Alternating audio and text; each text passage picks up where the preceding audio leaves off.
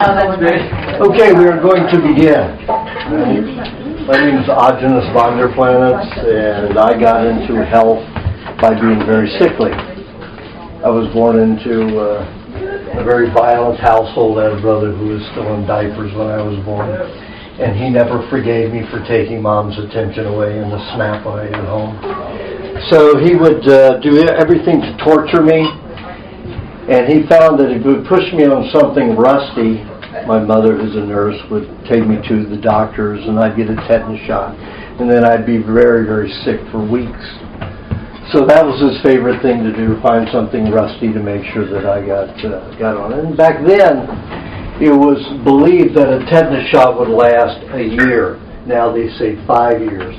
Depends upon how much money the pharmaceutical industry wants to make, how they determine the longevity of a tetanus shot. But at that time it was a year, but they were giving them to me every 3 months. My mother saw lockjaw one time in all of her career. At least that's what she was told is lockjaw, because I've looked all over the records in major universities and never found a case of true lockjaw. Lockjaw that was really MS or some other disease that had nothing to do with tetanus. Whether there really is a disease called tetanus, that's another issue. But anyway, they have mercury. They have 76 quadrillion molecules of mercury in a tetanus shot. They have the liquid aluminum. They have formaldehyde. And they have other ingredients like squalene. All of them are poisonous individually. And when you put the soup together, they're very poisonous. So the third one, when I was 18 months old, caused me to be autistic. So I was unable to communicate with language.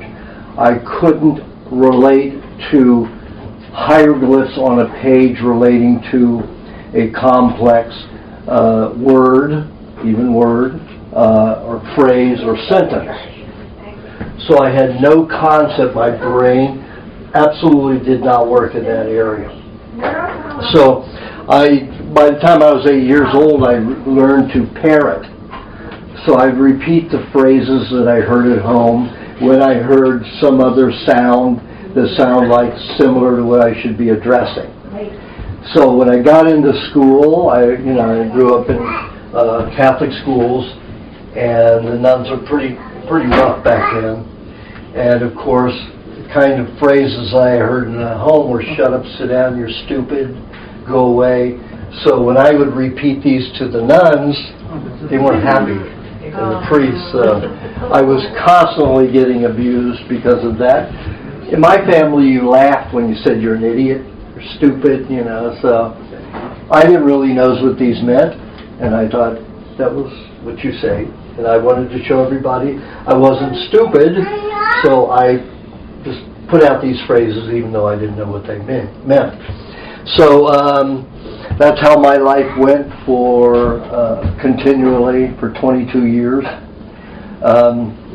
I had always chose to sit next to a girl who was very sensitive in the class, was one of the smarter ones, and I would cheat and copy the hieroglyphs off from their pages onto mine, and to me it was just art.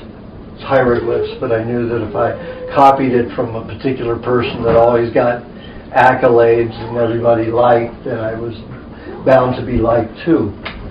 So that's what I did. I cheated many times. The translation from someone else's desk to my page, my paper, wasn't even a letter. So I couldn't even get the concept of the letter T meaning something, or any letter. So I wasn't quite, and everybody wrote differently, so I was very confused about anything at all. So I would actually write a person's exact handwriting. So it was like they're a duplicate of their paper with a few mistakes because of the translation and visualization, trying to sneak peeks into my paper. But I got through school doing that. Because I talked that way to other children, of course I got beat up a lot.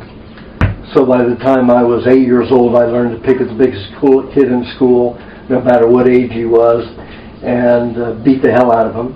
sucker punch him and just beat the hell out of him at the first of the year.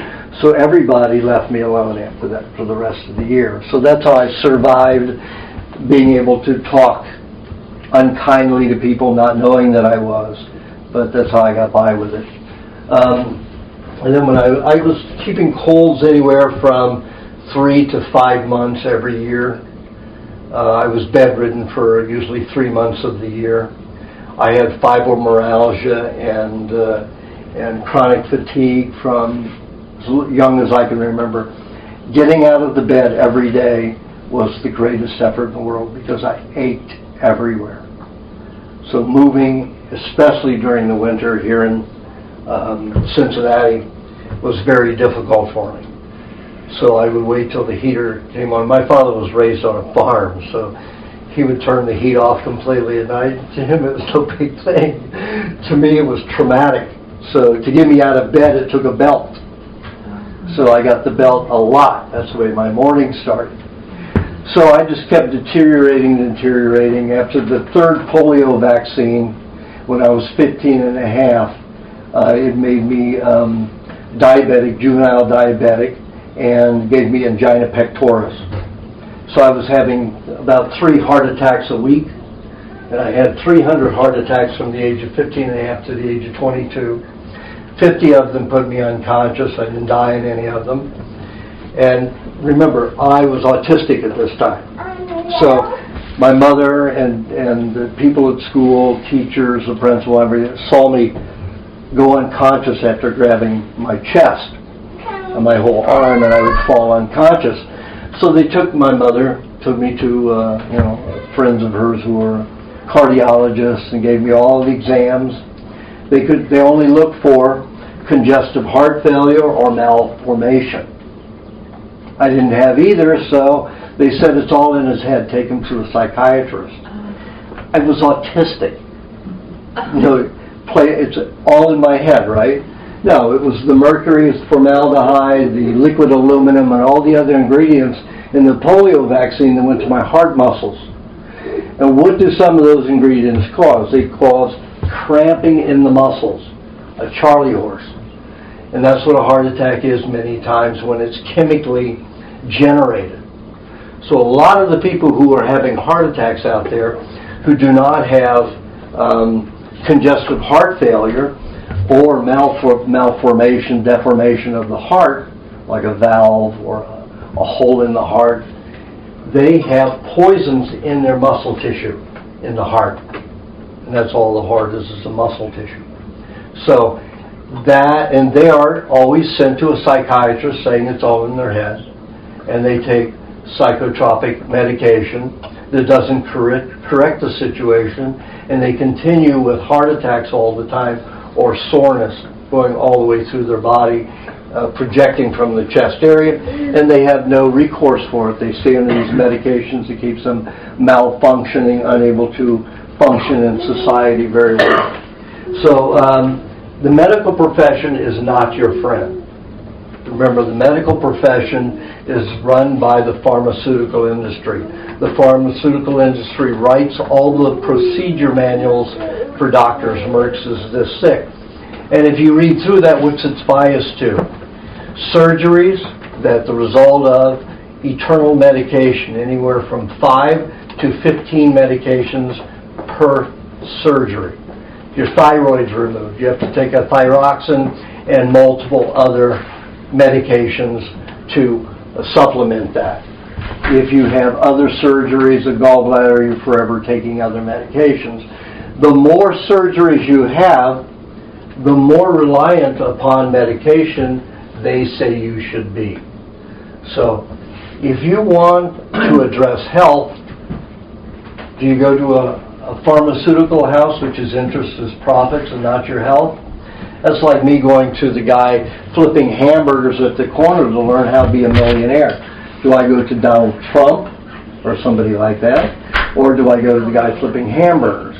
So if you want to know about health and you go to a doctor, you're sadly mistaken. You're going to the wrong person. That person knows nothing about health. They study disease and drugs, period, and that's it. They know nothing about health. Absolutely nothing. And when they talk about what you should eat, they have no experience in diet.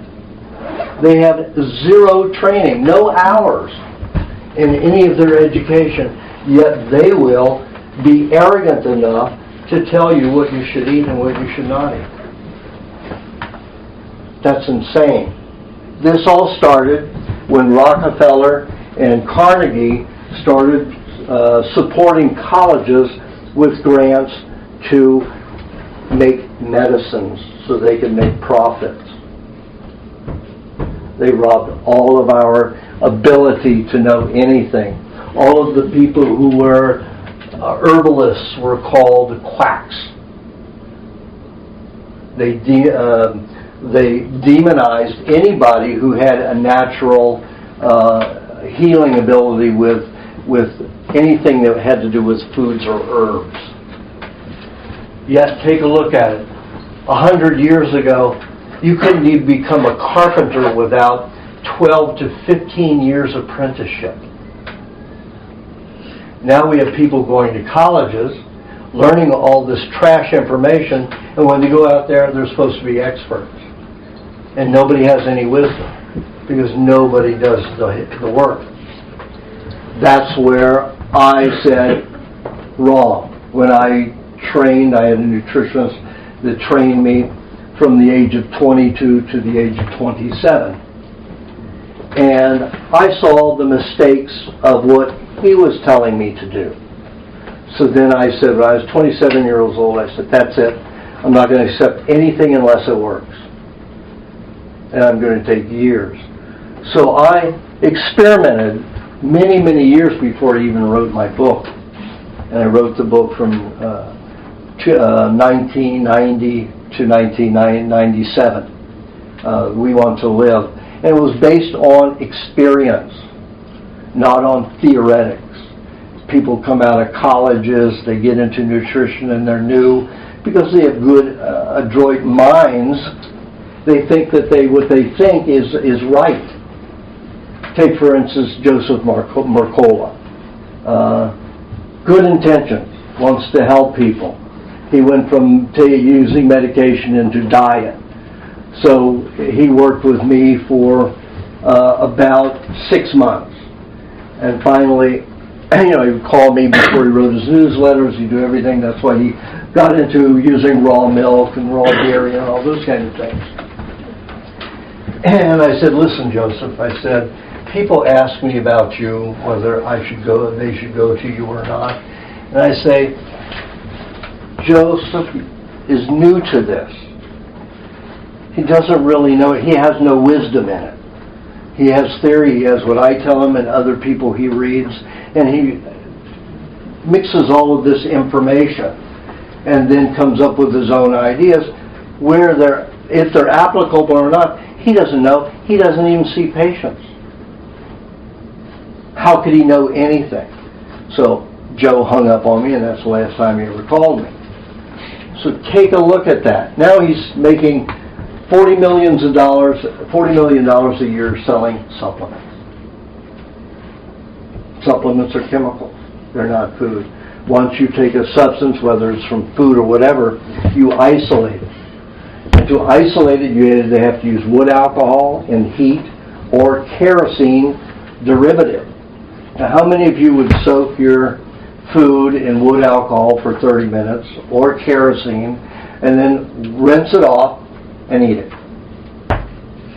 I don't see one hand. Well, that's what you do every time you take a supplement. Now, a lot of people are putting out, we got all natural supplements. How are those supplements made? They'll go to a pharmaceutical house and say, I want to make a natural vitamin. Can you do it? All natural. Nothing unnatural. All from food. And the laboratory wants to work. Millions of dollars for them. They'll say, sure, we can make it. So what they're not telling everybody is that they have to use a kerosene derivative. Kerosene's natural. That doesn't mean it's healthy. Wood alcohol is natural. That doesn't mean it's healthy. And the process is all through it. They deceive the producer of these vitamins. It says, I want this. and then the laboratory makes their money. It is all money-oriented. It is not health-oriented. The person who went to have the vitamin made, the supplement made, sure had good intentions. Take vitamin D. 99% of the vitamin D out there is vegetable oil that's subjected to radioactive material. Does that sound like the sun's vitamin D that's made in your skin with fats on your skin? Absolutely not. Highly toxic. Vitamin A basically is made similarly. They'll take carotene and add it to some vegetable oil and call that vitamin A. Vitamin E is the worst. 99% of it comes from Fuji and Kodak. And where do they still get it now that they're not using developing fluid? Because that's what it is, developing fluid. They were spending hundreds of millions of dollars storing this waste product, developing fluid, into barrels that had to be buried in 12-foot thick concrete tombs. They had to be stainless steel cauldrons, 55 to 100 gallons. Very expensive. Lots of land making these tombs underground. So Fuji and Kodak were spending millions and millions of dollars a year with scientists trying to figure out how they could neutralize this substance and make it into something harmless or recyclable. Weren't able to do it. Hundreds of millions of dollars later, a scientist comes along and he's looking at the structure of those molecules and says, oh, this has 70% of the structure of alpha-tocopherol, vitamin E. Let's call it vitamin E. We can convince the FDA because we can argue all of this structure is 70% like vitamin E. We can tell them that it is a different kind of vitamin D. And then we can put it in capsules and sell it to everybody. So 99% of the vitamin E out there comes from that. The other 1% comes from either corn or soybeans. So if you get an all-natural one, or one that has natural vitamin E, it's labeled that natural vitamin E, you'll have 5 international units per 100. The rest is Fuji and Kodak developing fluid. They have enough for another 80 years in their vaults. Now that mainly there's very little developing anymore, people are using digital cameras. But they still get to sell that as vitamin E and make hundreds of millions of dollars a year. Let's take a look at that. Don't take any supplement. Once it's rendered into a hard pill form or any liquid, it is then again a rock form. If you want to get some of those nutrients, as long as it's in vitamin E, you put those substances into your compost pile, feed it to your plants. The plants will make it into a substance you can utilize. You juice the plants or feed them to your animals, and it will enrich them. But for us, indigestible and toxic, especially if they have, kerosene or wood alcohol. Sure, the earth can break it down, soil organisms can, but we can't. Not even the bacteria in our intestines. So, let's get back to my story. So at 15 and a half, I got angina pectoris, heart attacks, because they couldn't find any malformation or congestion. They just treated me with psychotropic drugs for a few months, and then I completely hid my heart attacks. I would completely go relax and act like I was sleeping so that I would not be abused anymore by the doctors. So they would not know I was having heart attacks. I would hold my stomach instead of my heart, so they think I had indigestion. And then when I would pass out, they just think I went to sleep. And they pretty much left me alone when they found that I couldn't be handled.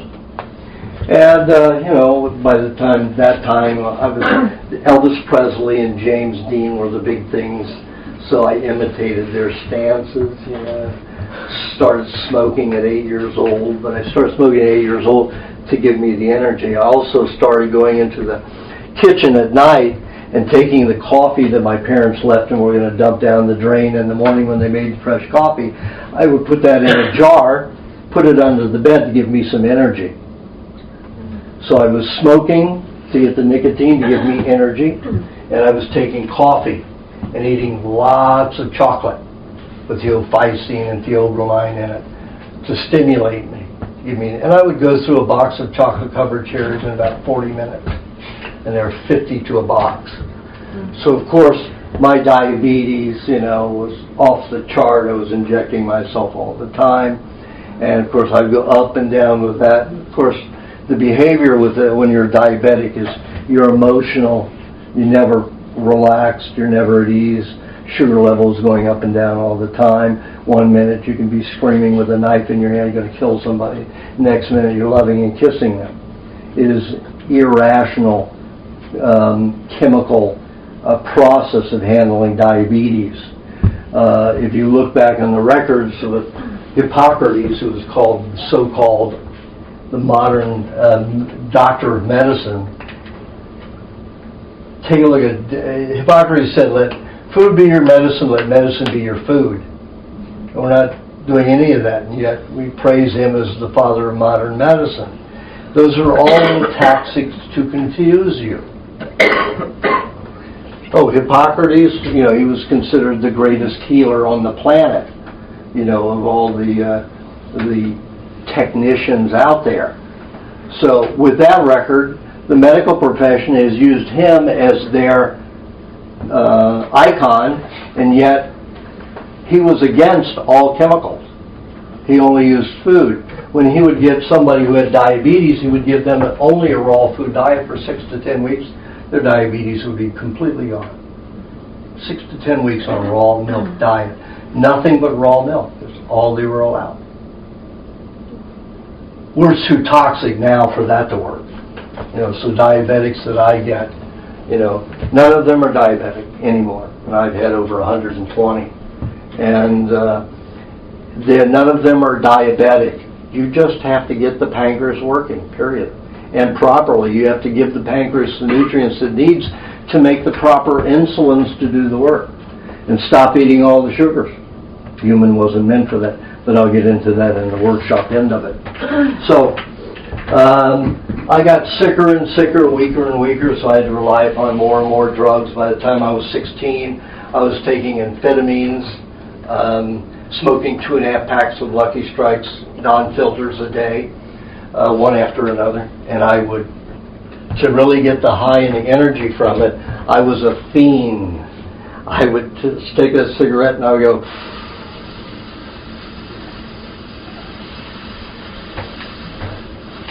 till it just burned, and that would give me more energy. And that, the end would be like, my mother would say, "Stop that, you look like a fiend." I said, "I am." I am, yes. And then I started drinking to go to sleep at night, because then I had so much energy I couldn't sleep. So I started drinking alcohol. So I was drinking up to 1/5 of gin or bourbon a night to sleep. And this was at 16 years old. So by the time I was 19, I created an ulcer. Now, in that time, I was kicked out. I was expelled from a Catholic high school, Roger Bacon, because I was considered a disciplinary problem, because I was still autistic. The priest couldn't stand to be told, "Shut up, go to hell," things like that. So I was expelled the first day of my sophomore year and put into Finneytown High School. And it was a good thing. I mean, there weren't any blacks, there weren't anybody but white bread people. But they were people who cared. They looked at me, realized I had a learning problem. They put me in certain classes with certain teachers. And even though I really can't say that I learned a lot, I learned compassion from different people for the first time in my life. These people cared. It was an unusual experience. So I was much happier. I wasn't in fear every day, no matter what I did. And I didn't feel I was compelled to talk and say things. So I was more silent than I'd ever been. And it was good for me getting through that. However, I was still very sick. I was smoking a lot, doing a lot of things. I met a girl there who was a year older than I was. Not a year older, but older grade. She was older than I, but not a full year. And she was a grade more advanced than I. She and I had some kind of rapport that surmounted dialogue. So we could be together and just laugh and look into each other's eyes, and it was wonderful. And she didn't live with me, she didn't have to be with me. I learned enough dialogue from watching Elvis Presley movies and James Newton movies to know the right things to say to a woman. Although I didn't know what the hell I was saying, I knew they were nice things. So this is what she heard. I knew I had to say them only a few times every day and every night, so everything was cool. So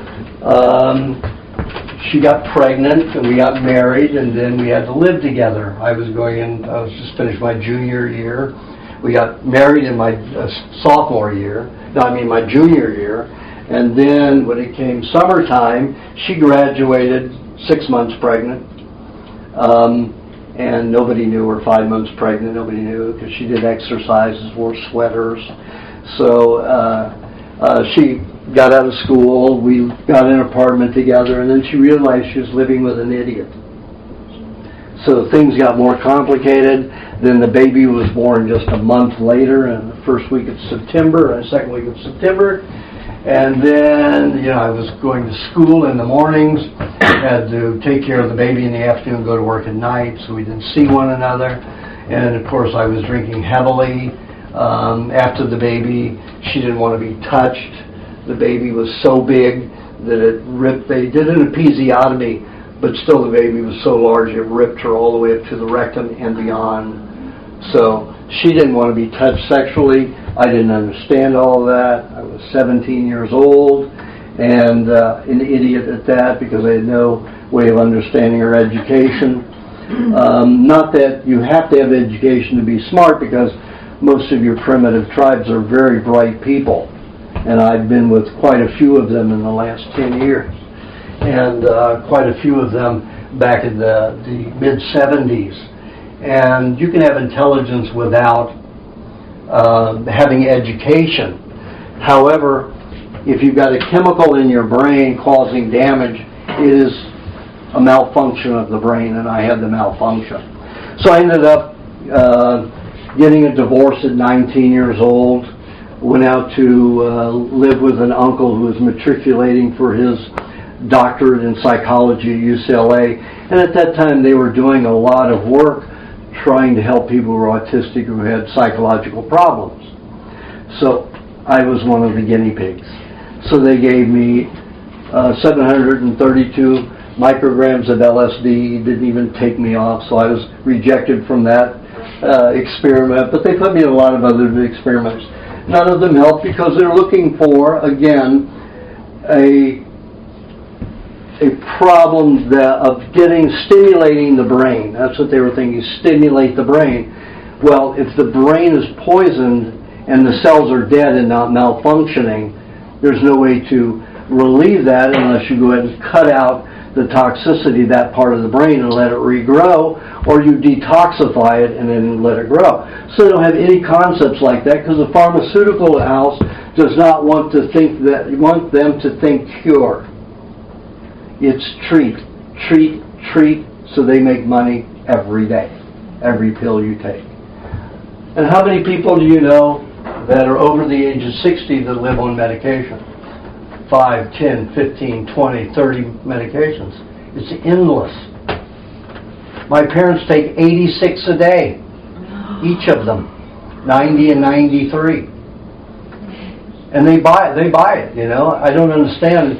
When they were having a lot of troubles in the early 80s, I said, if you go on this diet, at least do some of the things, and here's the things you absolutely can do, even though if you won't eat the raw meat, have some raw eggs and some orange juice and some raw cream with it, or some raw butter, blend it all together, olive oil. My mother used to like to put hers in the stone-pressed olive oil.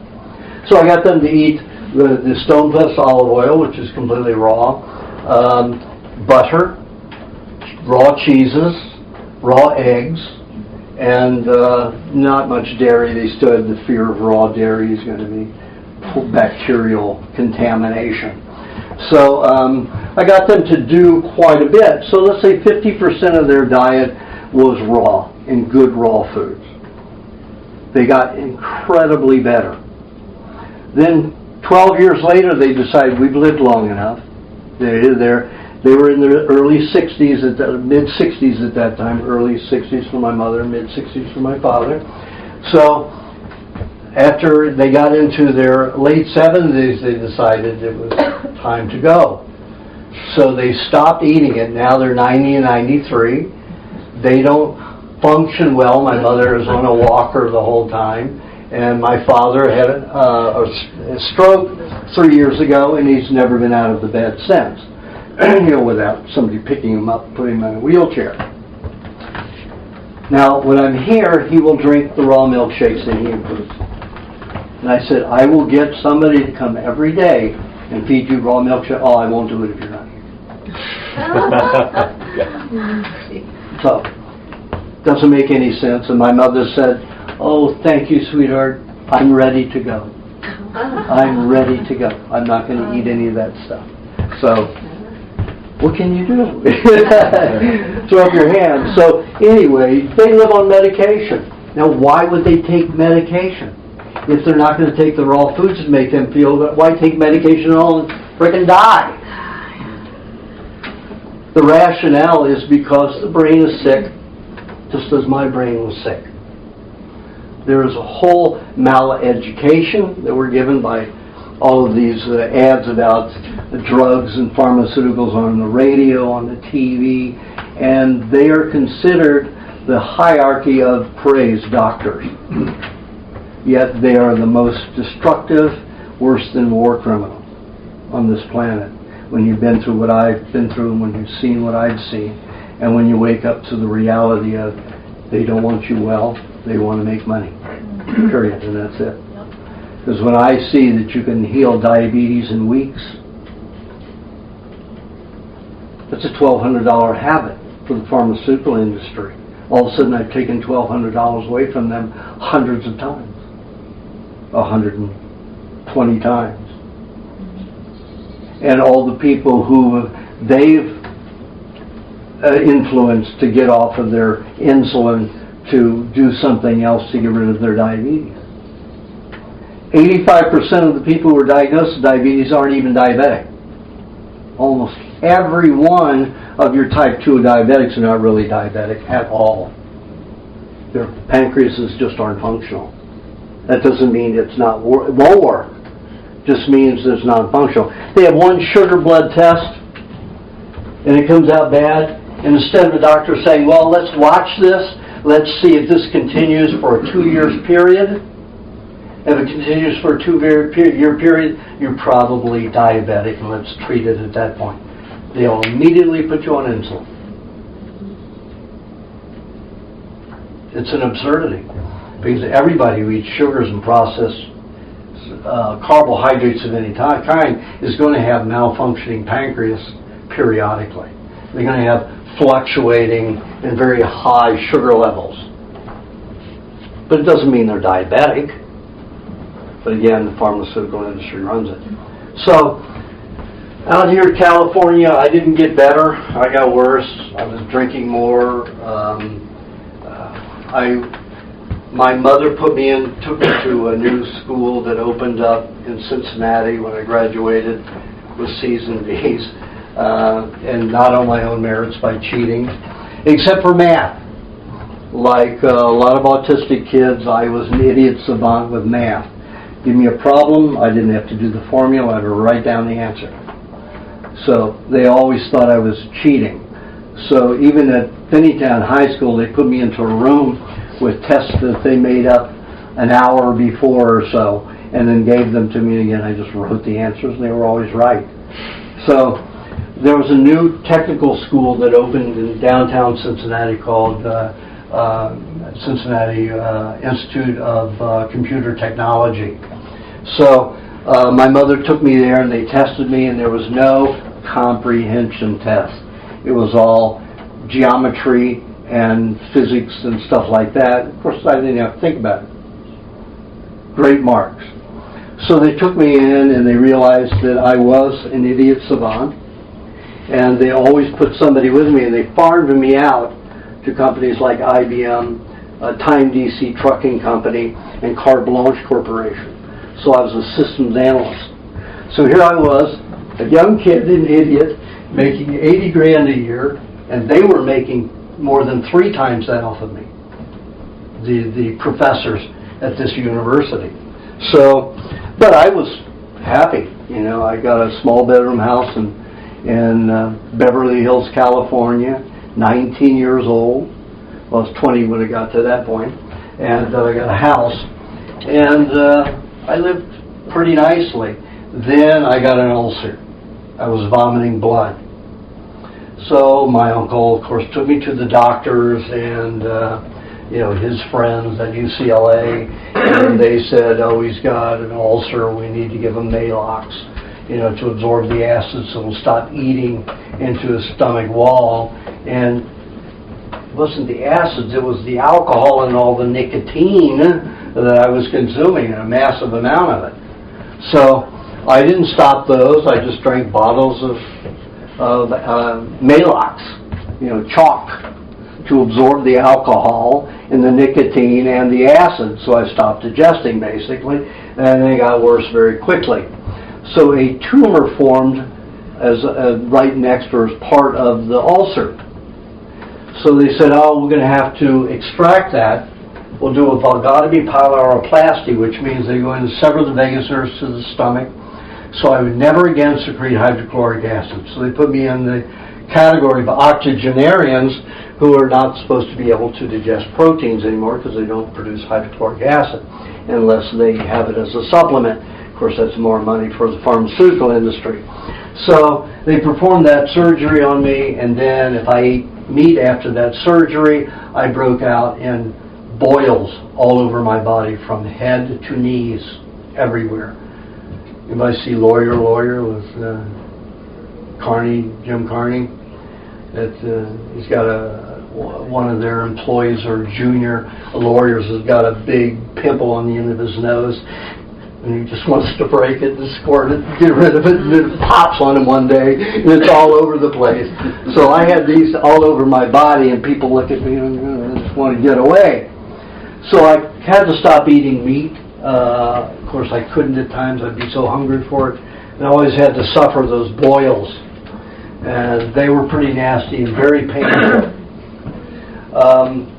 And they said that I could never, ever eat anything again cooked. I mean raw. Not even bananas, not even apples. Everything had to be steamed or cooked or baked or microwaved. So my uncle went through all the process of showing me what I could and couldn't do in the kitchen, and taking the food and what had to be done with it.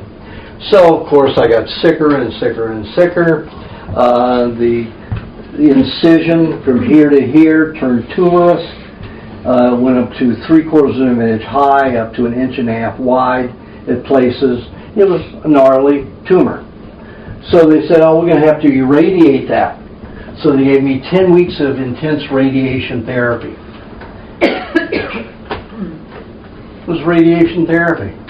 It's burning the body, infiltrating it with radioactive material, radioactively charging the iodine, any kind of metal in your body. It becomes radioactive for 55,000 years minimum, even if they're natural. If it's uranium or something like that in the body, then you've got 550,000 years as a half-life. So think about that. So they gave me this intense radiation therapy for 10 weeks. What happens? It's heat, right? What happens when you take malleable clay and you fire it at cone 2? It becomes brittle and hard. You take it from a clay malleable substance into a piece of pottery. And if you go very high with certain, you have china. Take it up very, very high, and then you have glass. So different heat temperatures. So After 10 weeks of that, this was my movement. And it was excruciatingly painful. I was painful in my back if I talked. I couldn't do anything without excruciating pain. So that gave me what? Blood and bone cancer, multiple myeloma, the radiation therapy. Then they said, oh, we have to give you chemotherapy for that. There's only a 1% chance that you'll live, but we have to give you chemotherapy. You do what the doctors say. I'm still an idiot. I don't know what I'm doing. I just let them treat me. So after 3 months of periodic, sometimes I didn't show up. Many times I didn't show up for the chemotherapy, so I'd forego it. But after 3 months of it, and all my hair was falling out, or did fall out, and I was vomiting and defecating, urinating all over myself. I lived on the floor. I had to have all of the furniture in the house removed, all the drapes taken off, and aluminum Venetian blinds put on, because I could not even get up on a bowl or a jar to urinate or defecate in. So I laid on the floor in my urine and defecation every day, all day long, and would crawl like a worm, because this is the only place that I could move without going into tremendous pain in my body. And even that was painful. It took me 30 minutes to go 10 feet on the floor. So I go from one spot to another. So right before that, they wanted to put me in a hospice to die. And I took a trip there in a wheelchair, and I could see that everybody was terribly ill, deathly ill, and I was autistic, and there was no way I was going to be in that environment to die. So I just said, they leave me in my home. And there's certain phrases I understood, and they got the gist of what I meant by that point, 22 years old, 21, 22. So 2 volunteers offered to come to my house, and 2-3 days a week they would shop for me, clean the house, clean all the stuff that I planted all over the floor, all of my excrement and your secretions, and they would clean that all up, and the house stunk. That's why everything had to be taken out of the house. And I closed off the bedrooms, the 2 bedrooms, and just lived on the wood living room floor, which was about twice as long as this room, all the way back to that space back there, and about as wide as this. That's how big the living room, dining room section together without walls.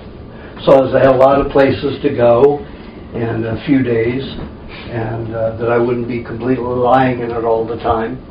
Sometimes I was just so painful that I'd be in it for a whole 24 hours, just collecting, and it would all be diarrhea. It was a mess.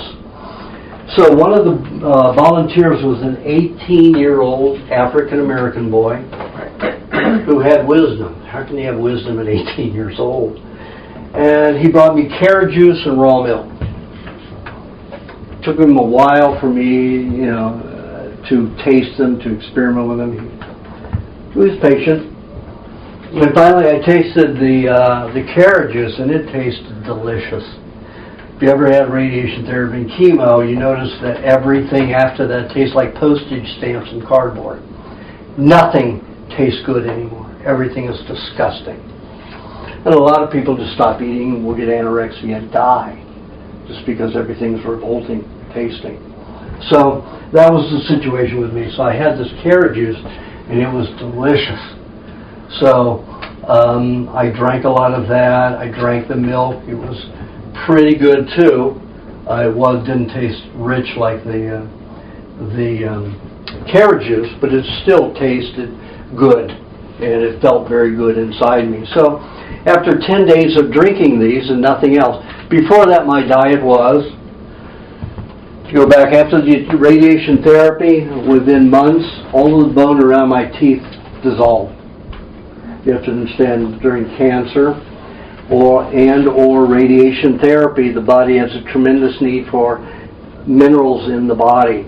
So we'll start deteriorating your own bones. That's why a lot of cancer patients who are treated by the medical profession get osteoporosis.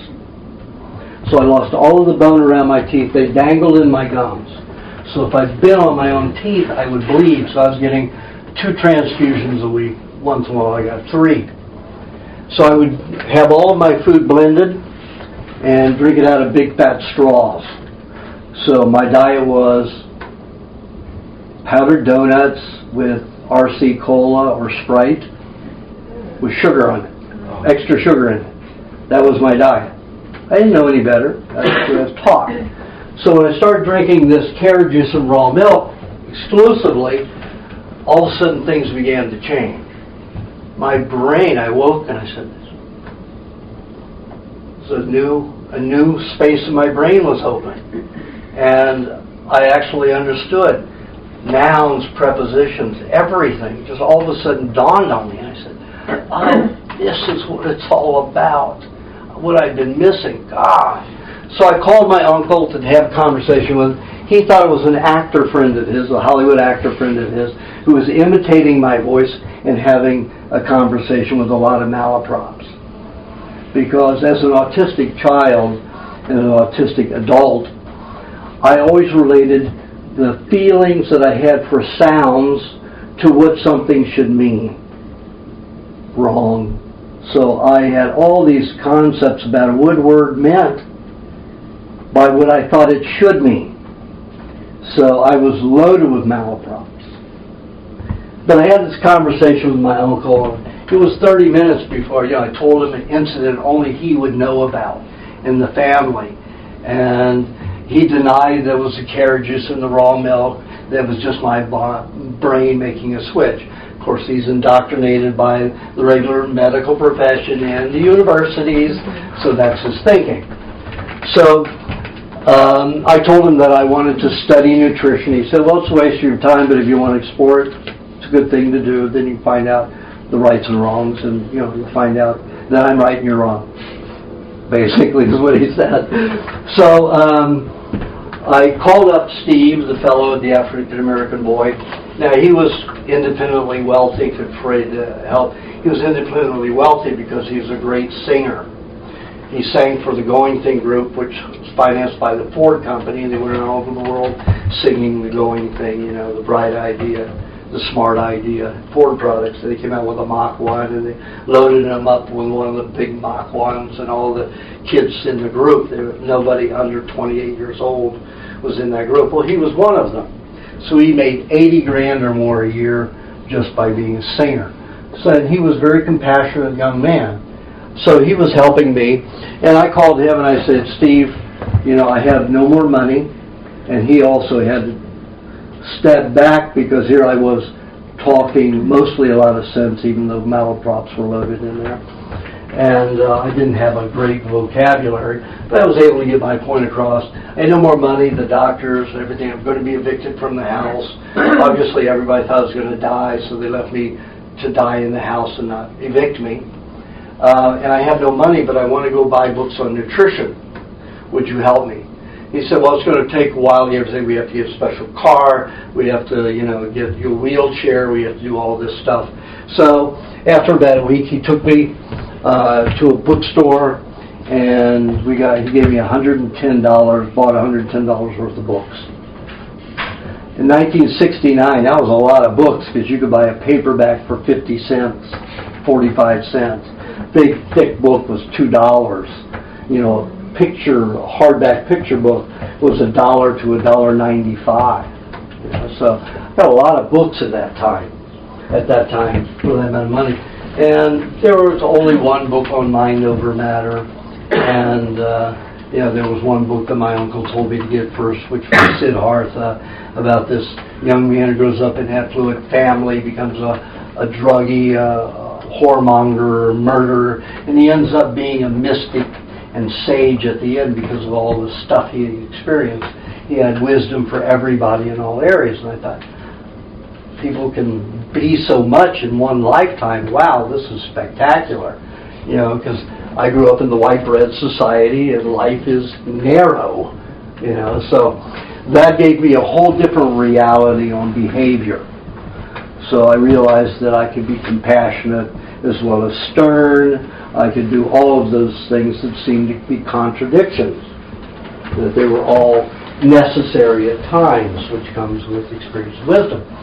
So over the years, I would experiment. I would just stick mainly on a raw diet, those raw foods. The bone grew back from eating all the raw milk around my teeth. Took 2 years, but it regenerated and healed. Still my teeth in there. I mean, they're not great teeth, and most of them are capped up here, but still I have my teeth. When they wanted to pull all of them, when the bone deteriorated, they wanted to extract all my teeth. I'm already in excruciating pain, and they want me to die after having all my teeth extracted?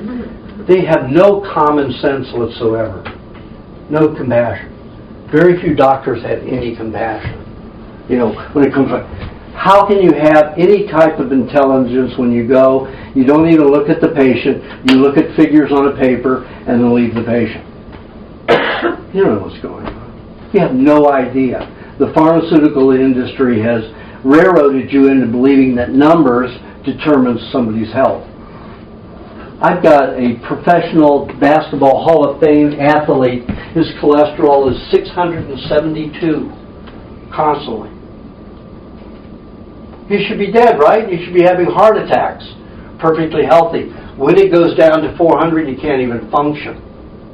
I have a silver medal gymnast. Well, she's retired now from it, but when she was working out, she was on the U.S. team and would constantly get colds and flus, like every 4 or 6 weeks, so badly that she couldn't function. So the doctors told her it was her 365 to 75 cholesterol level was the problem. So they took her off cholesterol. She couldn't even work out when she didn't have a cold. She didn't have the strength. So Paul Cohen, who was a Olympic tennis champion in the early 50s, has been on the diet for 15 years. So about 7 years ago, he said, take her to Aajonus.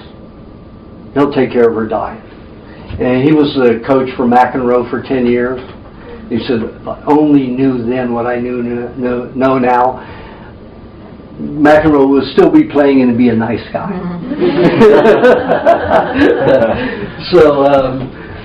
So they brought her to me, and I said, okay, she needs a 75 count cholesterol level, period. Let's give her the good fats.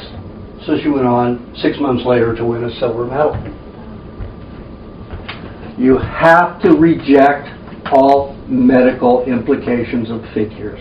They have nothing to do with an individual. They are geared to make money. What was the cholesterol level 60 years ago? Double what it is now. But they can get more people to take cholesterol-lowering medication. More money. So they changed the figure of what was appropriate and good. Okay, you can have this level now. We'll make more money. And literally, that is it. Most of your doctors, I would say, are in complete denial. If you watch the doctor's show on TV, you know, I was on there last February, and we've got this young Dr. Stork. I think his last name is Stork. They call him something else. And he's a complete idiot. I mean, you can argue science with him, and he'll just argue. There was a taping last week about vaccines, and this man and this woman were talking about the science, showing that science proves that vaccines have no implications of success. Absolutely not even in the degree of 1%. And there are many of them. Yet all of these things that they put in vaccines have been proven to cause disease repeatedly in experiments. So they're giving all of this information to the doctors, and all of a sudden that doctor, you know, he's the pretty one on the, you know, the panel, and really cute and suave, and you know, all this shit, and he is irrational, and he starts, you're attacking me, you're attacking us, and he just talks about from a gut emotional level. He doesn't talk to science. Doctors have to be there to do what they're doing. If they aren't there, if they aren't stupid and ignorant, they would not be doing what they're doing to people. So don't think that doctors aren't culpable just because they're ignorant. They are. They haven't been taught to remove themselves emotionally from anybody but their suffering patient. They don't remove it from their own, needs and wants. So you have to understand where doctors are coming from. All of the trials and tribulations that are in their lives and how you can't trust them for anything. My motto is that if a doctor or the medical profession or the pharmaceutical industry tells you anything to do exactly the opposite. 99% of the time you'll be right. Literally 99% of the time you'll be correct. Do exactly the opposite. So I started getting better gradually. Then when I had 27 years old, I could mitigate the pain in my back to 6-7 hours a day. And I did that by doing yoga postures. Stretch my back out so the back wouldn't pinch and press on the nerves. So at 27, I got on a bicycle, an Italian Ligi bike, and a touring bike, and decided to travel all over North America, live with tribes, animals, everything, to find out the truth, because all of those books that I had read by that time, it was all nonsense. They were all people I realized they had no empirical data. They had learned something from somebody else or learned it in a school and were coming with no wisdom and no knowledge, no experience. And when they were in a particular place in their head where they thought something was right, they wouldn't let go of it. They would argue it to nonsense, just like that guy does, Dr. Stork, on the doctors. And even when my case, he says, well, I can admit that it's worked for you, but, it's a dangerous diet. Don't anybody do it. So I said, well, how many people have you worked with that have eaten raw milk? Well, none. I've worked with over 25,000 people. Now, the only reason all of that was left in the show, it wasn't completely debasing me, was because I didn't sign the contract until 5 minutes before I was on the air being taped, and I crossed out all the things that didn't give me equal voice. No, they could not use my segment unless they gave me equal everything. So when in the editing room, they had no, you can see if they will attack viciously people. The only other one I'd seen was this vaccine one where they let the doctor look like a complete idiot, a moron. And you can find it on, YouTube. That segment is incredible. You can find my segment on there too. Somebody put it on, I don't know how they did it.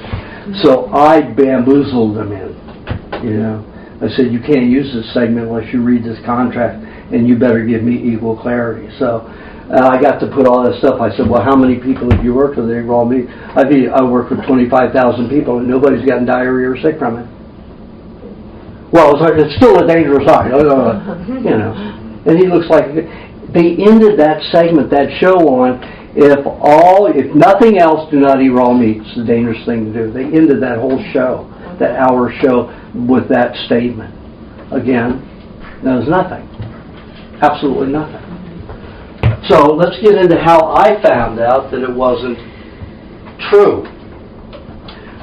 When I started off, I was eating lots of raw milk, lots of raw dairy, and some raw fruit.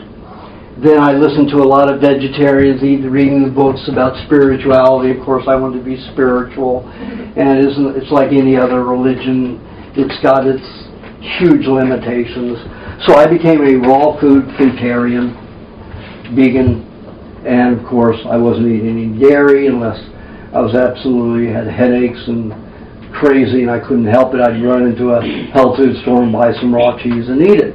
Eat the whole thing in an hour, and then suffer constipation for days. But I suffered constipation from the day I was born.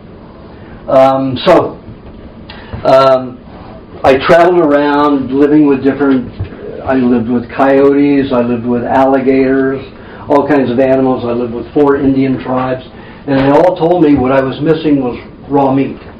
That I need to eat raw meat. I thought, oh, they just want to kill this white boy. Revenge for the Indians, the natives, And this is the Mayans down in the Yucatan. I bicycled all the way down there. Then the Yaqui Indians in northern Mexico, the Sioux here in the Dakotas, and then the Inuit in Alaska.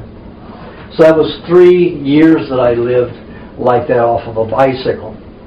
And after about 2.5 years, a little bit over that, I was in Alaska with the Inuit, and they also told me that what I needed was raw meat. And it was at the end I was down to 108, between 112 and 118 pounds. I would eat 7 pounds of nuts a day and wake up, a few ounces lighter the next day. The diet didn't work, no matter if it was complete protein or not. Of course, I wouldn't eat cooked foods because I had studied that enough. Even chemically, you produce 32 toxins in the body, so you're dealing with toxins in a cooked diet. So that, of course, will reduce the lifespan of any animal, including us. So I would not eat any cooked foods, regardless. But I just kept getting weaker and weaker. The multiple myeloma came back, the cancer of the blood and bones. I was aching as the temperature dropped below 50 degrees. I was aching in every joint. By the time it hit 48, 49 degrees, I was immobile in pain. It was getting that cold, even though it was late August, early September in Alaska. Their season is 3 months. Their happy summer season. In fact, their spring, their summer, and their fall is all in the 3 months.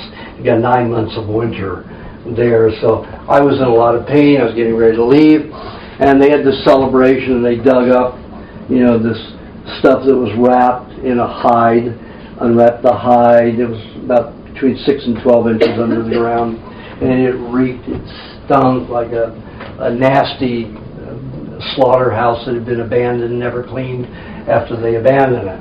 They stopped utilizing it. So it was rank, and everybody's smelling it. They're happy. And then there was a bird call from downwind, and they wrapped it up. They buried it because it didn't stink enough. Didn't reach downwind, so it wasn't ready. So they buried it for 4 more days. So I stuck around to watch this, even though I was suffering. So they dug it out, and they had many of them. And, the kids were jumping around, smelling that. It was like cotton candy or something. They were jumping around for it. The kids ate about a pound each, and the adults ate 2 to 3 pounds each. And they did this every time in fall, going into the winter, to fill themselves with bacteria. High, they call it high meat. High in bacteria, it makes you high and happy. So, I didn't believe it, because when they unwrapped it, it was patinaed, it was moldy. I didn't know that meat molded. I never put gangrene together with flesh. I thought that you just turned to hardened dust, and if the worms or ants didn't eat you, or some vulture or something, and that was it. So when they were telling me it was meat, caribou with seal blubber, or whale blubber, I forgot which it was, that had been buried into mold and rot so they could digest everything with the high bacteria and enter the system, because in the winter they don't get enough bacteria. 90% of digestion is bacteria. 10% is enzymes and hydrochloric acid to break the larger particles of food down so that the bacteria can infiltrate it and digest. Their waste is our nutrients. So the Eskimos would do this because freezing destroys bacteria. So it would help them all through the winter by eating a bunch of this right before the season came on full. So I didn't believe them. I thought it was some kind of herbal mixture, and they were going to give me the herbal mixture. They were going to kill the white boy and get their revenge. So that was my idea. So I was too weak to really bicycle at that point. It was mid-September. And I started hopping freight cars, and I bungee cord my bicycle to the side and hang my hammock around among the sliding doors so I could watch the beautiful scenery. So it took me about 5 days to get back to Southern California where it was warmer, and I decided I was going to fast myself to death. I was not going to suffer anymore. I was just going to leave my body. Screw it. I was in too much pain. I wasn't going to go through it again. I was down to 98 pounds. Right now I'm 170. So you can imagine what I was like at 98 pounds. The lightest I got to was 94. Almost 5'8". So I decided I was going to fast myself to death, just drink water. I knew it would take 45, 60 days and I'd be dead. So I picked an old Indian burial ground in the desert out below Palm Springs and near the Salton Sea. And the den of coyotes would come down in the canyon because they lived up in that foothill. Why I picked that one, I didn't know at the time. I thought, shit, set myself up here, now the coyotes would come wake me up every night at midnight. It didn't matter. Wake me up at midnight right on the dot, and they'd play this game. They would sound like they came out of the cuckoo's nest, you know, and like a whole group of crazy people yelling and yiping and, you know, silly little sounds. And I thought, oh, they're just playing, they're just chanting to help me die or something like that. You know, when you're fasting, you have all kinds of weird thoughts. So, not eating, not feeding the body, it's feeding the brain. So the coyotes came down every night, and after about the 10th night, got to the point where I thought I'd play a little game. I was getting bored with it, so I sensed where they were, because one would stand out there. They would all make noise until they got down. Then one would dance around, do his yelping, and the others would disappear throughout the wash and everything behind sagebrush and whatever brush was out there in the desert. So I got to the point where I could sense where they were. I was getting very perceptive. The next night, they killed a jackrabbit and brought it to me. Ripped it open at the neck, pulled it apart, put it on my feet. Now, another reason I wanted to remain vegetarian, because I loved animals. And here was the Easter bunny they put on my feet. It was warm, it was raw, you know, and I thought, oh, God, you know, they're trying to give me something, they want to help me. You know, I kept hearing, this is what you need, this is what you need. And I said, no way. And then this dialogue that I heard from my uncle many, many years ago when I was probably about 9 or 10 years old, he gave a speech to my cousins, his sons, and my brothers about rabbit hunting, because they were going rabbit hunting. I wasn't allowed to go. I was too sickly, so I stayed home and learned how to cook and sew. So basically that was my exercise. So they got to go hunting. My uncle told them that wild rabbits have a microorganism in them that will take over in your body, and you'll have very painful disease, intestinal disease, for 48 hours, and you'll die. Absolutely die. It's worse than uncooked pork. That was the dialogue. So it went right through my head, and I thought, oh, the coyotes want to help me die quickly. I can handle 48 hours of pain easily. No problem after what I've been through. So 48 hours, I resigned myself to 48 hours of intense cramping and death in 2 days. So I picked up the rabbit and started eating it. Of course, every time I did for about 5 or 6 times, it came right back up. Couldn't hold it down. I went back to the dinner table at my home. And again, I remember I was autistic, so I didn't know how to talk about it or anything. And anytime you got a cooked vegetable, and that was at every meal, I vomited for years. So when I hit about 6 or 7 years old, my mother and father decided they're going to put a stop to it. So I had to sit at the dinner table for an hour and a half to 2 hours every night while everybody went and watched Gunsmoke and Little All Man and other things on the TV, which is a new thing. TV was new back then. It was all black and white. And I sat at the dinner table. Now, what I had to do was, if I had Brussels sprouts, I could hit that wall. If I had peas, I could probably hit this young woman right there. If I had cooked carrots, I'd probably hit you. So depending upon what vegetable it was, determined the velocity of my vomit. So, I went, and I was forced. So what I learned to do, if I vomited, they would give me that much again, but I had to eat. They only allowed me to have a cup of milk at dinner to wash it down. So, what I had to do is I had to mash it in my mouth, cut off my taste buds, sip a little bit of milk, wash it down.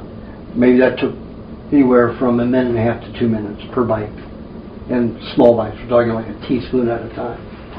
Then I had to wait 3 to 4, sometimes 5 minutes to repress the vomit. And then when it settled enough, then I could try the next batch. If I felt it coming back up, then I had to spit that out into my spoon and then work a few more minutes and wait. So literally I was at the table 1.5 to 2 hours every night, unless we were fed corn on the cob. No problem with corn on the cob.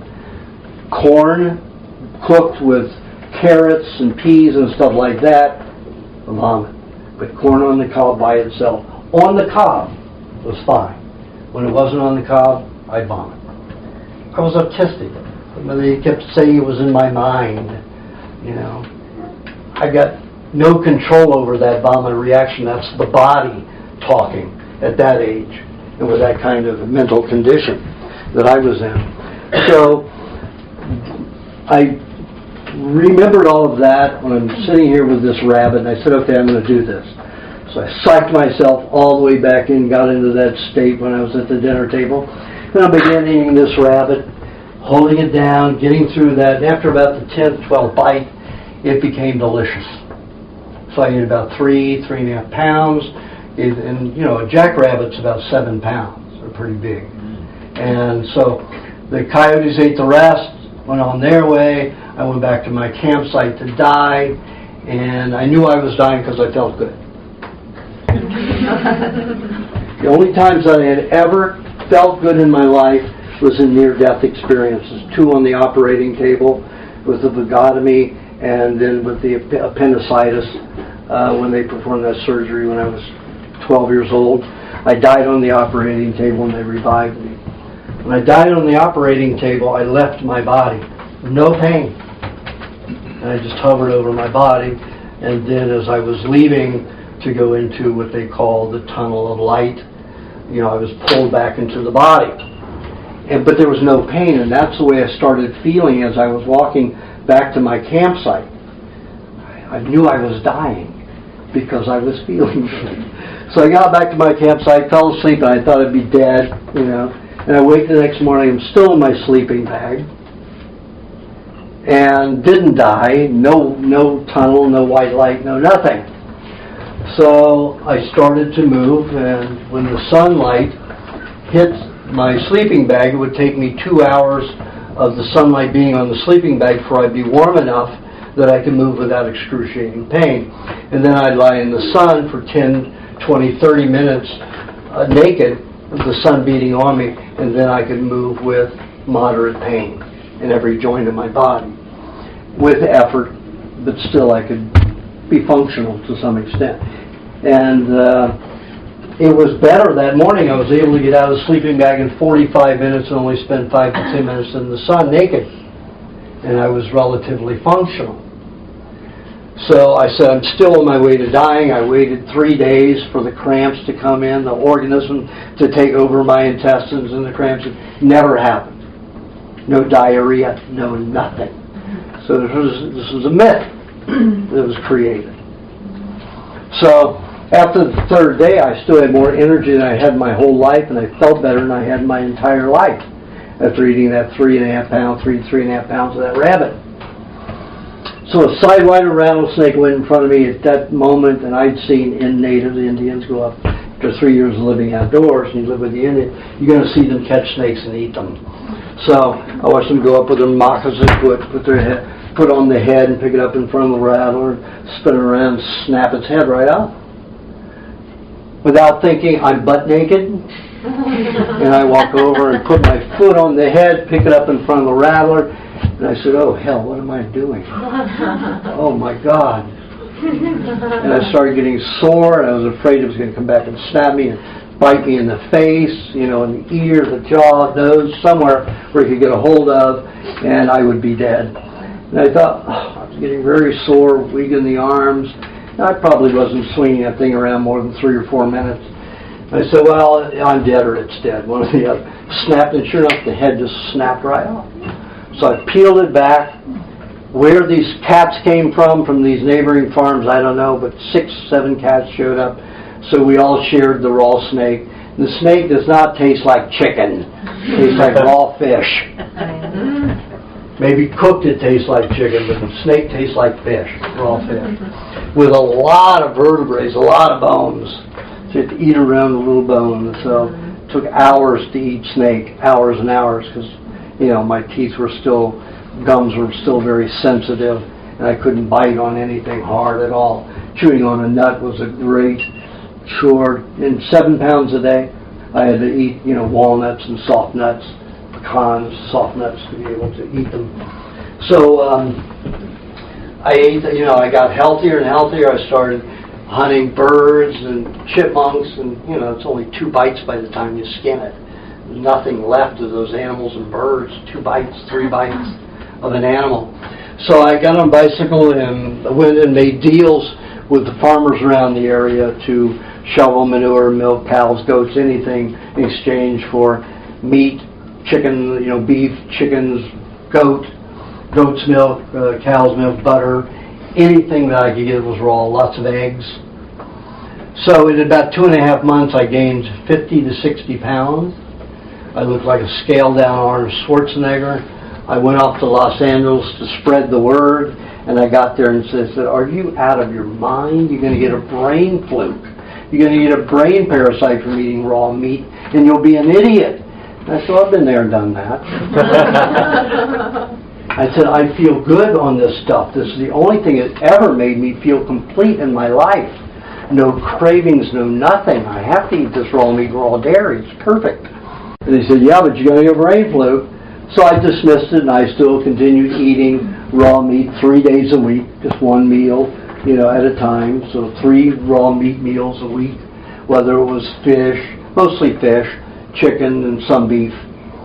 And then about 3 years of hearing people say it every time I mention raw meat or eat it, you're going to get a brain flu, you're going to get a brain parasite. And I started thinking, maybe I will. And then 10 more years went by, and I never got diarrhea from it. I never got the parasite, anything from eating raw meat. And I had the vagotomy, remember, so I don't have that extra insulation for the hydrochloric acid to dissolve the parasitical eggs and the parasites. Because that's what they say that's why most people don't get parasites, is because the hydrochloric acid destroys them.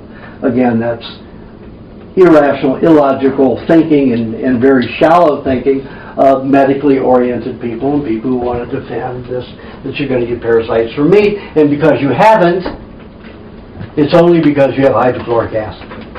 I didn't have any hydrochloric acid. So 13 years went by, and I said, I just spent 10 years of the last 13 years worrying about parasite, and I still haven't gotten one. There's something wrong here. So I went to 7 major universities looking for these experiments that they've done with animals eating raw meat and getting parasites. You know how many I found? Zip 0. Not one. And yet it's written in stone that you will get a parasite from eating raw meat. It's absolute horseshit. Excuse me, horses. Don't mean to be little. Horseshit is good. But that malarkey that they deliver to us, the only thing I can think is raw meat is good, it's wonderful, all the tribes that eat it have no disease whatsoever, not even dental caries, so it must be the plot of the pharmaceutical industry to make sure that people stay sick. So they created this myth of it, just like they created a myth about raw milk. Raw milk does nothing but heal the body, and it has all of this scourge. And people who are indoctrinated in the medical profession and people who work in the health industry absolutely believe that it's true. Again, I have no hydrochloric acid, and I eat 2 quarts of raw milk a day. And I let it rot sometimes. The higher the bacteria, the better. Kefir and yogurt, a high bacteria is already pre-digesting it for you. I let my meat get rotten and stink like the Eskimos do. I get healthier. If you see me on episode of Ripley's Believe It or Not from 2001, it was first aired July 17th, 2001, and they've aired it more than any other episode. I saw it myself speaking in French in Paris when I was there, turned on the TV to see what was going on in the news, and there I was, Ripley's Believe It or Not speaking French, and I don't speak it well. There I did, excellently. And when I was in the Philippines, I was speaking in Spanish and Tagalog, and I've seen that episode aired all over the world. It's the most aired episode where I eat rotten meat up to a year and 3 months old. And you see worms on it, you see everything, the gangrene on it and everything, and I'm eating it. 2 of my patients are eating it with me at one point in the episode. And these were patients who had been on psychotropic drugs 5 to 7 daily, one up to 20 years. 20 years, can you imagine? This was a famous yoga instructor who had, DVDs out teaching people all this meditative stuff. But she was a basket case, taking 7 psychotropic drugs a day, daily. On and off the diet, it was hell going with her, helping her for a year. And I said, finally, listen, you got to try the high meat. Just try it one time. If it doesn't work, I'll keep working with you. But if you won't at least try it, I can't help you. I'm going crazy as you are. I'm honest. So she said, I'm already doing this crazy diet. It's already antisocial. Bam. Hung up. So she called back about an hour later. She said, okay, how do I make it? So you cut up the meat, you put it in jars with an equal amount of air space, and if you want it to rot fast, the bacteria to break down fast like it does in your intestines, you let it sit in the cupboard, not in the refrigerator. If you want it to go slowly, then you do it in the refrigerator. If you have it out of the cupboard, out of the refrigerator, you need to air it once a day or every 2 days. If it's in the refrigerator, every 2 to 3 days. So she said, I don't have 2 to 3 days. I may kill myself tonight. It's okay.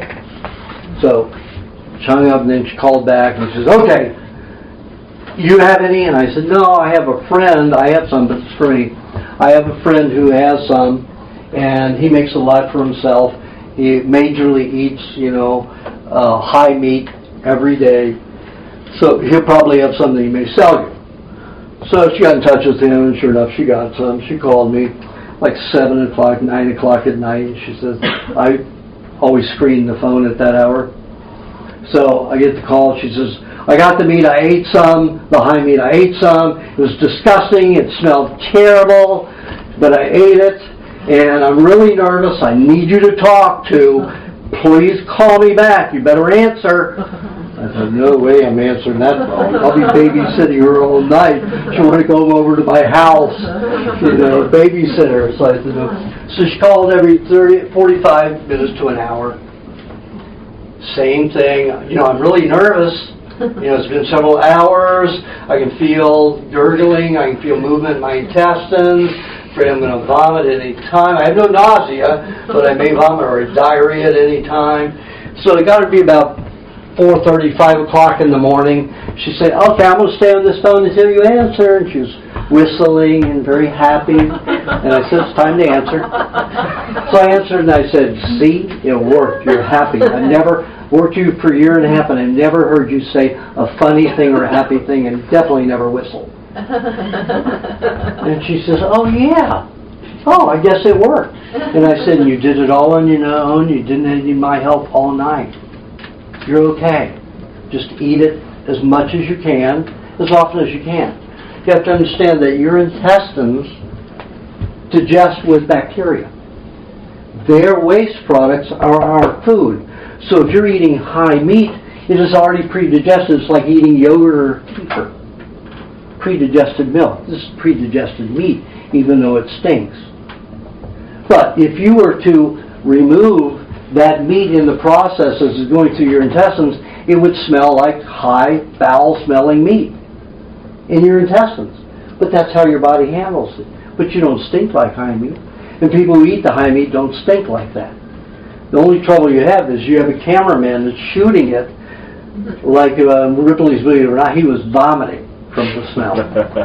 You tried to use, but we were on my back porch and there's limited space. So you had to get pretty close to different angles to observe all this. So he was puking over my railing. So I got him some cotton balls with some clove oil in it and put them up his nose. And that's how I got to eat it the first time with the Eskimos.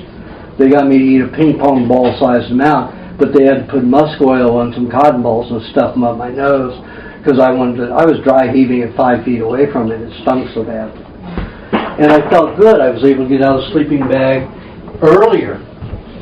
But again, I thought it was the herbs. I didn't really believe it was raw meat. I thought they just weren't going to give me the answer. Then when the coyote business happened and all the other, then I grew. It took me too many years from indoctrination to grow out of it. 13 years, 10 years of worrying that I was going to get a parasite from the raw meat from superstition. And the medical profession claims to have science on its side. It has the least science of anything in the world. Engineering has more science than anything in the world. That's the only technology that we're advanced in. And we're not retarded. And we shouldn't be because we're building technology that doesn't benefit our planet. The waste products are tremendous and destroying. So we aren't so smart there either.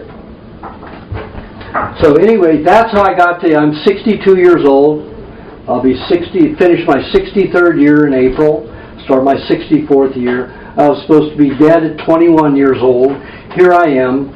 I've suffered innumerable things over the years, near-death experiences again, and I'm still here, rebounding. So, take a look at that.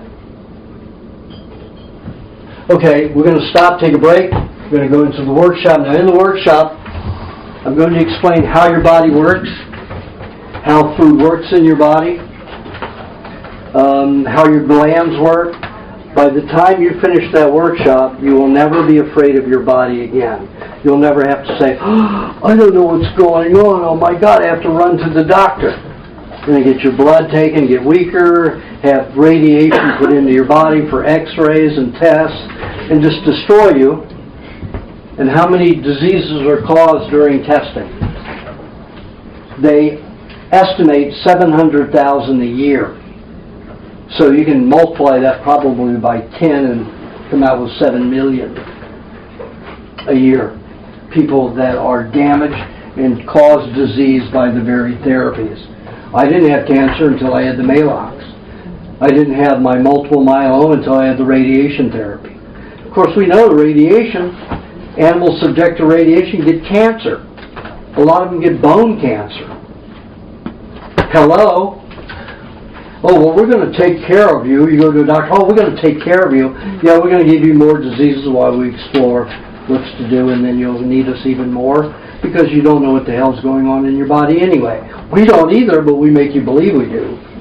And that's basically the dialogue that should happen anytime somebody goes to a doctor. So when you finish the workshop, you should never be afraid of your body again, and you'll know what to do by the time we finish the workshop. It's going to take 5 to 6 hours to do that. And I'm going to tell you how to eat, patterns through the day, why to eat certain things at certain times of the day, why to combine foods, how they affect you, so that you will know, you will have your own life in your hands. And then I will do many consults after that, which means I take a look at the palms, not a palm reader like that, but I look at the coloring and the mounds on the hands a lot like the Chinese, but I created my own system because I tried using the Chinese system. It didn't work for me. So I studied people's palms for 5.5 years, and irises to see the similarities in people who had various diseases and see how they showed up in the hands and in the eyes. So I got a pretty good basis for reading by looking at the indications in the hands. So I do many readings. They take 6 to 10 minutes, cost $40, and I will tell you how your glands are working, how they appear to be working, your bloodstream, what kind of meats would be best for you to eat, and the type of foods. I won't give you a schedule to eat because there's not enough time and I can't get enough information just from the hands and your skin tones. Then on Sunday and Monday, I do full consults where I do photograph your irises, and I can see a pinprick of the eye as big as my little finger. So I can see all the toxicity in the body, where it is, where you're malfunctioning. And it takes an hour and 15 minutes the first time, and it's $375. Follow-ups, people who've been to me before, it takes an hour, and we compare your last photographs of your irises with your new ones. And if you've done the diet pretty well, you can see the changes. The most dramatic one I have that will come out in my detox book, you see this woman with black eyes, 8 years later with orange and blue eyes. She was born with black eyes. She will have blue eyes when they're finished. My eyes were brown and green 42 years ago, and now they're blue. So it doesn't mean every guy has blue eyes. There are blue eyes, there are hazel eyes, and there are brown eyes, but the brown eyes should be amber. Clean brown eyes. There should be no black eyes and no dark brown eyes. It should be amber. So that is a method that we have. I think I'm all booked up on Sunday, and if I'll stay at the hotel even longer, or we can go up to the hotel in Dayton. I'm going to visit my parents for about 4 days, so I can always do them up there if I leave this hotel down here. So I think I'm pretty much booked up. There may be one appointment left on Monday, but I'm staying here a little longer, so we can book more if you want. Okay, we're going to take a 15-minute break. Those people who haven't signed up for the workshop that want to and paid, then do that. And other people, there's raw meat here that you can sample. They've been dearly kind enough to make, so you can enjoy that. Sample it if you like. I have an announcement to make. There's a sign-up sheet on the table. We're having a raw Thanksgiving dinner on the Friday immediately after Thanksgiving, and we also have raw potluck every couple of months. And if you're interested in either of those, sign up on the sheet, and I'll be in touch with you. And it's in Cincinnati. Well, that's a toxic city. Yes. Okay, is everybody ready? Okay. So first we're going to talk about the human body. Now, talking about the digestion is primary, and digestion starts in the mouth. Now, what do we have in the mouth? We have saliva. Whenever you eat something, saliva dumps into the mouth, into your food, into the mouth, and into the food. Now, the greatest component of saliva, human saliva, is bacteria. We have more than dogs and cats. The only creature that has more saliva are flies. And they actually have enzymes to dissolve their food before they eat it. So it's pre-digested. Everything they eat is completely pre-digested. We don't have that kind of bacterial content, nor do we have enzymes like hydrochloric acid in it like the flies do. Hydrochloric acid-like enzymes that they have. But it's bacterial. And the bacterial that is in saliva is not for vegetation. It does not feed on anything but animal products. So that gives you a clue right away what we should be putting in our body. The only enzyme that occurs in our digestive tract that's anything like an herbivore is ptyalin. And the horse has ptyalin, and that's to digest carbohydrates, starches, and it's very little. So it means we need a little bit of carbohydrate. whereas the horse is inundated with hyaline in its mouth. So we have very little of it. When the food goes down into the stomach, we secrete hydrochloric acid. Hydrochloric acid to digest animal substance again. It is not effectual on vegetation unless it's cooked. And then it will react on vegetation, because once vegetation has been cooked, guess what starts occurring? Immediately breakdown of bacteria. Bacteria we like. So our body starts digesting the bacteria in the cooked food. If it were raw, fresh, whole vegetables, our hydrochloric acid wouldn't do a thing with the vegetables.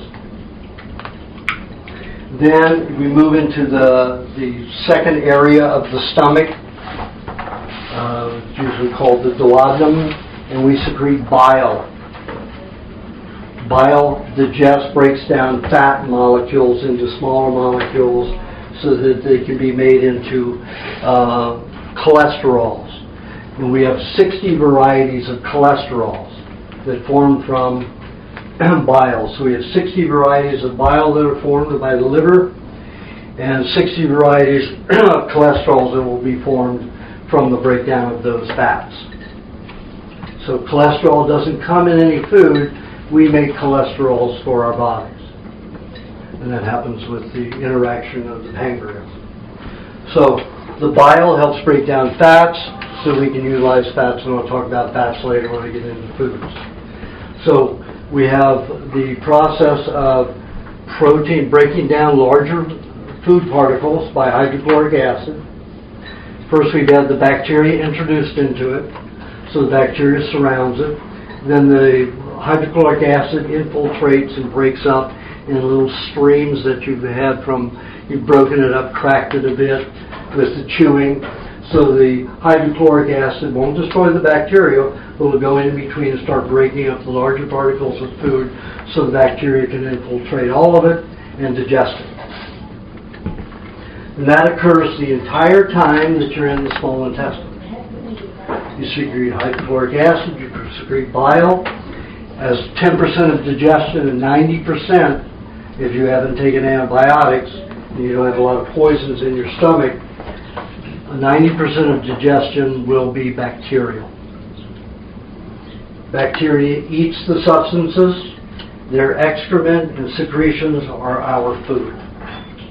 That gets absorbed into the intestines through the lacteal system.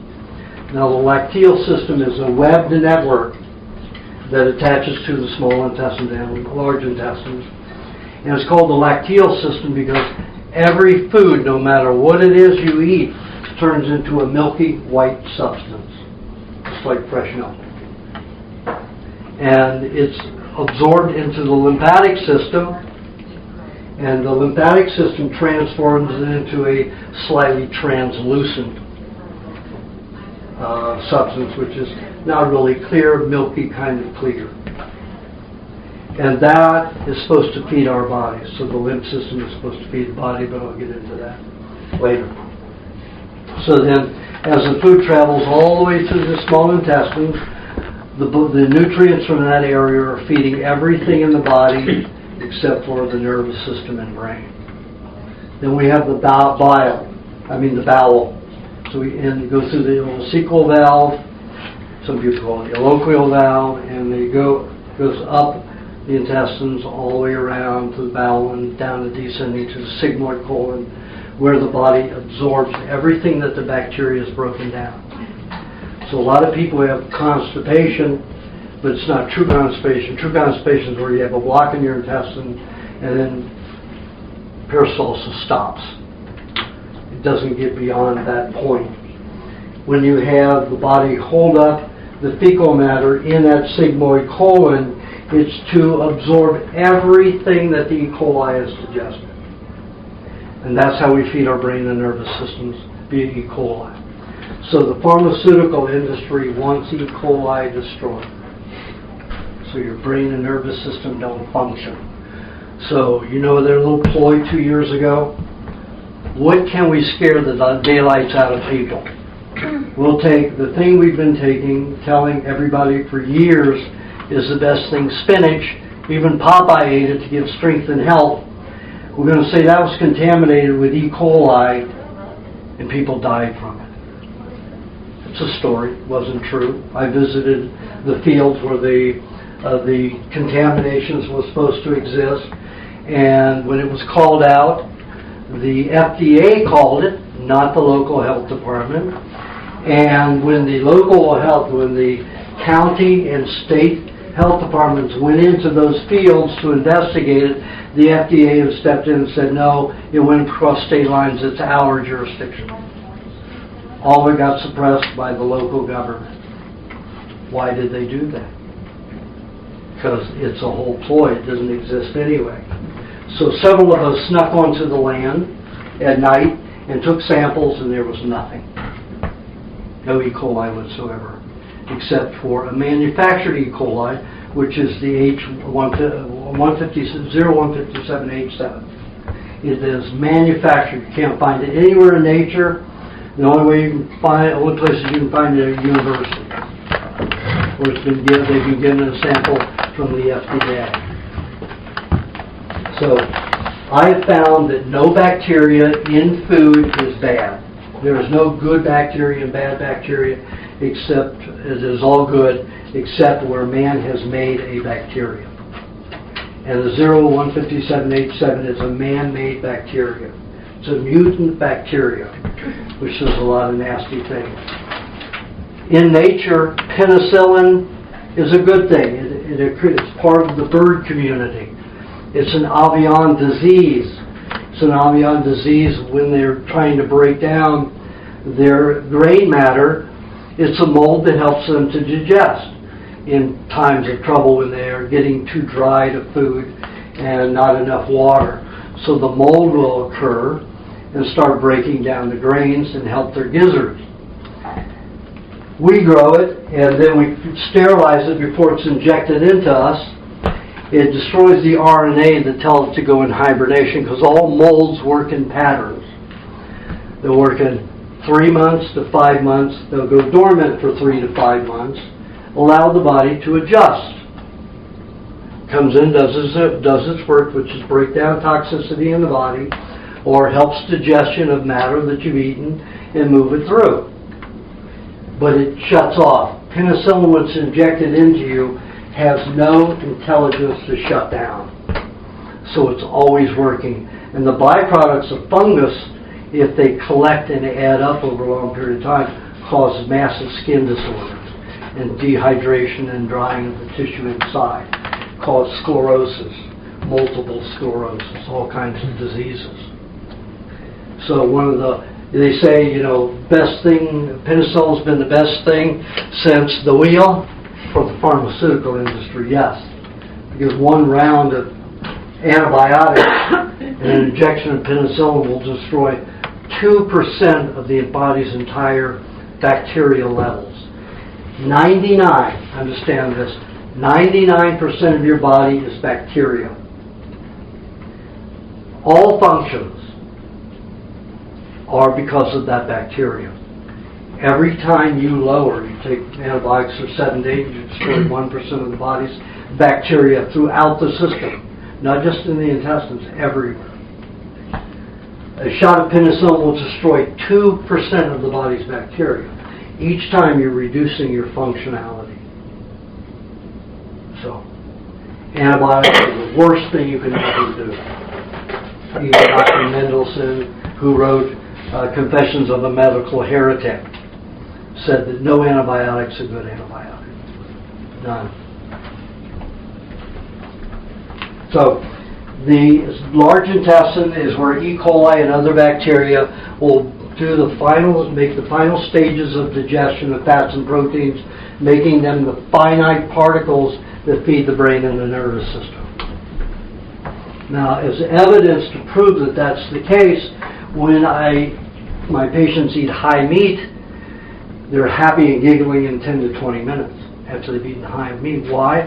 Because the bacteria in the meat has already pre-digested the fats and the protein to the level to feed the brain and nervous system. So high meat turns that off instantly. And you can have a person who's been completely psychotic, neurotic, or whatever, completely medicated for 27 years on all these psychotropic drugs, all of a sudden stop cold turkey and be happy. Impossible in any other situation. Yet, repeatedly, in every case, it has worked. I have one fellow that will only eat high meat. He was the most depressed, cynical person I'd ever met. He was a bear of a man, and he became a landscape artist because he hated people. That's how cynical he was. And he was on off the diet, psychotropic drugs, and a diet just like that woman was. And finally, I got him to try the high meat. And he got so happy the first time. He eats only high meat. He'll eat 1 to 2 pounds a day. Only high meat. The next time that I went to Nevada City, where I lectured there, he had, now this is a man who had no relationships since he was a teenager. He was like 36, 37 years old. Hated people.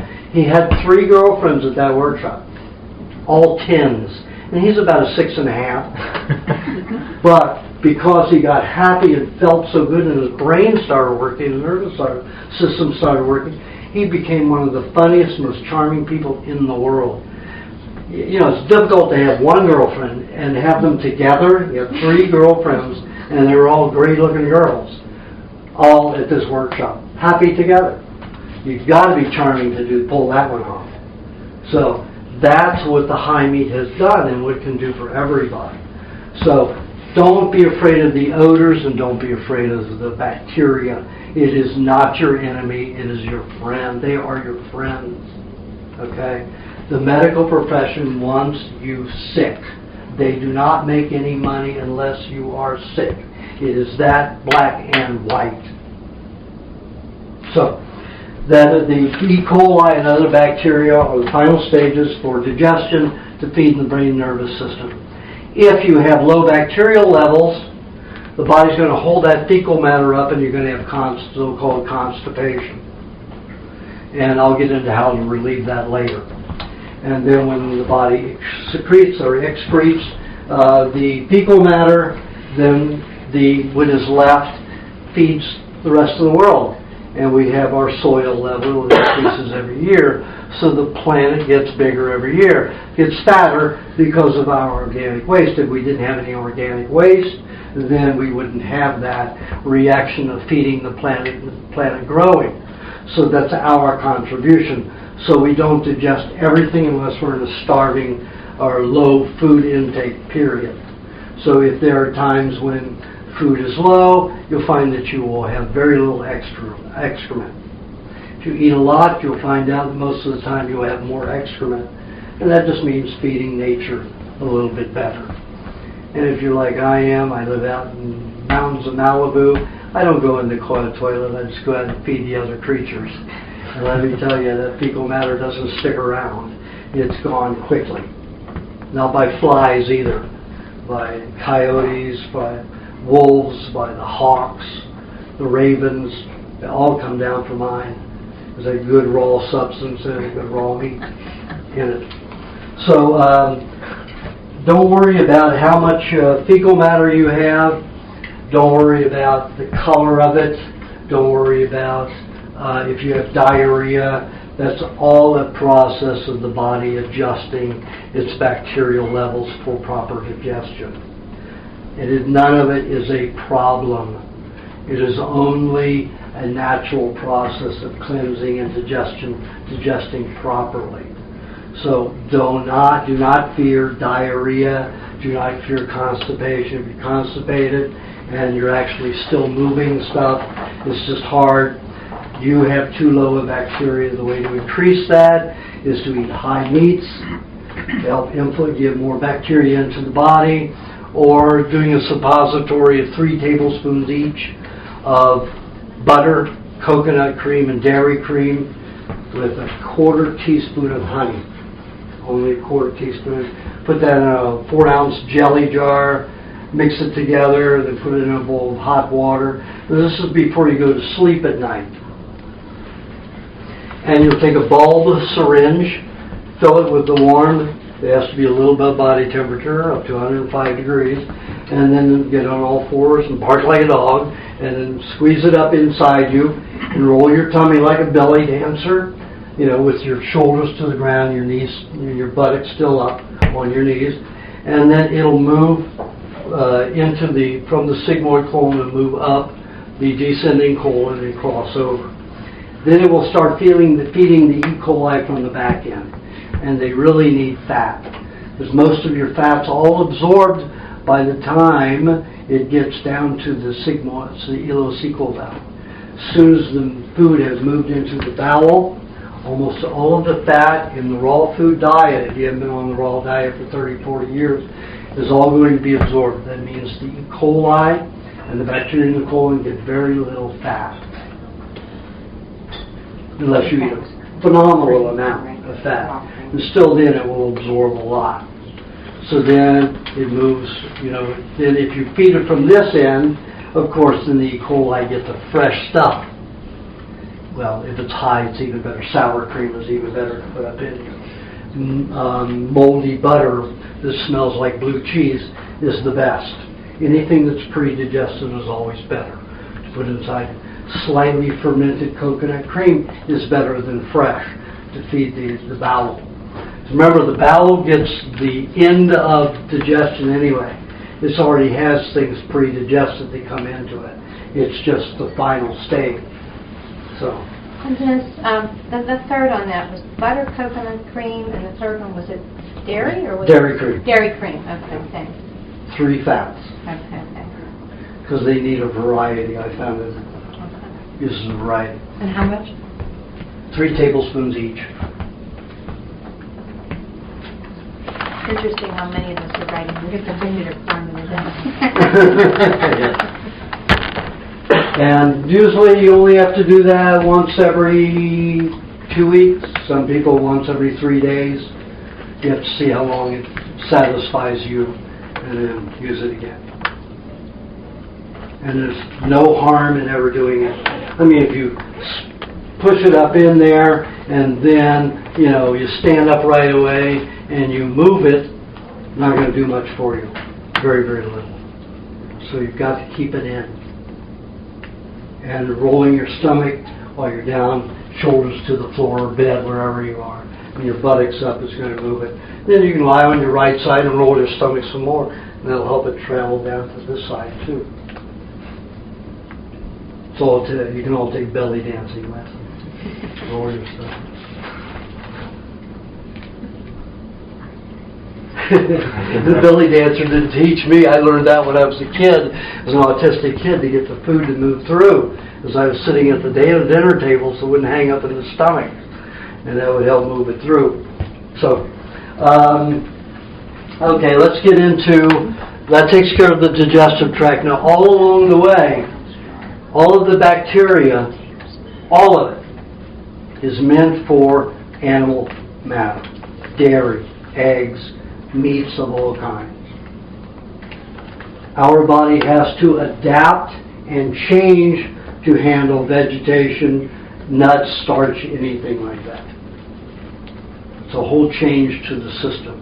That's why even the tribes, even the American Indians who were here in the Ohio Valley for the last 15,000 years, with the Coster, I don't know if anybody, you know, the Coster excavations that occurred here all through the 60s and 70s. They found that for that 15,000 years that they studied the remains, that the Indians around here were mainly nomadic. And they tried to become agriculturally based and would hang around in this valley because of the river. It was good for growing, irrigating, and stuff like that. That they would always get osteoporosis after a few hundred years. So they'd have to pull up stakes and become nomadic again and not live off of anything but their hunting. And very rarely did they ever gather anything. Gathering took a lot of work. You'd have to take pine cones and break the nuts out of them. Massive amount of work for very little nutrition. So you only do that if you're starving. If you're not hunters, you know, you've already exhausted. When you stay put, you exhaust your animals around unless you're into husbandry, into breeding them, helping them breed fast. Out in nature, they don't breed fast. Nothing breeds fast, except for, well, even rabbits don't breed fast. Unless they are the only creatures, like in the deserts of Australia. Is that the only place where rabbits have the freedom? You know, don't have a lot of dogs and coyotes and everything to eat them. Then they multiply faster there than anywhere else. Nobody's competing with their food, you know, out there. But all animals, including humans, do not procreate quickly when they're in small tribal environments. So anyway, they tried to be agriculture, they weren't able to do it, started developing osteoporosis, teeth got bad, teeth got loose, couldn't chew on things as well, so they became nomadic again. They showed that pattern 8 times in 15,000 years. So again, we are made to digest animal products. Okay, let's take a look at the endocrine gland system. We have a glandular system that has both endocrine gland and non-endocrine glands. Endocrine glands are those that that manufacture hormones and dump directly into the blood. The liver is a gland, but it's not an endocrine gland because it doesn't dump its bile into the blood. It dumps it into the gallbladder, and the gallbladder dumps it into the intestines, to the stomach and intestines. The endocrine glands are pituitary, pineal, whatever you want to call it, thyroid, parathyroids, thymus, adrenal glands, and gonads. Those are all endocrine glands. Now, endocrine glands are for emergency purposes only. If you fall out of a tree, knock the wind out of yourself, let's say you fell 50 feet, you knock the wind out of yourself, your heart and your lungs stop working. What happens? Thyroid will kick in and produce thyroxine. If that's not enough to make the heart and the lungs go again, then the parathyroids will kick in. Now this is the only gland where you have backups to the backup. You've got 2 thyroids and you've got 4 parathyroids. You've got a backup and a backup. These will kick in first, and the necessary, these will kick in. You've got 6 glands there to make sure the heart and the lungs keep working. That is in emergency purposes. You shouldn't need thyroxines to function at any other time. If you're going through a period where you've been in a fire and all of your animals are destroyed, and the children are not going to grow, you're not going to heal properly, the pituitary gland kicks in and puts out growth hormones. If you're on a good diet, there's no growth hormones necessary because your food is of a value that it will help the division of cells rapidly and normally. If you're feeding your child pasteurized milk, powder milk, stuff like that, then the pituitary the body is in an emergency situation, starvation, and then the pituitary will kick in, and then you have normal growth. However, the degree of health depends upon what is eaten, and if it's cooked foods and you're allowing your pituitary to handle your growth, you're going to be short-lived and not as healthy, not near as healthy. Now, the thymus protects the intestinal environment. If something goes wrong in the intestines, you eat a poison mushroom. You eat something poisonous. Let's say you were experimenting and had a bunch of rosemary. Rosemary is poisonous if you have too much. You use a little bit for flavoring, but if, let's say, you juice it, and I've experimented with it, definitely will kill you. And I juiced it, made it 10% of my juice, and I nearly died in 24 hours. It made me dizzy, completely lost consciousness. I was vomiting, had diarrhea. At one point I couldn't even stand, I couldn't crawl. I was just a blob on the floor. And that went on for about 10 hours. So, like I say, I don't accept anything that anybody tells me until I've experimented with it myself. Still alive. But I didn't exaggerate it. I didn't eat the rosemary alone, and I had it with other juices, vegetable juices, and I didn't do it, to the point to kill myself, but I needed to see what would happen. Very old shark can do the same, very old stingray, because the bacteria breaks down those particular proteins from those particular animals into high ammonia. Ammonia can also kill you, even natural ammonia. It can also help you in small amounts. So this is the kind of thing that you will learn as you read other information that I have. But I can't get into those kind of details. If I did, we'd be here 5-10 weeks, 8 hours a day. But just to give you an idea of, there are ways that you can poison yourself even naturally, so you have to be careful. So the thymus would kick in that time, so I could feel my thymus working heavily to save me. The thymus is the only gland that is almost completely fat. I mean, it's completely white. It looks like it's all fat. And you can't tell that it's a functioning gland because it's just fat. It just looks like a glob of fat.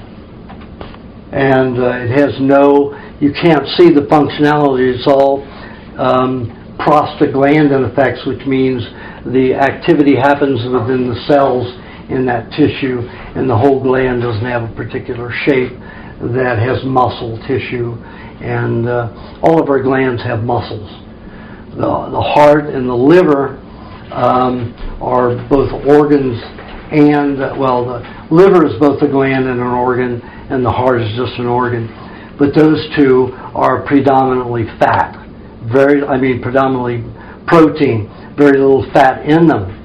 Yet the thymus is strictly a fatty substance. It's like the white blood cells, phagocytes.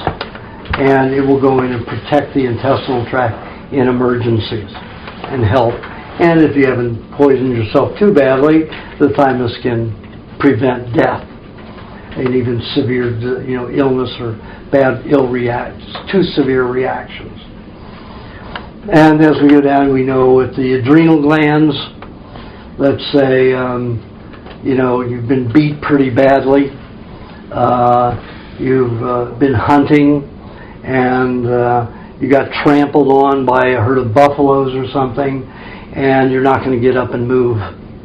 The adrenal glands kick in, and then you have the strength of usually 2 times more than you ever had before, sometimes 3 times more.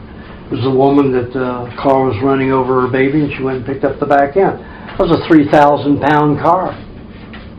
2.5 tons, she was able to pick it up. Why? Because that adrenal got into her glands in an emergency situation. Got into her blood, emergency situation, and lifted the car. Normally, that would never happen. Can't get it to happen. Impossible. We know that if you inject adrenaline into the blood or the heart, it will start pumping and it will be really strong for days from that injection. And if you pump too much into the body, then of course you could kill it, because you cause it to pound so hard it goes into a cramp. You have a Charlie horse and the heart's dead from pumping too hard. And when you get a shot of adrenaline, there's very little adrenaline in all of that fluid. They have to dilute it tremendously. It isn't even 1% of that fluid. It's barely 0.001% of that fluid is adrenaline. Tells you how powerful it is. Then we have the gonads, that's for reproduction. And most tribes are very considerate. There's always 7 years between babies. So the mother completely recuperates and the succeeding babies aren't malnourished till the mother is completely recuperated. And when the tribe has the baby, the whole tribe has the baby. It doesn't belong to just the woman or the man who donated to the biological. They all take care of the baby. So it's a very considerate environment. We, on the other hand, will just mass produce, and we just hope our children grow up good. And do they? Many times they don't, because we don't know how. We're not taught how to raise kids like tribes do. Yeah, they're very much more conscious about it. So we reproduce and reproduce. So again, the gonads are for reproduction, but always for specific purposes. Even though they can be our intent, it still is not something that the body uses constantly. There is one animal that has sex all the time. I forgot what animal that is. Oh, the rooster. The rooster will have sex 30, 50 times a day, and I want to be a rooster next time. That is the only animal that just goes around, but eggs are so much produced that in order for the eggs to be of some value of creating offspring, the eggs have to be fertilized. So that's their reality. But for us to have sex, it's pleasure as well as procreative purposes, and we just have to be careful with it. So that takes care of the endocrine glands. Now with the other glands, we have the brain, not counting the pituitary and pineal. Now I left out the pineal because nobody knows. People say, mystics say it's the root of the seat of consciousness. I'm not that conscious to know. So to be able to discern that. But it has some kind of connection in our sleep, so it could connect with other realities in the dream state.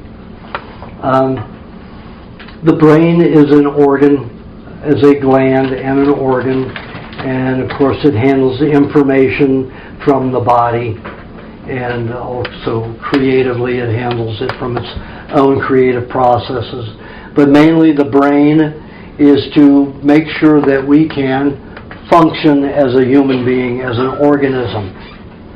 So without the communication, I couldn't lift this arm. Even though it's automatic and I don't have to think about doing all of this, and I say, okay, I want to move this finger that way, this finger that way. I want to tilt over here, move over this way. It just happens. It just does it automatically.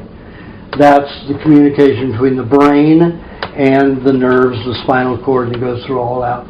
And it's pretty much instantaneous.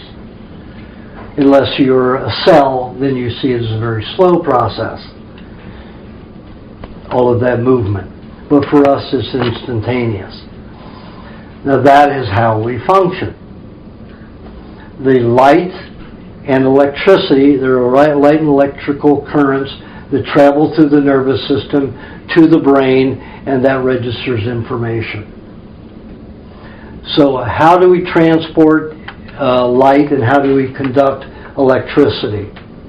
Through metallic minerals. Now we have metallic minerals in every food that we eat. There's aluminum, there's gold, there's traces of all kinds of metallic minerals, of arsenic, of lead, of mercury. But they are all very beneficial in trace amounts, and as long as they're in raw food where there's no fractionation of the bond between the ion and the mineral. Once those are broken with cooking, most of them become free radicals and do damage. And they can do a lot of damage. They can reduce your lifespan by 50%. And we lived less than 50% of the life we're supposed to. All animals live 7 times the time it takes them to finish maturation. We finish maturation at 21 years old. 7 times 21 is 147 years. So we should be living to 150 years, basically. We're dropping dead 60s and 70s mainly. That's what we average around. 62 years old is my age, is the average death age. average death age. You see, there's few people in the world that live to live above 100, and then many people die at birth or in childhood. And it's a lot more to do that than live to 100 years old. So if our average is 62 years old, what is the real average if the medical profession were truthful? Late 40s? Same thing they're accusing of our lifespan being before they made it better 100 years ago. Because that's what they said, the lifespan average 47 years old. It's no different than it was back then. Still that age if you consider everybody. People who live longer over an average are people who live in countries and on farms.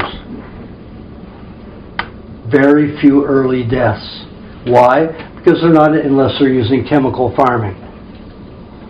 But 100 years ago, those were the people who lived longest. Your women who died in childbirth were rarely ever farm people like you see on TV. It was people living in the city, getting poor food, no fresh food. There was no refrigeration. So these people were cooking already degenerated, moldy food products. And when you mutate a mold or a bacteria, they can have a lot of toxic byproducts that can cause a lot of illness and sickness. So, again, any of those statistics that you hear from the pharmaceutical and medical community are all designed to make them look good and not tell you the truth about what's going on. So, Aajonus, when you were talking about the metallic minerals, so you mean even things like mercury and... all those are good in small amounts. Okay. Yeah. Now, if you have a question in the future, write it down, and if I don't answer it by the end, we're going to have a Q&A and get it then. One time I let people ask questions during the workshop, all through it. We didn't leave until 1 o'clock in the morning. Because when you ask me specific questions, usually I'll get into details about why, and then some anecdotes, and then I tell you much more than I intended to tell you at that particular event, and we'll be here all night. And I'm sure many people don't want to be here all night. So if you have a question, probably 99% of the time I will answer it, but you will have a chance at the end to ask that question if I don't answer it. Okay? So these minerals are very beneficial in trace amounts. The mercury, the high mercury in flying fish and swordfish is very important for their buoyancy. Without that mercury, they could never reach the heights that they do. The flying fish would never be able to fly without that mercury. It helps it stay lofty, especially in fluids, so it can rise up and then fly or jump or leap very far. Also, we found that some whales that leap very high are high in mercury too. Not because of the pollution in the world, but because plankton that goes out there and breaks it down from all of the mercury that's in our in the rocks in the ocean. The algae breaks it down. The algae discharges it. The plankton breaks it down to a substance that certain animals, whales and seals and different animals eat the plankton. That's not a toxic mercury. Pharmaceutical industry wants you to believe it is because they're poisoning you with mercury with injections, and they want you to blame our oceans and our fish for your mercury toxicity. But one injection of mercury, of any vaccine with mercury in or any injection, even penicillin has mercury in it. Almost all injections have mercury, liquid mercury in them. The amount of toxicity from one injection would be like 100 years of eating fish. But you're getting it all at one time, it's very toxic. If you get into the fish, you're eating a little at a time to be able to utilize it. There is no toxicity from that. Only from medicines are you going to get it. But of course the government and the medical profession are they're checking their butts for legal suits. So there's a legal argument. You can even avoid lawsuits because people are correlating, oh, I'm eating too much fish. I've got all this mercury in my body. Hogwash. People don't even eat fish that are in the society, have tons of mercury in their body, high mercury levels. So it can be the fish. Mostly the fish I eat are high mercury fish. I like oysters and I like scallops and swordfish. Swordfish is my favorite, and that's considered the highest in mercury. I had all my hair on different parts of my body checked, and I didn't have over 4.28. And you're not toxic with mercury until you're 11 point something. And then you're very toxic if you're 14 point something. I mean, some places, I took the different patches of my head. They're always saying, take it from the nape of the neck. And I said, why take it from the nape of the neck? Let's see what concentrations are all over the body. So I took 7 different locations of the body and sent them in, and everyone had a different concentration. The lowest was back here. Why take it from there then? The highest was here at the temple. That was the 4.2 or 3.8.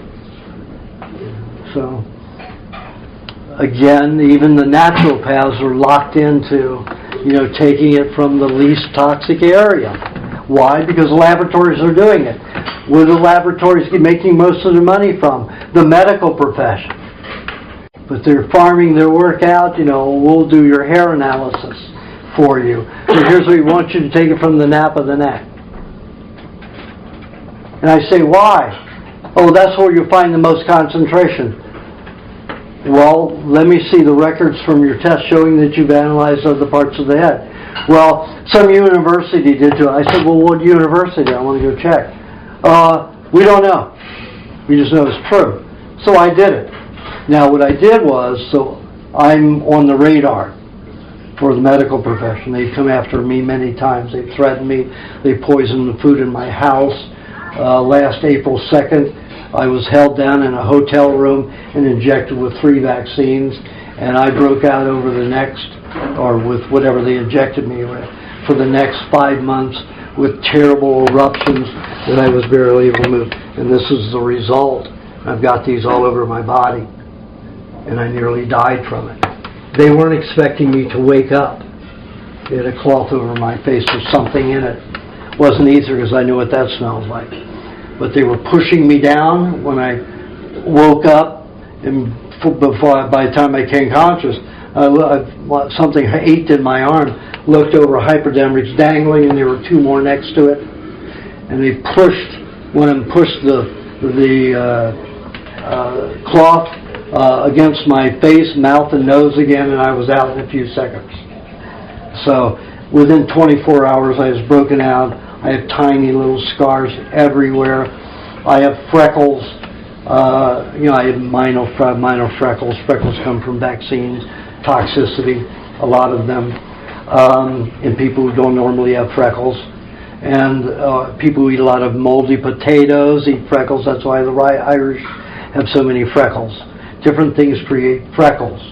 Those are glandular tissue. They can no longer function as a gland or an organ and get sent to the skin where they can still be alive and act.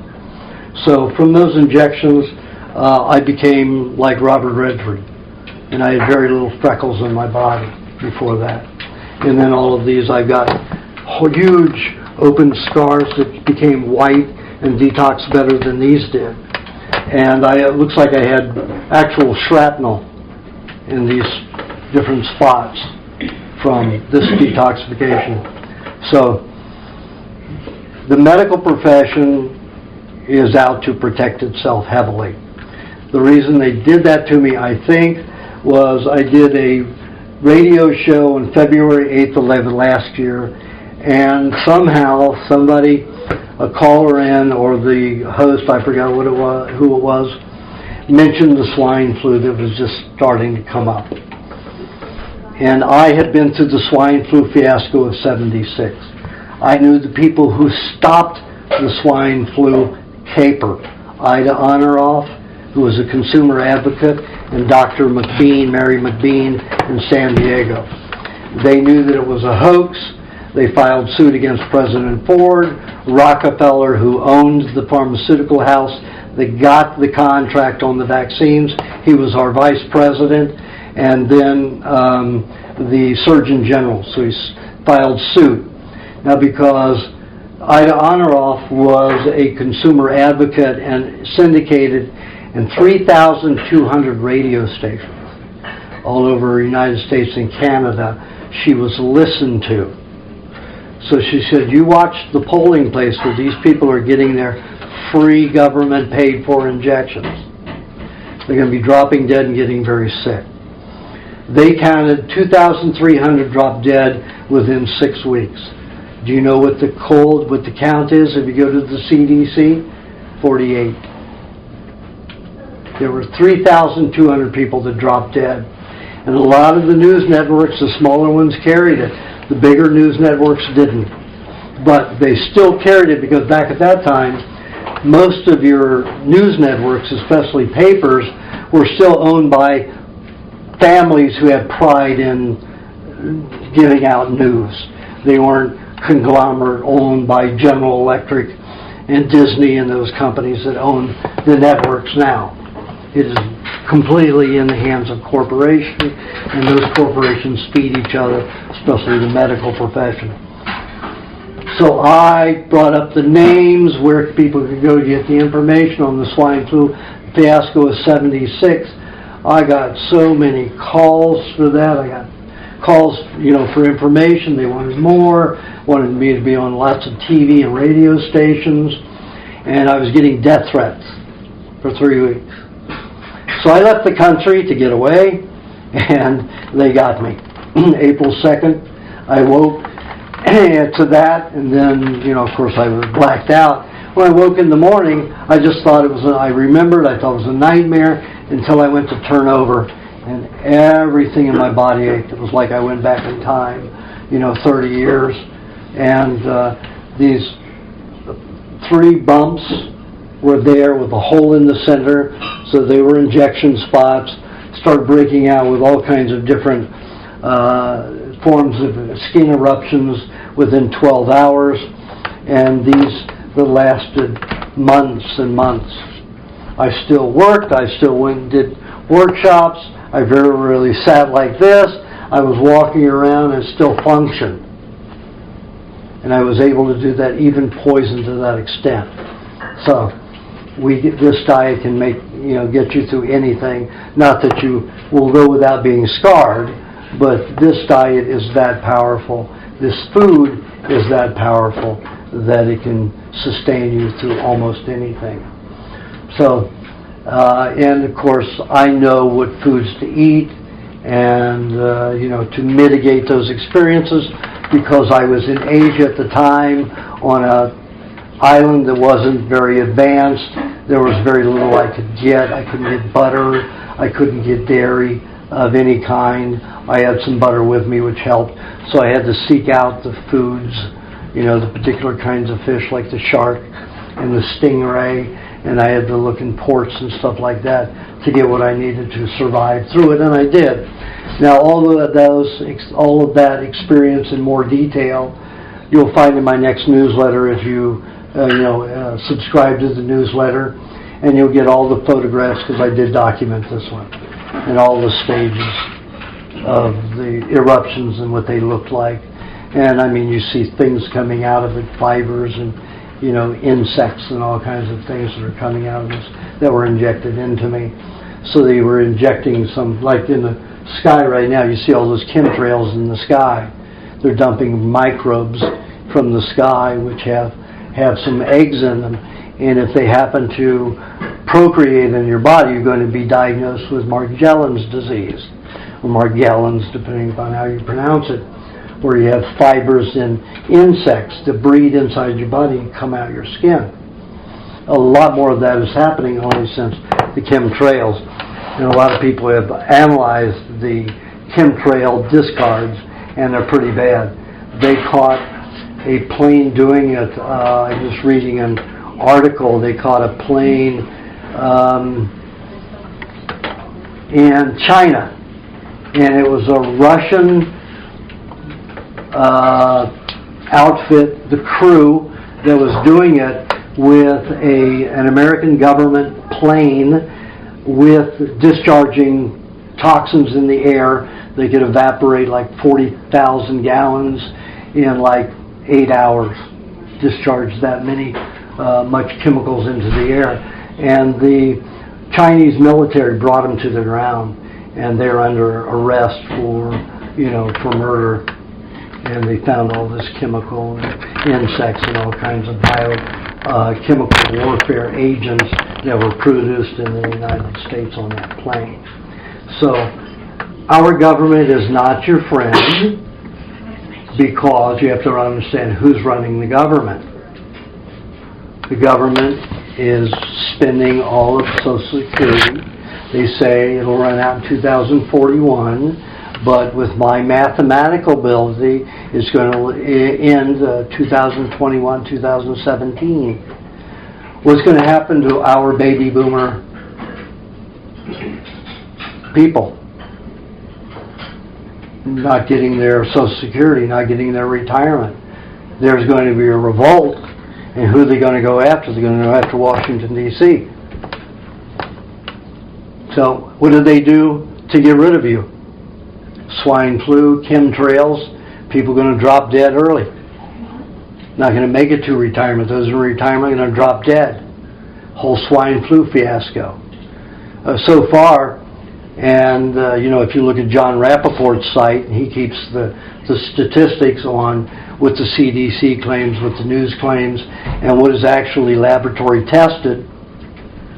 Jon, John Rappaport, R-A-P-P.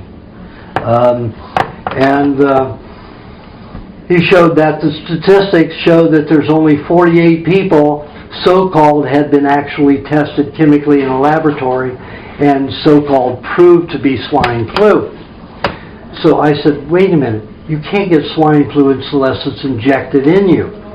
So the people who got swine flu in Mexico got a flu shot, or a shot injection, just before they came down and were analyzed with the swine flu.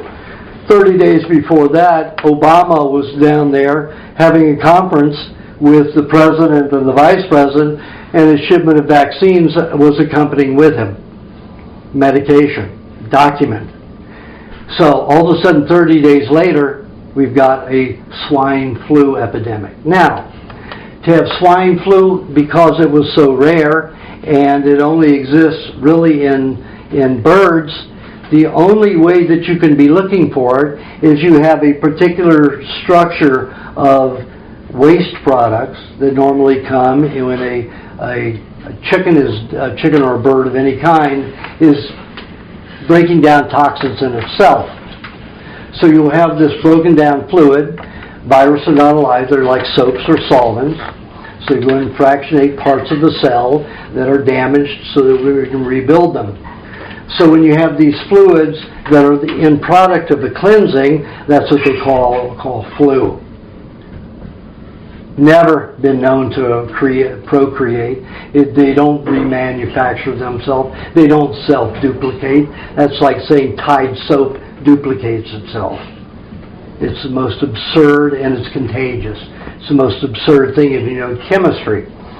So what they did was they put that chemical makeup in the analysis machines. These machines are very expensive, and it will go through and determine what properties are in tissue that you're having analyzed in sputum or scraped tissue like in biopsies or in mucus or in blood, whatever, and they test it, and that machine will look for every product and in what levels they may show up. So that swine flu has never been in any database until a year ago. Why did it all of a sudden show up in a database? Why did the swine flu show up in Mexico City right after those medical vaccine, those medical hypodermics injections were delivered to Mexico.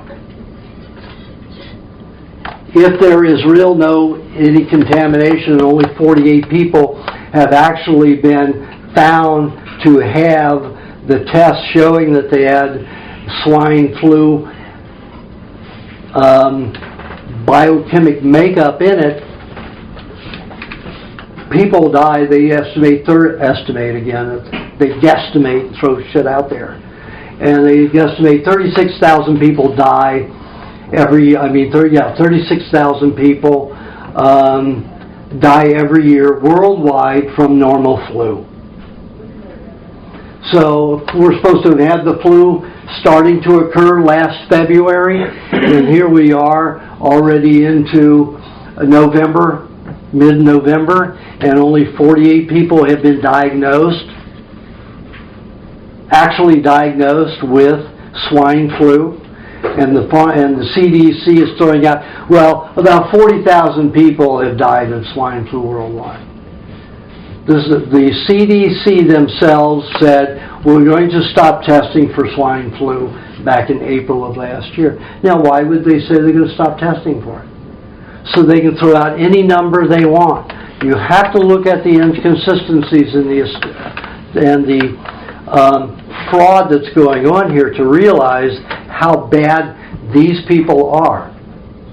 They need mass deaths so people won't worry about their not getting their Social Security and all of the money being gone out of government and taking more and more and more of your dollars. So the only way that we're going to be able to survive is you support people like Joe and Janet. Keep these farms alive so you can stay alive. You're not relying upon these grocery stores that have no food in them. Every processed food is pretty much valueless. It has at least 60 known additives in every food, even if it's organic. And do you know where the organic people get their food mostly? They go to a laboratory, like I told you before, with your natural foods, your natural supplements, so-called. They go to a laboratory and say, okay, we want to make a food that's organic, and we don't want to use any chemicals in it, no processing, no herbicides and pesticides and stuff like that. Only way they can get such a food and process to the point where they can make it into something in a package, they have to go to Purina, General Mills, General Foods, and say, let me buy your waste product. And they take the waste product that's already had tons of chemical treatments, loaded with pesticides and all that, but they will not add any more. They will not make it with anything unnatural. They will use kerosene derivatives and wood alcohol and so-called natural substances. They'll use gibberellic acid, which comes from rice bran. They'll use stuff like that. Still, once it's extracted from the food, it is then a chemical itself. So all this stuff organic, it isn't organic.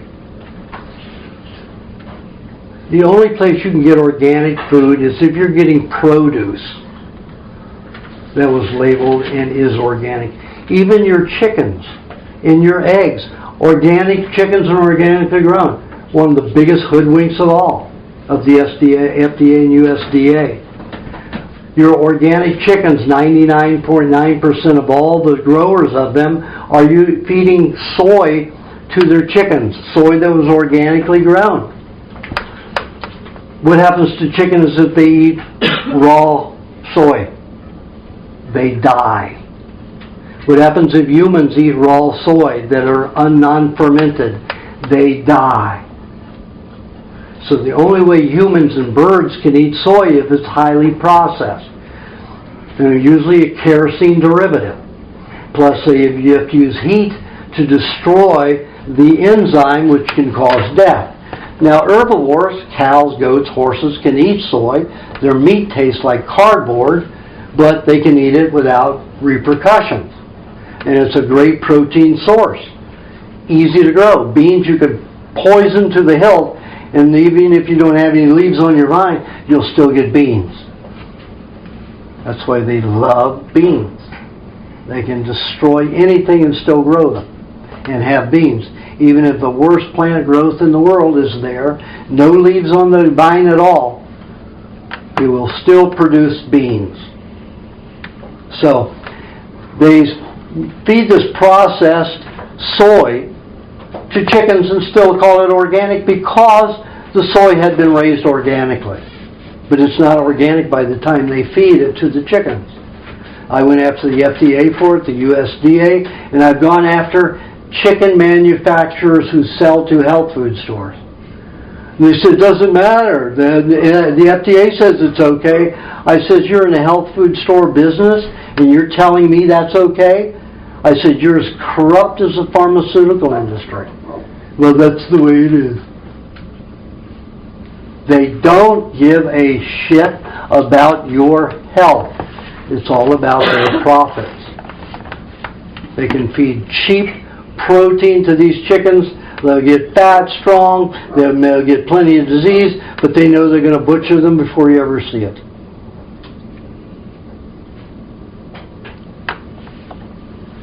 So, protect your local farmers and buy from them. And then you will have good food, always. Especially dairy. And you say, oh, well, food, I'm jumping ahead into talking about food, but, you know, the USDA has their food pyramid, and they have like 10 things on the food pyramid. I just visited a tribe last November on an island in the Philippines. Philippines has 7,107 islands. You couldn't visit all of them in 5 lifetimes. So I'm trying to get to the most remote ones. Now the Philippine government does not like that. It has banned, in Mindanao, they banned me from being allowed to rent cars. They have my name plastered. I can't even rent a car in Mindanao, the biggest island. I tried to get permission to visit some of the tribes there, and they said, oh, the tribes here are cannibalistic, they'll eat you. We have to protect you, you can't go in there. Bullshit. Cannibalistic, most absurd thing in the world. But I tried, I said, I'm a scientist, I experiment with food, I'm not going to add anything to their diets, I just want to observe them, get a translator, hopefully just talk to them about their health, observe a while, and that's it. I'm not going to bring anything to them, not going to give them money, not going to do anything. I'll go in there with just my clothes, and I'll go in with native clothes if you want me to. Would not let me do it. The more I talk, the more they ban me from doing things. Finally, they threatened me with, you go to any one of those tribes, you get 10 years in jail and $10,000 fine for each day you're with them. So, when I got that threat, I was really angry. So I figured I needed a massage, so I went to S&M Mall there. They have lots of S&M malls, they're called. And there was a spa in there, so I went in and got a massage. But the receptionist, there was about a 25-year-old girl, native girl, dark-skinned. She had a baby next to her in a crib, a hand-carried crib. And the baby was as white as her T-shirt. White as her T-shirt. The father was pretty black, very dark, a native Filipino. And I looked at that baby, and the baby was catatonic. I said, what are you feeding your baby? And she says, feeding him the best things, we've just born really sick. And I said, well, what are you feeding? Well, the doctors in the hospital said this powdered milk, this certain formula. Put my head down in my hands, and I said, all the Pottinger experiments that used powdered milk gave the worst diseases to animals. They had the shortest lives, and they were the sickest. This is genocide. Genocide. Because every baby, every health center in Filipinos, everywhere in the Filipinos, are told powdered milk is the best milk. So I said, it's really a dangerous substance. Even if you can pasteurize the milk, it's better than this. But your baby has leukemia because of the powdered milk. So I went over to another island where I had found a dairy. You know, I'll get on those islands, and if I can't get a car, I'll get a motorcycle. So most of the time, I'm riding motorcycles all over the place and dirt bikes so I can get back to areas where nobody else gets. Or I rent a 4x4 and then go in remote places where nobody goes unless they're going by foot or boat. And I found a dairy on this small island that would sell me lots of raw milk. So I took her back about 6 liters of the raw milk and gave them to her, and the baby's color was in and normal in 3 days of drinking the raw milk. 3 days. So the grandfather was so excited because he thought he was going to lose his son. I'm a softie, what can I say? And so the grandfather, he was 53 years old, had left his tribe when he was 3 years old. So it had been 50 years since he had been back with the tribe, and it was a pretty primitive tribe. And he said, he was 53 and he left it at 20 years old. So he had been gone from them for more than half of his life. And he said, I will get you to a tribe. He said, I work for the government, and I work as a liaison between tribes and the government. So I said, great, wonderful. So he couldn't even get permission for me. So, and he spent a whole week trying. And he said, just can't do it. He said, but I'm going to tell you what, I'm going to take a leave of absence, and we're going to go anyway. So we had to take a 4-wheel drive, a day trip. We had to take a day trip in a boat, and then we had to swim for about a mile. And this was all to get to this one island where his tribe came from. And we picked up his cousin who had only left the tribe seven years ago, last November. So we picked him up for better translation, better communication. So got to the tribe. They wouldn't let me into their village, so they brought quite a few of their villagers out to meet me. And of course we had a 3-way, translation from their native language to Bisaya to Tagalog to English. So it took time, but I thought I was talking to late 30-year-old women and early 40-year-old women, and these women and men were in their 70s and 80s. Perfect teeth, white, solid. And I said, well, how old do you live? And they said 140, 150 is what we average. And we only have a child every 7 years. And we straddle them. Sometimes we have one every 3 or 4 years by different women. And we keep the tribe low. We keep it self-sustaining, self-sufficient.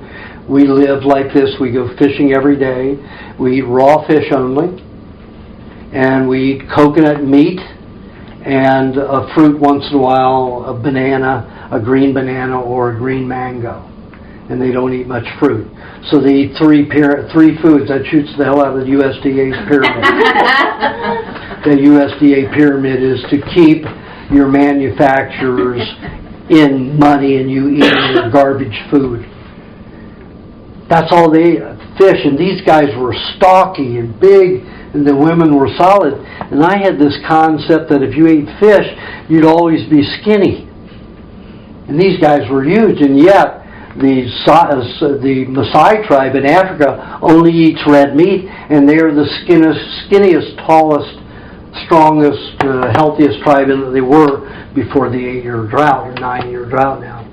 But they've deteriorated and they're accepting care packages. Dehydrated milk and cereals, so their health is going down fast. The tribes are almost decimated.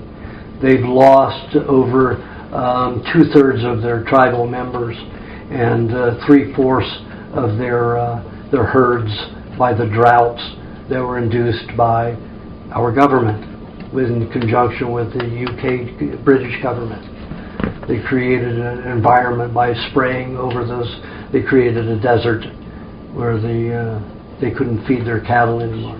Again, getting rid of the welfare class so they can take up all the minerals, the mining minerals and the jewels from the land without having to pay for it. So, and then they're paying off these government people that are running the government phenomenal amounts of money, just like they did in the Philippines and like they do in every country. They fatten people in the government, and everybody else falls and has, is a reduced life and happiness and welfare. Look at the peanut industry by the British in northern Africa. 80 years ago, the UK went in there heavily and told them, we'll increase. They did 120 years ago, but 80 years ago it peaked. And they said, your tribes, instead of getting 3 chickens a week per family, you're going to get chicken every day for the family. You'll increase your protein, increase everything. By the time 10 years is over, when you agriculture and grow peanuts the way that the British government did, and the King and Queen of England run that industry, and the Windsor family, they own 73% of all of the world's food processing and food manufacturing in the world. They're one of the richest families in the world. And they created this whole hoax. By the time you raise peanuts for 10 years, you can't grow anything in that land anymore. Nothing. Not a tree or a shrub will grow that usually grows in a desert. It's that bad. So all these tribes are completely left, no chickens, no meat at all, and decimated and died. So, don't listen to the pyramid scheme or anything. We can live on 2 foods mainly, some kind of raw meat and some kind of intense fat, whether it's milk product or coconut. And we're not going to get coconuts here, so you better rely on milk. So, coconuts don't grow here, and if we don't have access to food, the only thing you're going to have is milk. So, that's all you need.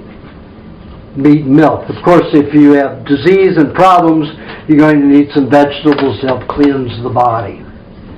And we'll get into that when I start talking about that. Okay, let's go back to the glands and the organs in the body. So, we go down to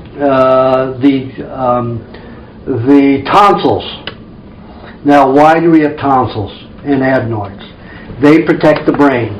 They process everything that goes into the mouth and prevent heavy metals and toxins from getting into the brain. Now, why did we have an epidemic?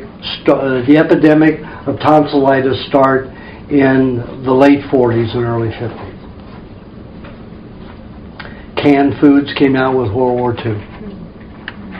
All the metal poisoning in canned foods. All of a sudden the body's taking all this metal, preventing it from going to the brain, and it completely started dissolving the tonsils. So kids were in constant tonsillitis, trying to break down those toxins that was deteriorating their own glands. So instead of, and they knew it, it happened in the animal experiments. They know what it caused. But they wanted to keep their canned foods and processed foods going in the racket. So they tell you, you just have to have your tonsils removed. There's no reason for it. It's just some microbe in your body causing the problem. Always blaming a microbe. You notice that when it's a swine flu or it's an avian flu, or, used to be they would blame the Polish flu and the Spaniard flu or the Spanish flu. We used to be like that, and then they decided, they can't attack the humans. They need humans to be afraid of organisms in their environment that they can't see and talk to. Because if you talk to a Spaniard, you're not going to think, that guy's going to give me disease, going to give me a flu that's going to kill me. Spanish flu is the biggest joke in the world. It was one of the first nationwide vaccines that they ever put out. And of course, nobody got it unless they took that vaccine worldwide. It was the first world circulated vaccine. And it wasn't even it was for something like tuberculosis. So that's what causes the Spanish flu. Of course, they're going to give it a name that confuses you, that completely removes their culpability. So, tonsils are to protect the brain. If you don't have any tonsils, your brain is in much difficulty if you eat canned foods and processed foods. Then we have the thyroids. I talked about that. They protect the lungs and the heart, keep them going and beating. And then we have the lungs themselves, and what do the lungs do?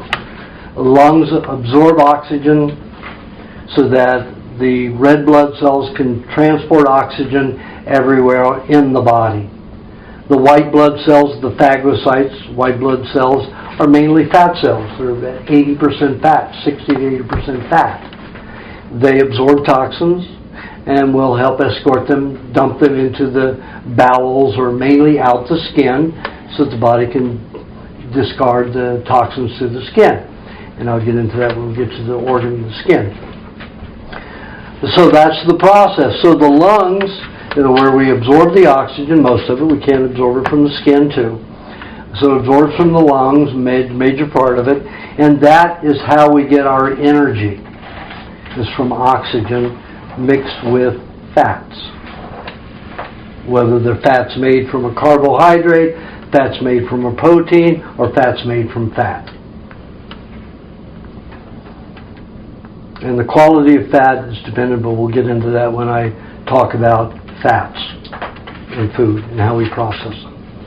So then we have the liver. I talked about the liver manufactures bile to digest fats. The gallbladder doesn't produce anything. It's a storage place for bile. It will contain enough bile for you to be able to eat about 10 gallons of ice cream in a few days. Who needs to eat that much fat? Why the hell do we need a gallbladder to store that much fat? To store that much bile to digest that much fat. Well, when we were hunters, we'd kill a buffalo, a big animal. You needed to eat the fat right away, and always the fat was eaten first. So you could eat 5-10 pounds of fat in 24-48 hours. If you didn't have that reserve of bile, what would happen? You'd have constant diarrhea and wouldn't digest it. It would just be passing through your body. So you have a gallbladder to store that bile so that you can digest lots of fat. If your gallbladder is removed, you'll notice that if you eat an intense amount of fat, you end up with diarrhea. And also bone deterioration, because it will defat the body. It'll demineralize the body. So don't get your gallbladder removed for any reason. Don't get any gland or organ removed for any reason. So then we jump over to the other side and we have the pancreas. Now the pancreas, we're told, handles sugars.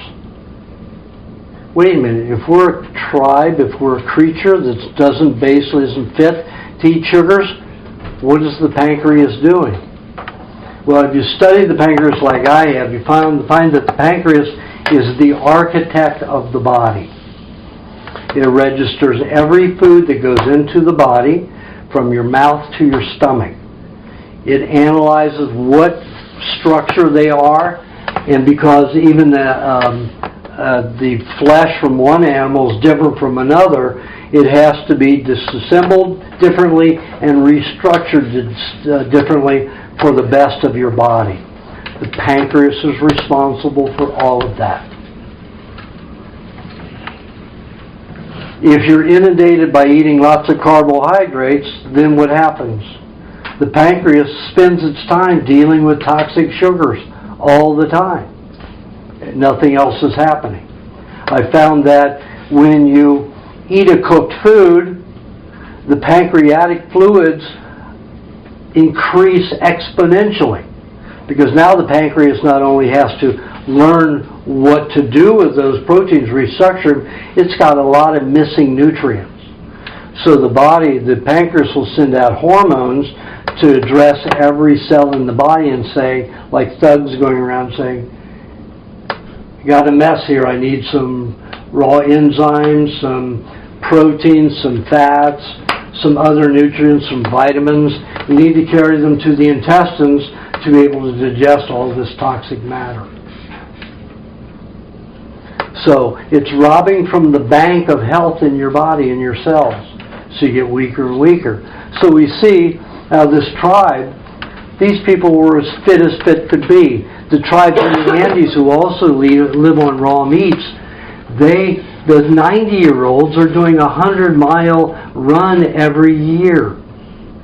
They have a kickball, and tribe after tribe does it. And we're talking 1,100 feet above sea level. Can you imagine exercising? They have this thicket ball that they make, and they'll have 9 people in a group, and they have every age up to 90 years old, in that. So they go all the way from a 10-year-old or, a teenager all the way up to 90-something. And they rotate in different times at different ages, so they're not straddled by age, chronologically in line by age, but they'll switch it around. They get a feeling for the athletes, for the health of the individuals in their particular line. And the front will kick the ball, get it to go move in a certain direction, he'll fall to the back, and then the next one.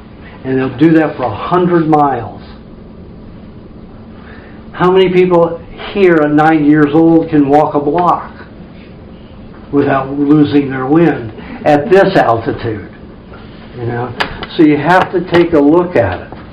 These people who live on raw foods, raw meats, have incredible health and vitality at very old ages. There's no reason that we have to go around at 90 years old with only a few cells alive in the body. And you're saying, God, I wish that guy would get across the street. Well, he's only got 22% of the cells alive in his body, moving 100% of the weight. What do you expect? It's like wanting a drunk to be sober or a mouse to be an elephant. Impossible. Can't happen. So when you eat cooked foods and toxins like that, the body is not going to be healthy. You're going to lose cells, you're going to lose health, and you're going to age. Instead of living to be 150, you're going to drop dead from 40 to 60 to 70 years old is the average. Think about that. We have a choice. Don't have to live like that. I should be dead so many times, and here I am with lots of vitality with you, sharing this.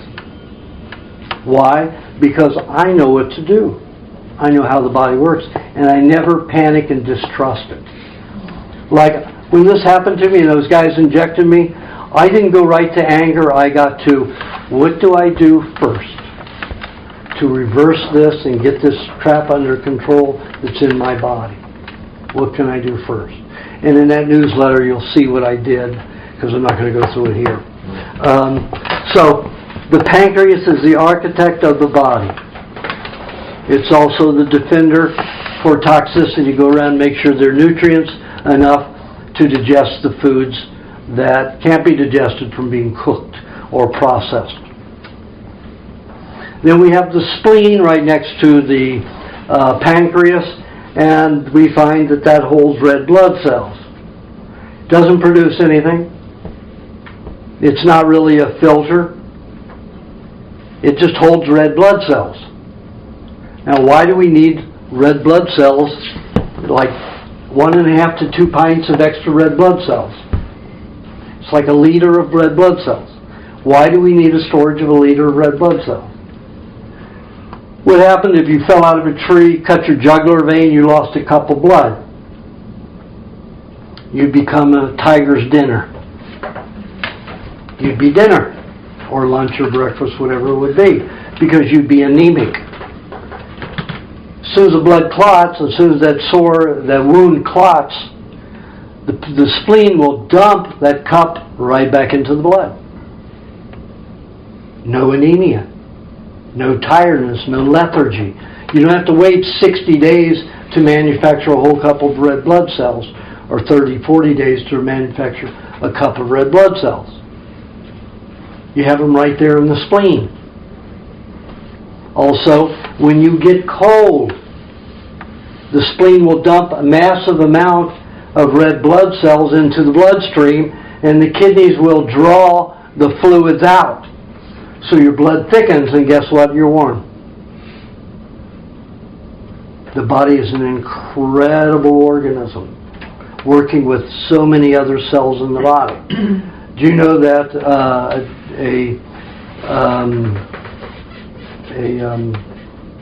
those jellyfish-looking things, those man of wars, whatever they call them, they are not one organism. They are a colony of radically different organisms, sea creatures, that bring together and make a whole colony. That is completely different than they have if they're on their own. It is a combination of different organisms making up that one organism that looks like an organism. And if you take that into the human body, you'll see that all your glands and organs are really different creatures altogether, working to produce this incredible body that we can do so much with. You've got a whole cooperation there. So let's cooperate with that body by learning what it is that they can handle best and which makes them healthiest. Your body is till death do you part. That's the only marriage that's till death do you part. There's no divorce unless you've got a gun or a poison or you die of disease. It's some death. It's death do you part, period. That's it. And according to the Essene Gospel of Peace, the Dead Sea Scrolls, that's what Jesus taught. Jesus taught raw foods, and he taught that your body was the only marriage that's till death do you part. Those are in the Dead Sea Scrolls, if you have any interest in that. And the fact that he taught vegetarianism at that one particular event, that was because he was dealing with lepers in the desert, and he had to tell them what foods they could get out there. So it was dairy, it was goat's milk, it was mainly nuts and things that they could get.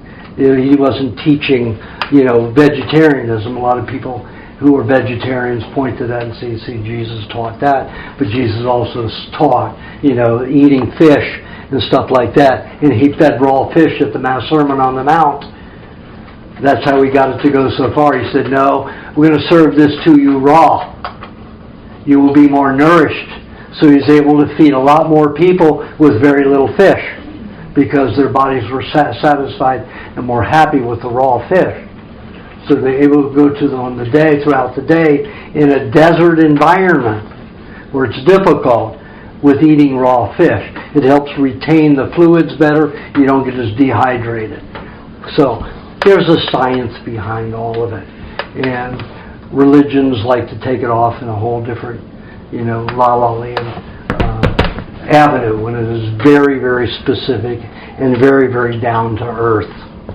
So that spleen is there to help us stay warm and to replace cells in case you bleed. What happens if a woman has a baby? How much blood does she lose at a time? 2-3 cups of blood. Do they get transfusions? Not necessary. The spleen has 4 cups. Provides the 3 cups, the 2 or 3 cups in childbirth loss. Pretty great, isn't it? The body is a phenomenal organism. Okay, so let's go down to the other areas of the body. And we talked about the other glands in that area. And the kidneys. Now, what do the kidneys do? The kidneys allow the body to cool itself or to warm itself by removing fluid, H2O. But the kidneys would be an organism is the entire size of your body if it had to filter out all nutrients so you didn't lose nutrients out of your urine. It does 2 things. It filters out the red and white blood cells only from your bloodstream. So all of those nutrients in your bloodstream are lost in your urine. Except the red, there are still traces amounts of red and white blood cells The body lets some red and white blood, the kidneys let some red and white blood cells go that may not be as healthy, or it just can't handle it all because of our toxic conditions. Now, if that's the case, let's get smart here. Is it good to urinate frequently?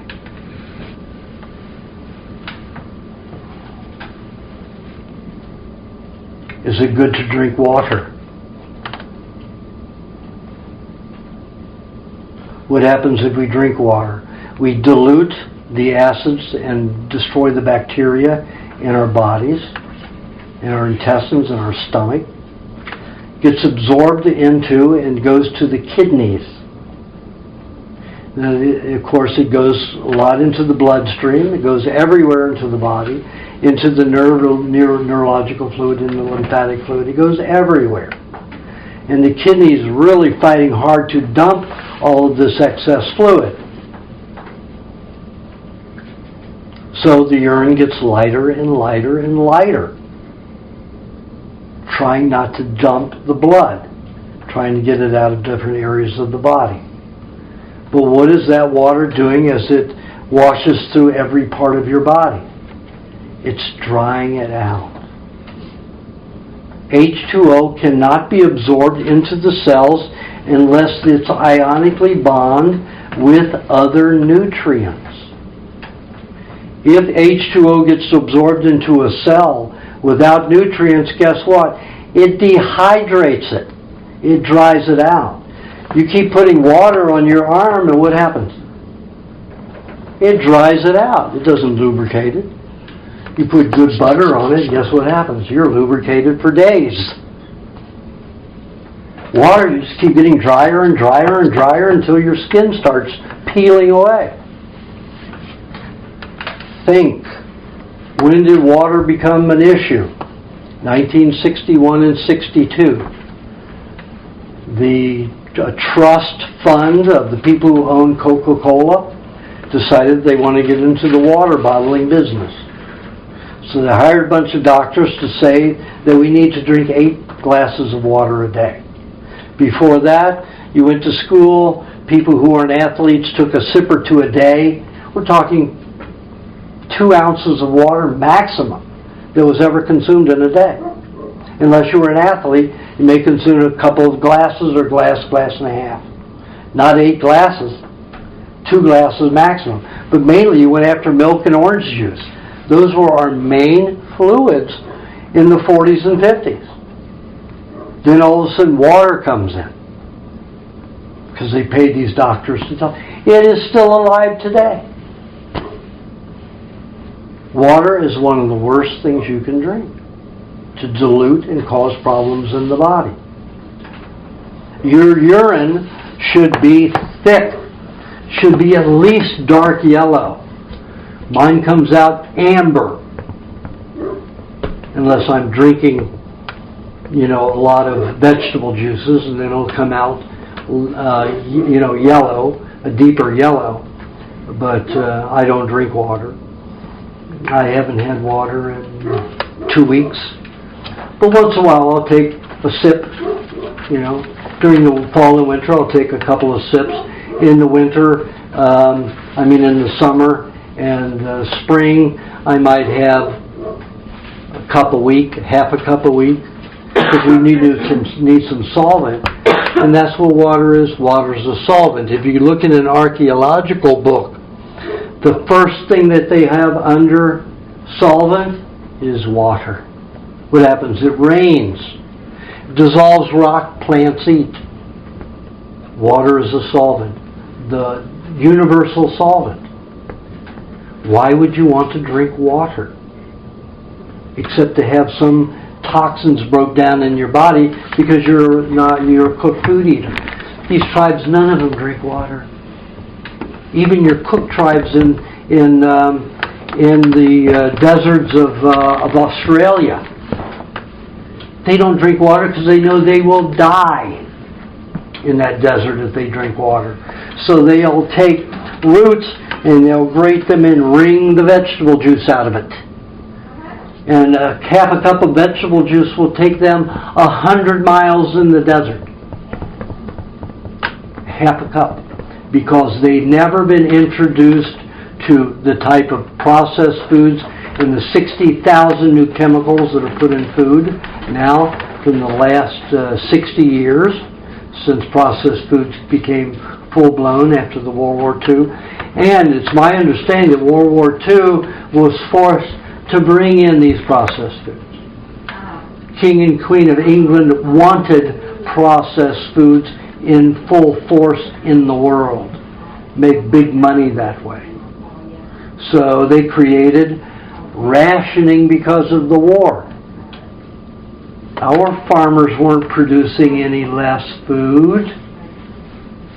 Why did we need to ration? Yeah, we were putting some in cans now and sending it over to our troops, but that didn't deprive us. We didn't have less food. They wanted you to think that processing and canning food was a good thing.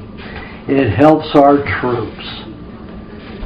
And everybody bought it. My mother absolutely adored it. Just go to open a can. She didn't have to prepare the vegetables. She didn't have to wash them. She didn't have to peel the potatoes.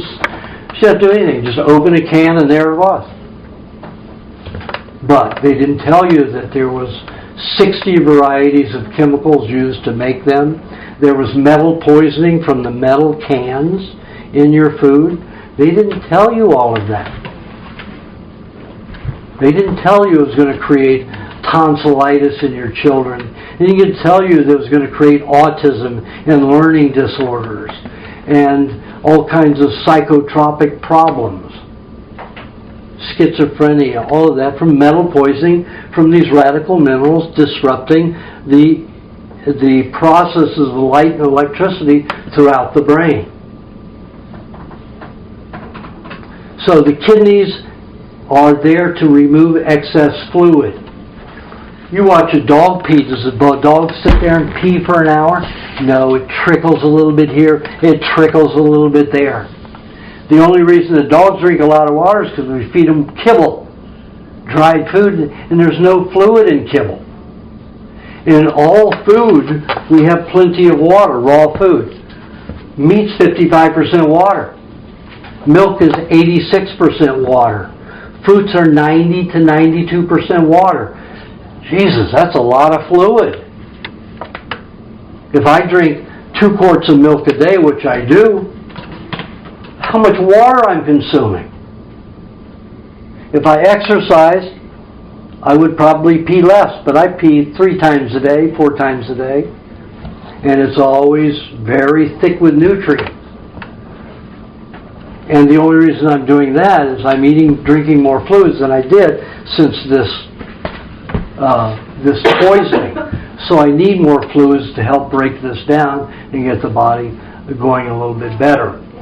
But I stick to vegetable juices or cucumber with its 92% water and all of its collagen precursors in the pulp in it. I've changed the formula for vegetable juices from that's in the recipe book. Now I lower the amount of celery and increase the amount of cucumber for the pulp in it, but I'll get into that later when I get into food. So then we have the bladder. Now why do we have a bladder? Because if you don't have a bladder, you're going to be pissing all over yourself all day long. The fluid's just going to be running out a little at a time. You're going to be wet all the time. So you have a bladder to collect until you have to go and discharge it. Very simple. Now let's look at the 3 circulatory systems.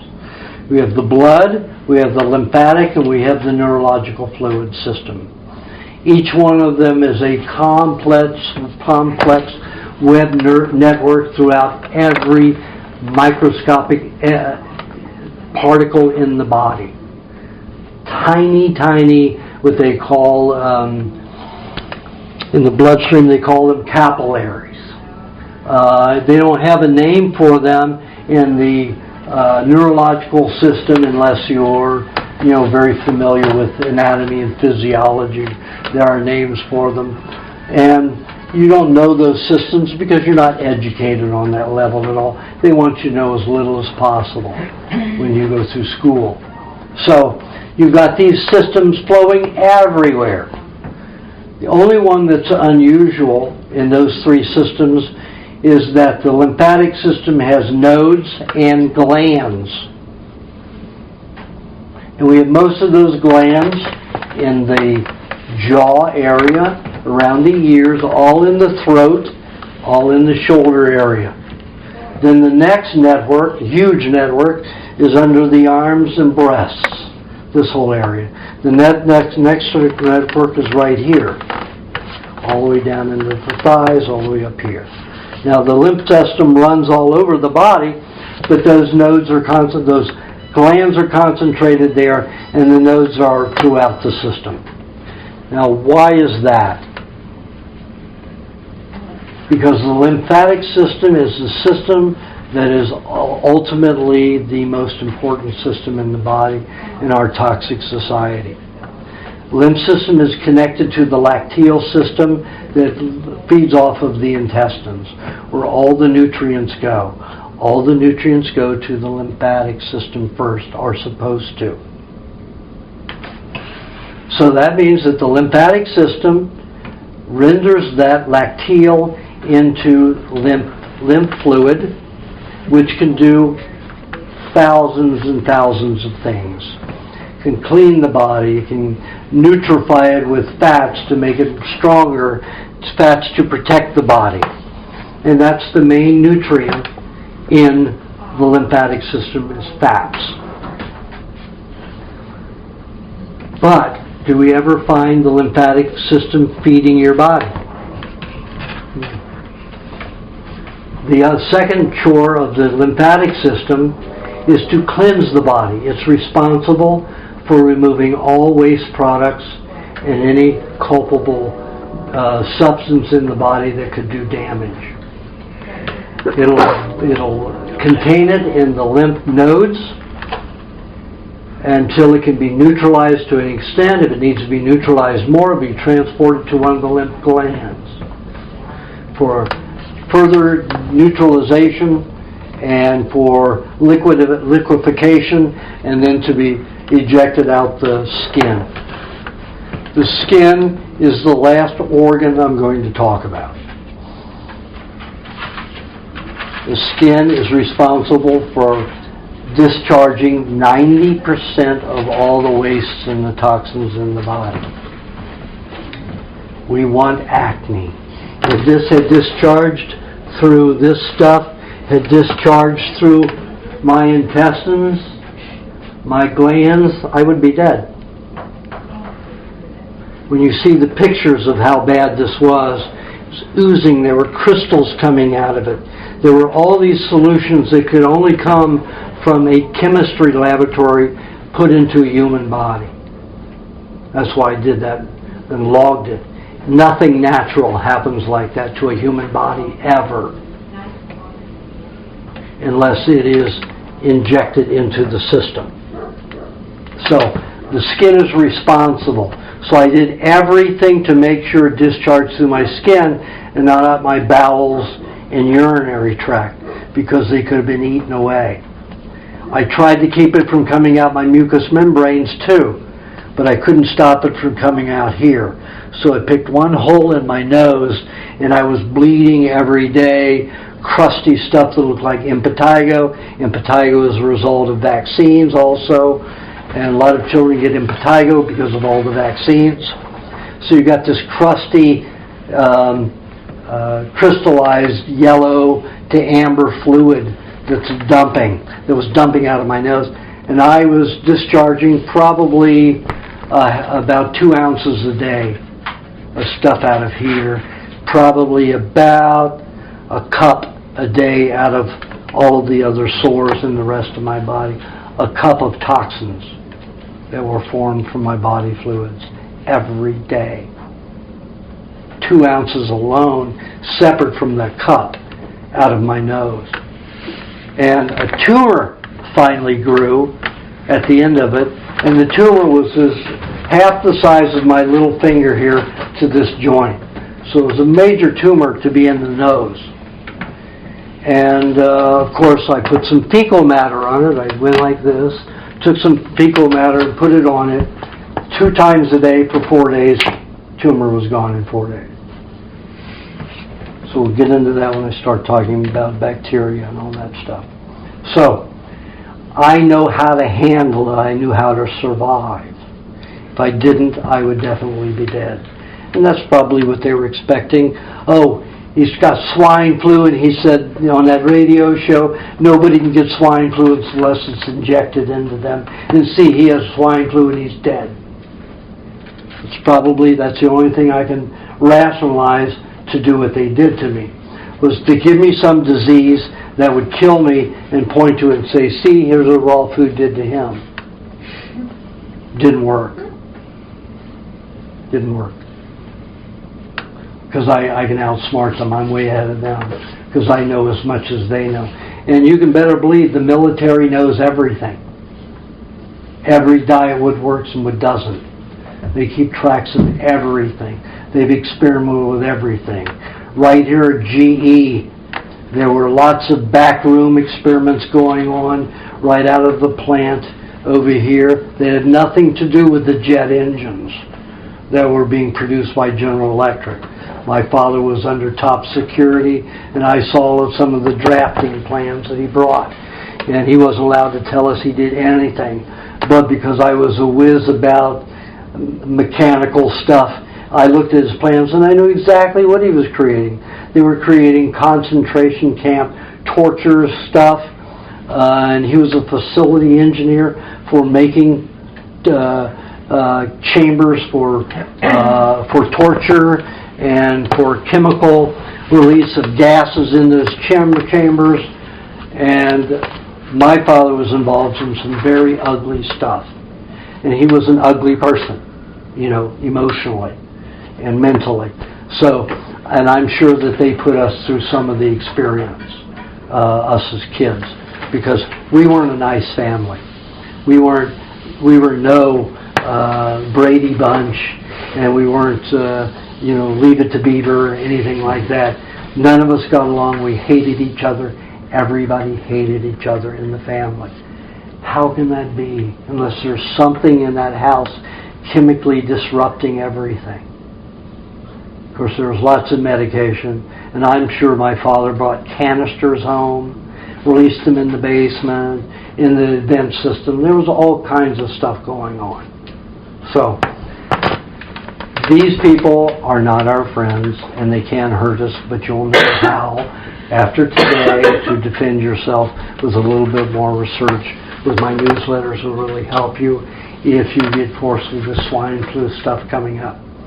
Now, with all that swine flu stuff coming up, and it being, what happened the day before Obama ruled it a national security, swine flu is national security, with no scientific method of ever checking.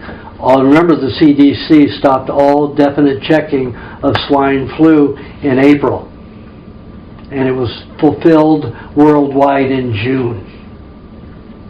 They're saying 40,000 people died, a guesstimate, of swine flu already in 6-7 months, 9 months.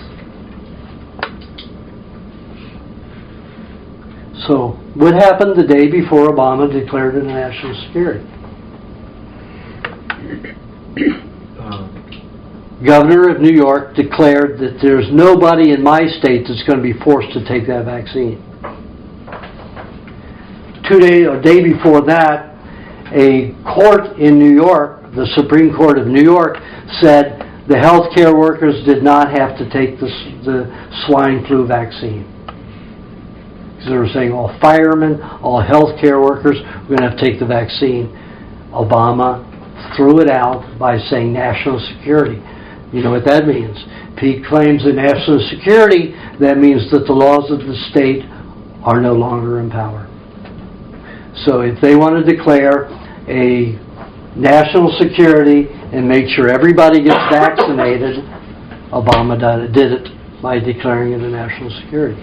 Wiped out every state of their local laws. And the only way you're going to do it is the governor of each state is going to put up his defenses and fight the military and the guards. And when this is all going, what did they do? They created 9/11 to have TSA. Do you know how many employees are now TSA? They've got a whole new military. Do you know how many employees work for the TSA? Homeland Security? We've got 500,000 people working in TSA. A whole new military. There is a friend of mine that works in Border Patrol and got a letter 2 months ago that said, as of December 31st, you will no longer work on the border. Your job will be on the interior and not on the borders. They're getting ready to do some very ugly stuff here in America. I'm gone. I'm leaving next week. I'm not going to be here for 3-4 months. Let this die over, because I'm a target.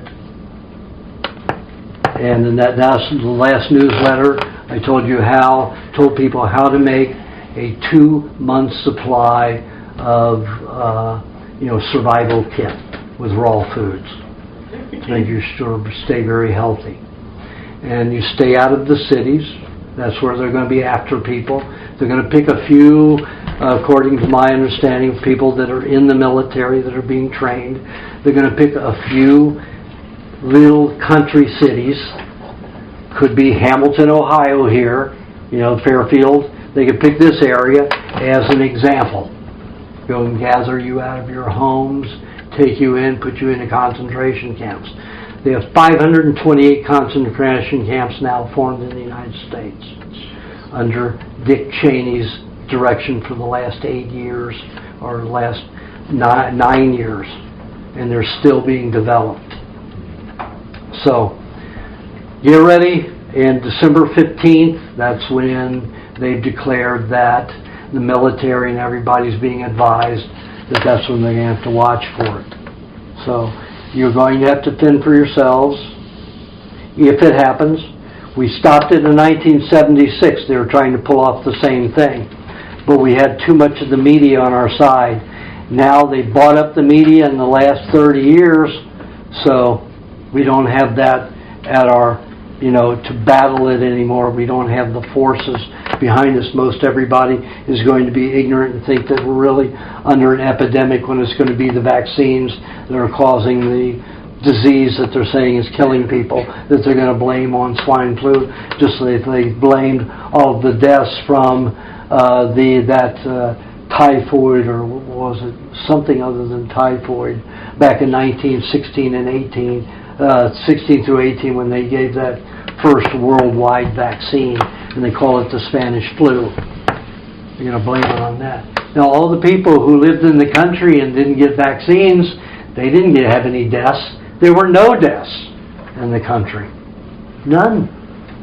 Only in the city and people who got injections in 1918. So think about that. You need to protect yourself. Okay, so the blood, so the lymphatic system is responsible for feeding every cell in the body and removing all the wastes. Now the body is so congested with toxins, and I'll get into why. The lymphatic is so congested that it can no longer take on that chore, that feat that it's supposed to of feeding every cell in the body. It is strictly a detoxifier, a neutralizer now. The blood has taken on the responsibility of neutralizing most cells in the body. What has that done to the blood? The blood is no longer, its only chore was to deliver oxygen to the body so that you could have the strength of apes and monkeys. Think about that. We had the strength of monkeys and apes when we were raw fooders. We could swing from trees. We could do all kinds of things. We could lift things twice our weight, like gorillas and monkeys can. We can't do that anymore because of the cooked foods and because the blood is having to do a job that it was not meant to do. It's only supposed to deliver oxygen. The white bloods are supposed to get rid of the carbon dioxide, deliver it to the lungs to discharge, or the cells to discharge. Sometimes into the intestines and kidneys, but that's not a normal process. The urine and the feces are not toxic waste products, are not supposed to be. They are supposed to feed the planet. They are nutrients for the planet. There are tribes that live on urine. In India, where vegetarianism is high and they only drink milk, they drink their urine because they get to recycle their proteins. They know it. In fact, next month they're coming out with a urine soda. Literally in India, coming out with a urine soda. Scheduled for 1st of November. Why? Because whatever is in your urine was your blood, without the red and white blood cells, full of nutrients. And it was the Sikhs' way in India of combating Coca-Cola and Pepsi-Cola in their country.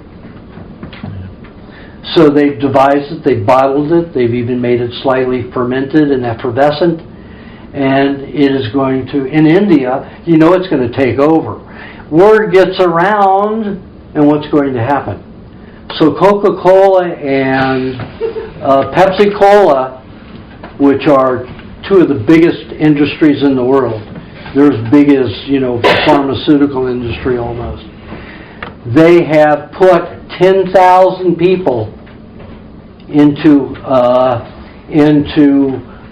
India in the past year to try to stop it. Payola. Stop people from carrying the urine, pay people off. They know that money talks everything. So they're going to try to stop it. So take a look at that. Your body's not supposed to be a toxic site. It's supposed to be a normal organism that functions healthfully in around every other organism. And that's the way it's supposed to be. So the blood is doing what it's not supposed to be doing. So why don't you have the energy that you should? Not only because you eat cooked foods that are full of environmental poison, because the blood is detoxifying and feeding the body. It's doing 3 jobs when it's only meant to do 1, give you energy. You wonder why you don't have any energy? You don't have to wonder why anymore. You know why. Then we take a look at the neurological fluid system. Now, as I said earlier, because the body's mainly transporting light and electricity through the nervous system, it is mainly fatty fluid, rich in fatty fluids. Lots of water, but mostly fatty fluids as the major constituent of that fatty fluids. And guess what? It's not oil. It is water-soluble fats from things like coconuts, things like carrots, that have high water-soluble fats. Your oils in any plant make up no more than 2 to 4% of that plant. In coconuts, it makes up 7 to 8% of a coconut. But the rest are water-soluble fats. Have a lot more chores, a lot more purposes in the body. If you isolate just those oils, you're denutrifying your body. You're demineralizing it. Why do you think there's more osteoporosis now from 1958 till now?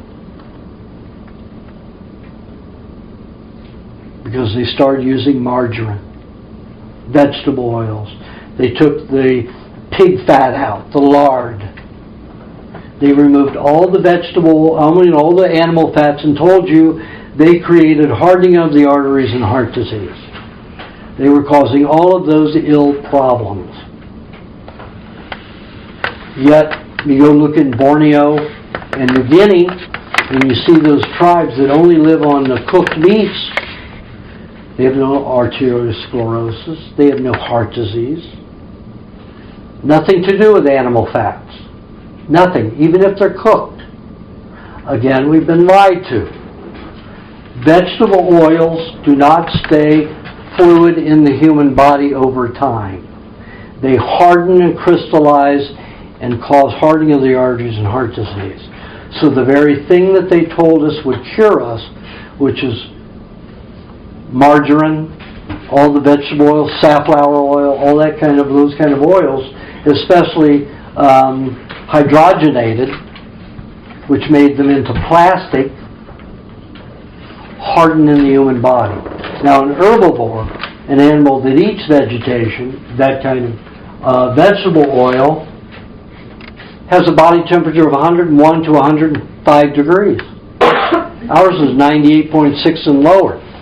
So vegetable oils in our body harden, thicken, crystallize. So that's why heart disease has grown exponentially. Heart disease was a rare thing 100 years ago. Rare. Hardening of the heart, hardening of the arteries. Now it's predominant everywhere. So, the neurological system is heavy with water-soluble fats and some oils.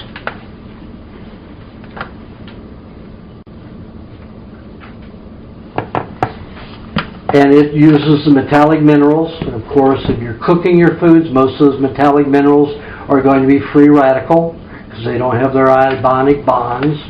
The pancreas does everything it can to realign and make those fats that are going to be utilized in their neurological system the best it can. But for some people, it causes senility, thoughts lost, all kinds of problems, psychological and mental problems. So, coconut cream is a very good thing to help your brain. Eggs are the best thing for the brain. Because you have the water-soluble fats and the oils in the yolk. And you have the protein in the egg white. But I'll get more into that when I get into foods. So the neurological system uses glycogen to utilize fat as an expression of mobility, of firing the synapse. And if that fluid is heavy and gunky stuff from carbohydrates, yes, it doesn't fire very well. It doesn't move very well, so the brain doesn't work as well. And I'm going to get into that later. So we pretty much cover the body. You know what the skeletal system is, so that you can be upright, you can lift something. Can you imagine if you had no bones and you were a worm? You could just lift something with your head, with your muscles, but it wouldn't be very high. But you couldn't jump up and down like this and do acrobatics and cartwheels and do all the things that we can because of our bone structure. And then we have muscles on that to be able to manipulate and utilize the body. And of course all the other systems that I've talked about, the muscles connected with the tendons that are connected with the bones, and those can be weak. Any part of the body can have problems if you're not eating properly and you're eating poorly, and even badly. So I think we're going to take a break now. We're going to take a 10-minute break. Everybody can discharge for themselves, secrete everything they need to do, or even excrete, and eat, and then we'll go for another couple of hours before the next break. Okay, we're going to get started. Okay, now we're going to talk about foods. Now, we have basically 3 nutrients that we need to discuss, which are fats, proteins, and carbohydrates. Everything breaks down into those 3 basic categories. Now the fats, can't talk enough about those. Those are the most important nutrient in a toxic society. Why? Because as I said before, you will find the greatest concentrations of toxins in the fats. People who have lots of problems, more problems, are people who are thin. You've heard the term fat and happy? Very, very real. I'll give you an example. About 5 years ago, a man came to me with terrible skin. He looked like he had done alcohol and drugs for at least 25 years. Thick, pockmarked, all of the results of drug abuse and alcohol. And I did his eyes, I photographed his eyes, and I read his eyes and analyzed them and said, "Are you from this planet?"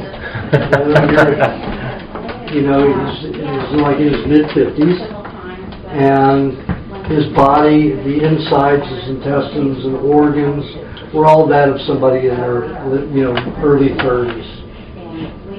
And I said, "Doesn't make sense. You're only like 15 pounds overweight, and you didn't have all the, I can see that you've abused drugs and alcohol for about 25 years." He said, 30.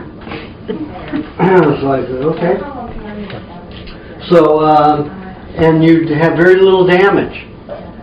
He said, "Before I went on your diet 3 months ago, I was 300 pounds. Wow. Even bad fats will protect you. The people who don't have fats, those poisons get into the cells and do damage. If you have fat, it protects them. So when I see people fat, I say, thank God you're fat. I know you hated yourself for all these years because of fashion and all of that. Forget it. Be happy you are fat. Be happy. If you're thin, not so happy. What happens with thin people? Not all thin people, but most thin people. They've got a fuse this short. Why? Because poisons are constantly irritating their system. So they're temperamental. Does anybody know Twiggy? Anybody go back that far?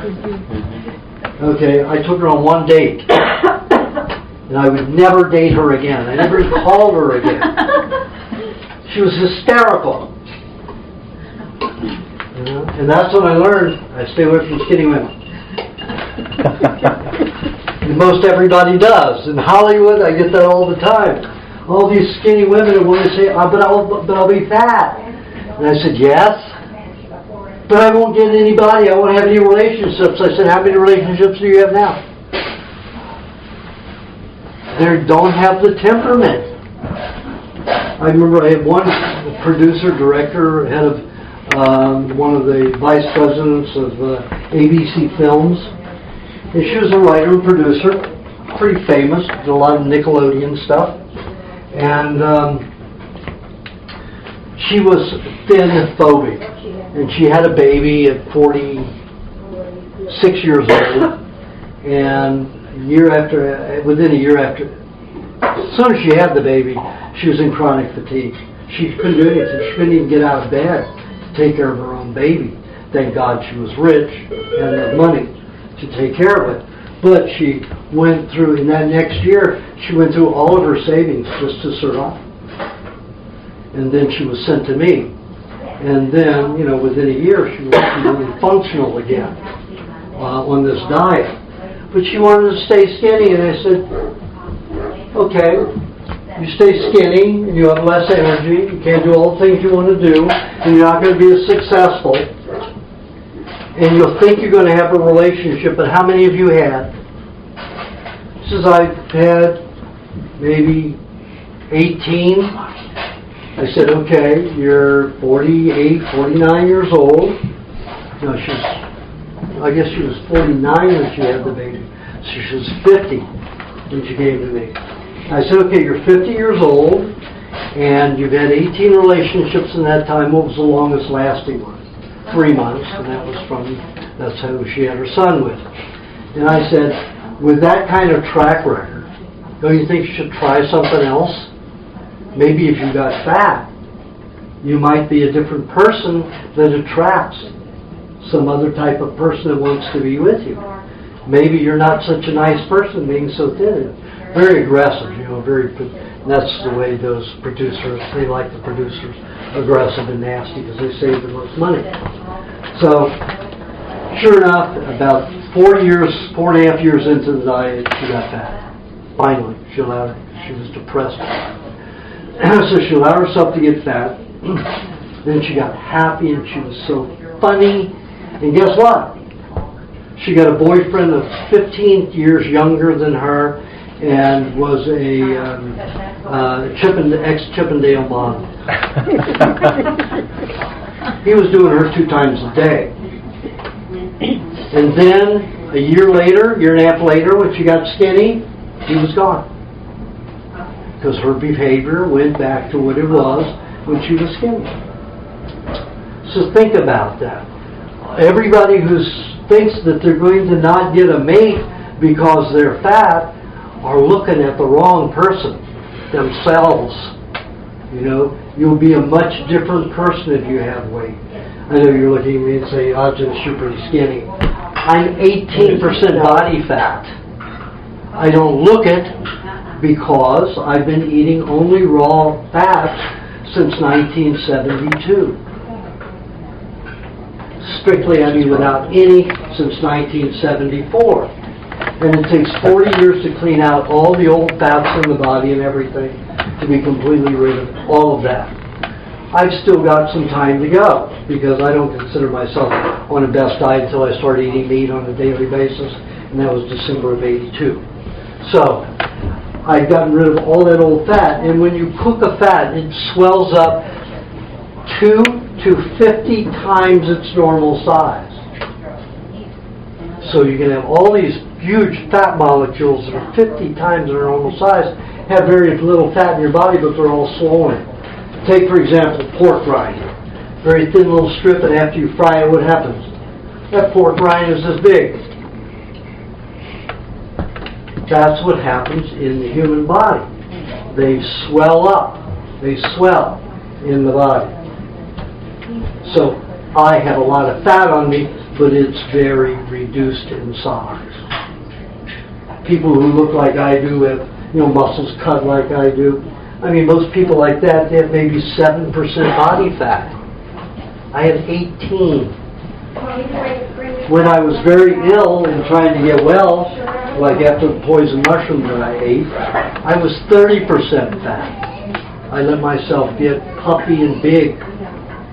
And I felt better that way. And I stayed that way as long as I had to. If I had had that kind of weight when this injection came on, I wouldn't have had this much skin damage. But at that time, I had been in Asia for about a month already, and when I'm in Asia, I can't get dairy easily. So I started losing weight, even though I eat coconut cream and all the other stuff. I get very trim and fit. I start exercising, which I never do. This is my exercise on a daily basis. So, but when I go to the Orient, I want to climb mountains and do all kinds of things. So when I get there, I start doing things and then losing weight. So when this happened, I had lost a lot of weight, so I had more damage from it. So fats are ultra important. Remember I mentioned the pancreas? That the pancreas has a lot to do, but it takes very little of the pancreas. Does everybody know Lucy? The remains of Lucy, the 3.4 million 3.4 to 3.6 million year old fossil of a woman that was found, a Homo sapien. You know how big her pancreas was? 2.5 times smaller than ours. Since we started becoming grain eaters, our pancreas has swelled 2.5 times size as normal. What else changed? Her brain is a fraction our size. Why? Our brain swells with toxins. The brain is 60 to 80% fat. So the brain keeps getting larger to be a dump site. We're not smarter. Not anywhere smarter than any other creature. In fact, we're not so smart because we'll pollute our whole environment and get each other sick. No other animal does that in the world. No other animal kills for oil. None of any of that stuff. All animals take care. Even the coyotes that I feed in my backyard. I'll throw meat out there for them, and the weakest or the hungriest always eats first. They're always very considerate, unless I throw high meat out. If I throw high meat out, they'll fight over it. There's no camaraderie when it comes to high meat. Wow. Everybody wants the high meat, and usually the big ones get it. So I have to throw it out in different spots so everybody gets some. But if I just throw out a chunk of meat, the weakest and the hungriest will have it first, and then they'll eat whatever. The others will eat whatever's left. So there's a lot of camaraderie. The brain is so much fat, and it keeps getting larger the more industrialized we became. The brain kept growing to handle the toxicity, the mining, the molten metals. A lot of people, I'm going to start talking about bacteria here in a few minutes too. I should have done that first before I went into foods. But the Black Plague, the bubonic plague, that was created by the King and Queen of England. They started using coal. They got everybody to make coal, to use coal in their fireplaces. In 1312, 1311. So they got all of London, all of Paris, all of the major cities burning coal. Smaller, dirty as hell, a lot dirtier than wood. So specialized people utilized it and handled it.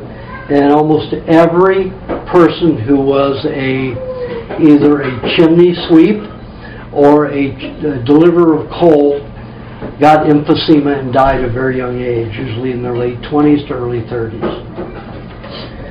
Coal is full of mercury and thallium poisons. They vaporize into the air. So you had a whole generation, 4 or 5 generations of toxically damaging their lungs one after another before this big plague happens, and then they blamed it on rats.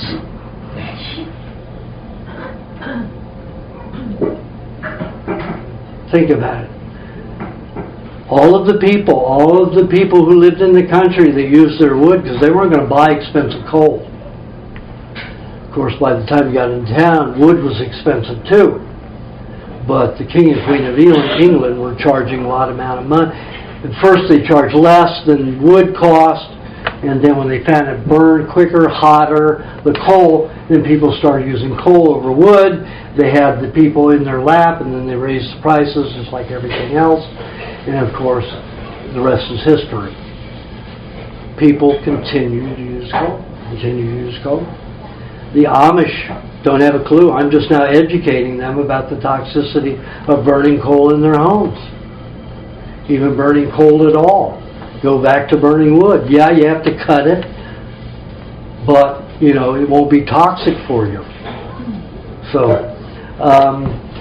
coal is a very, very bad thing, inhalation. So before I go into foods and heavily, and the brain got bigger and bigger the more industrialized we got, I want to go into bacteria, parasites, fungus, and virus.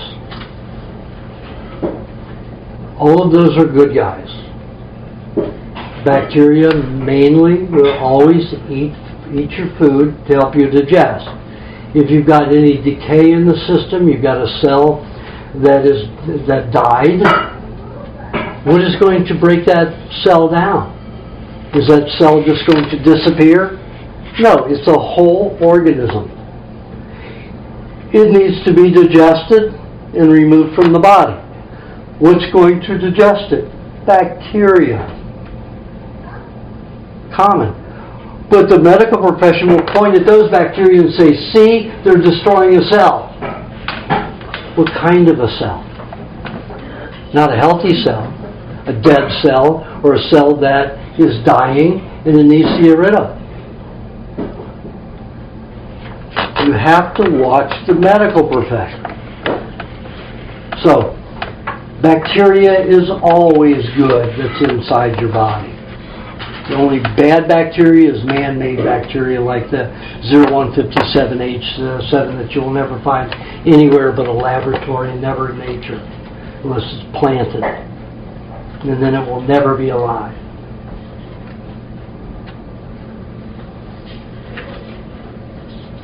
Bacteria can eat 50 times their weight in 24 hours.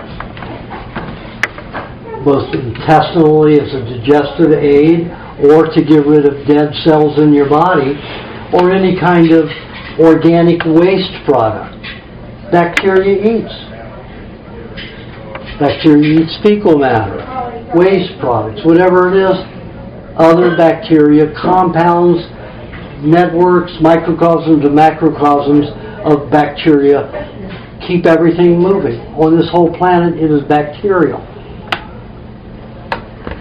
And if you really look into the microbiologists, there's one, I forgot her name, who even went into TED a few years ago, which is that organization of rich intellectuals that, pats themselves on the back because all these great things they're doing.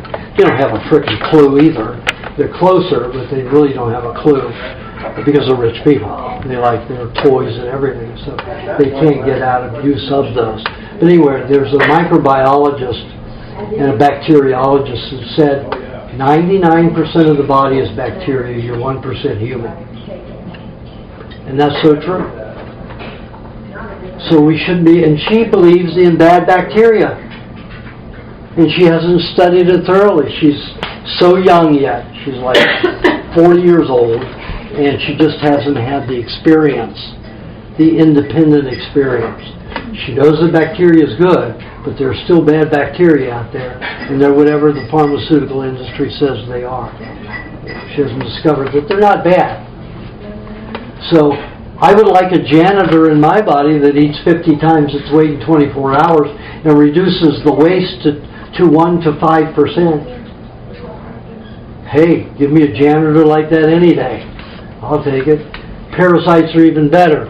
If your body collects too much waste at a time, let's say you had an injury, fell out of a tree, you were climbing up to get a coconut out of a palm, and you fell down and bruised your whole body. You're going to have a lot of dead cells from that. If you fell on something sharp or a stone or something, you're going to have some damage in the body. Now, removing that much waste quickly, bacteria can't always do it. So your body will incubate parasites from your own tissue. Parasites are a natural part of every animal cell. And to prove that, I spent $60,000 on this experiment. Took a laboratory room completely isolated. We built it, everything natural, no asbestos or anything. Built the room, had it divided with glass, and then I had a funnel going up from in this chamber. I was putting some lamb or sheep. It wasn't a lamb, it was a little older. Sheep, freshly butchered in a sterile environment right outside this room. Nothing ever touched it, contaminated. Put it in that, closed the chamber over it, a chamber within a chamber. And this was all blown with glass. It went up and then to the other side where I did the butchering, and then that went over and was funneled over a corn dracaena, which produces a lot of oxygen. 3 HEPA filters to blow the oxygen through the 3 HEPA filters, so no parasites, nothing can get through it. So it was getting a natural oxygen. So everything would be as it is in nature. Now, this animal had no parasites. It was a completely healthy animal until I butchered it. And then I ate the rest of it. Made use of it. So in 3 days, and we kept the room at body temperature of the natural body temperature of the sheep, which was about 102.2 degrees. So we kept it right at that temperature. In 4 days, it was full of parasites. Various kinds of parasites. and loaded with bacteria. This was nature.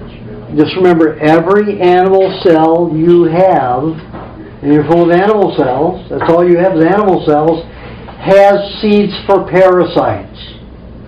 Something that comes out of hibernation only when you need them. So if you have parasites, you're supposed to have them. You are supposed to have them.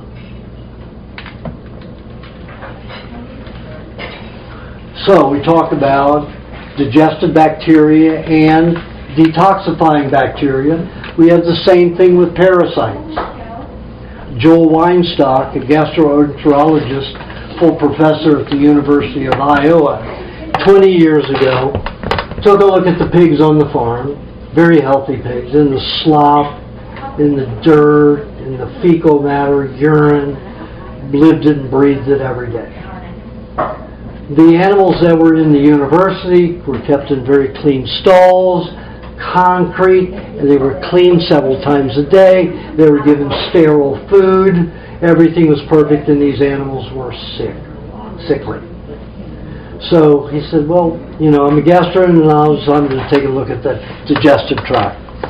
So he looked at the digestive tract. The animals, the pigs that were in the university, had no trichinosis. They had no whipworm in their intestines. Yet the ones on the farm were full of these parasites and were thrivingly healthy and robust, cantankerous and everything. And those that were in the university were just slugs, literally slugs. So he said, I'm going to do an experiment here. He took the whipworm, the trichworm, from the pigs on the farm and infused them into the intestines of the small intestines of the pigs at the university. In 5 days they were well and energetic. Guess what digestive tract we are most like all animals in the world, even more so than primates, the pig. We have a digestive tract more like the pig than we do the apes and monkeys, other primates. Every tribe that I know on the planet has trichinosis in its intestines.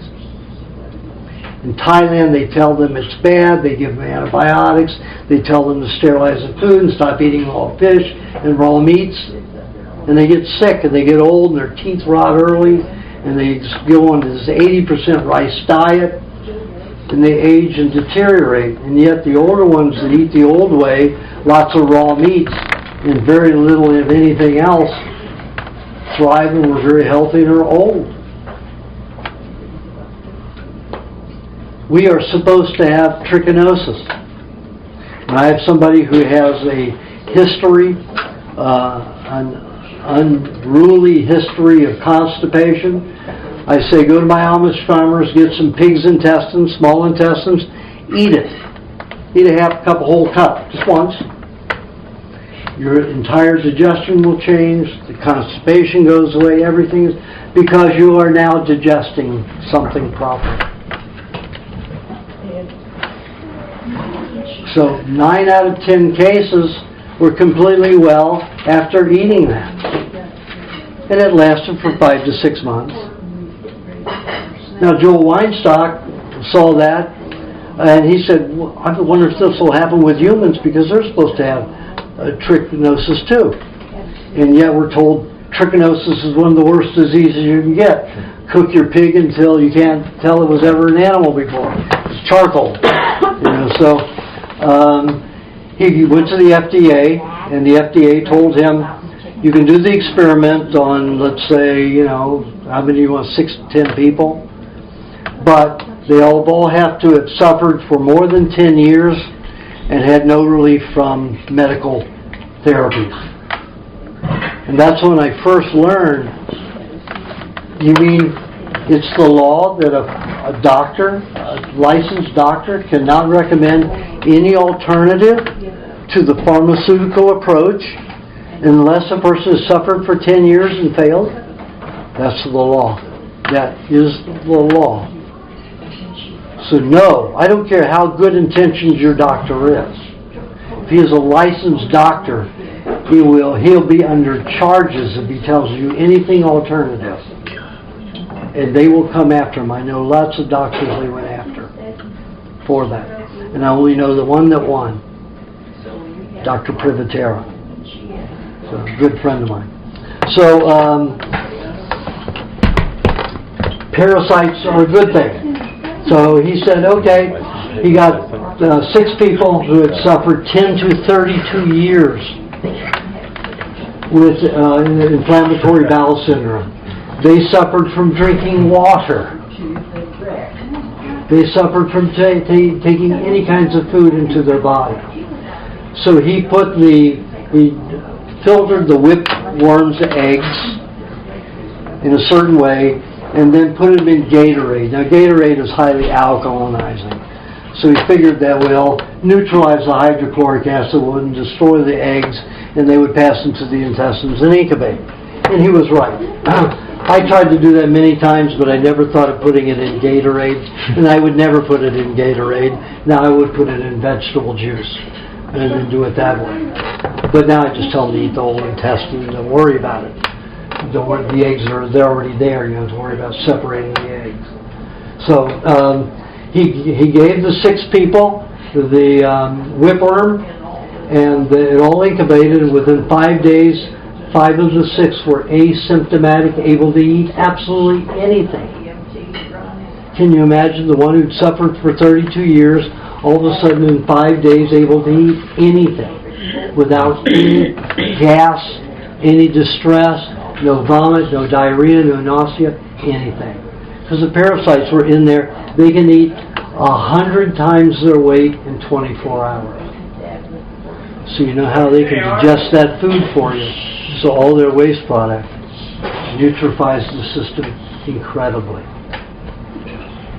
So you have detoxifying parasites and you have digestive parasites. In most tribes, when they eat meat, they don't chew it. They don't grind it or chop it. They're eating big gobs of it.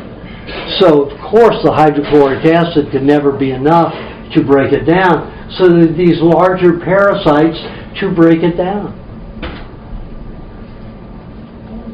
Very simple. The body and nature works wonderfully with the human being, the human condition, the human needs.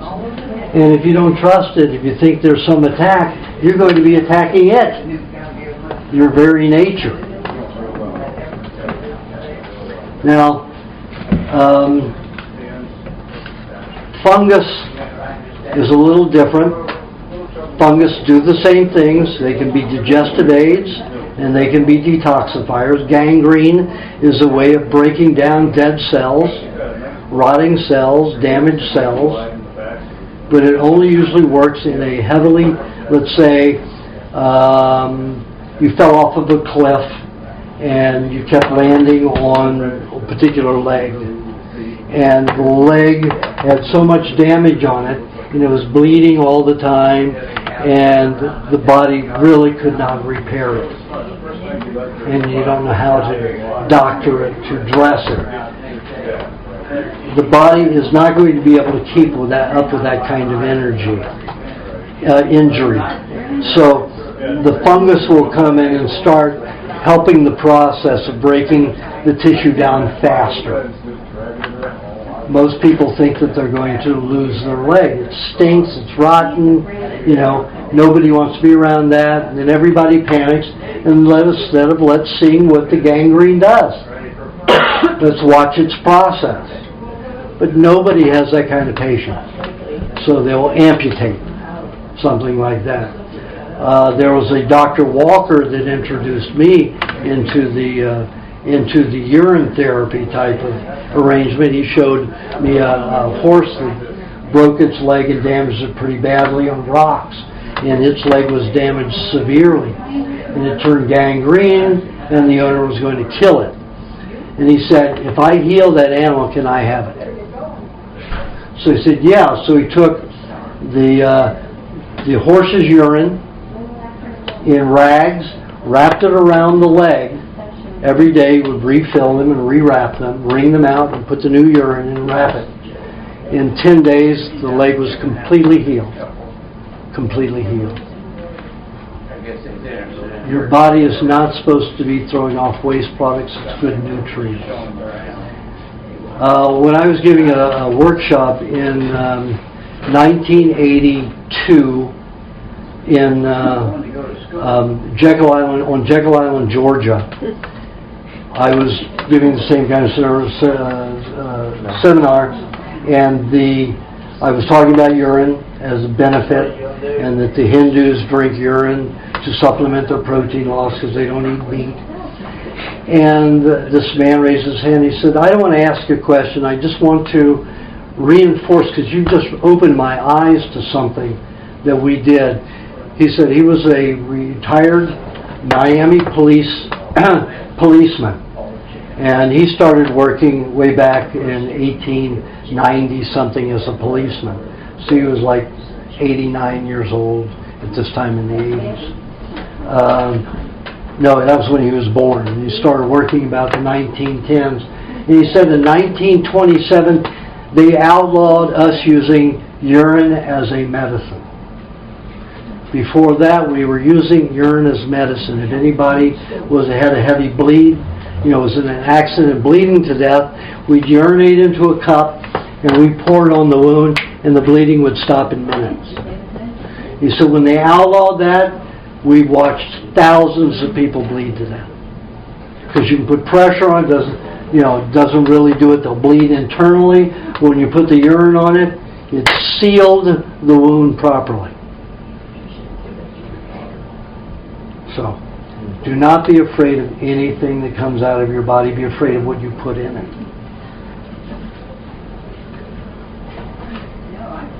So, parasites are good. So this fungus can be helpful. Now, fungus is how good cheeses are made.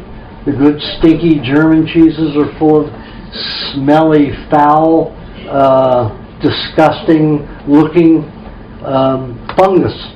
They put them in the caves that have particular fungus. Each cave has its particular fungus. So that's why the cheeses are so different coming out of France and Germany, because they grow them there. Now I got the farmers in Pennsylvania, the Amish farmers, to start making the cheeses that way. So you'll notice if you get cheeses from many of my Amish farmers, they mold heavily in your refrigerator. It's not a bad thing. They're continuing their pre-digestibility so you can utilize those cheeses to build you strong. Now, what was the difference between the Germans and their superior race in the 30s and 40s? They ate more steak tartare, raw meat and raw eggs, than any other nation. Something like 20 times that they ate in Paris. Plus, they ate all of these raw fungus cheeses, the raunchiest, stinkiest cheeses. They became an incredibly healthy race from those pre-digested foods. And all that steak tartare.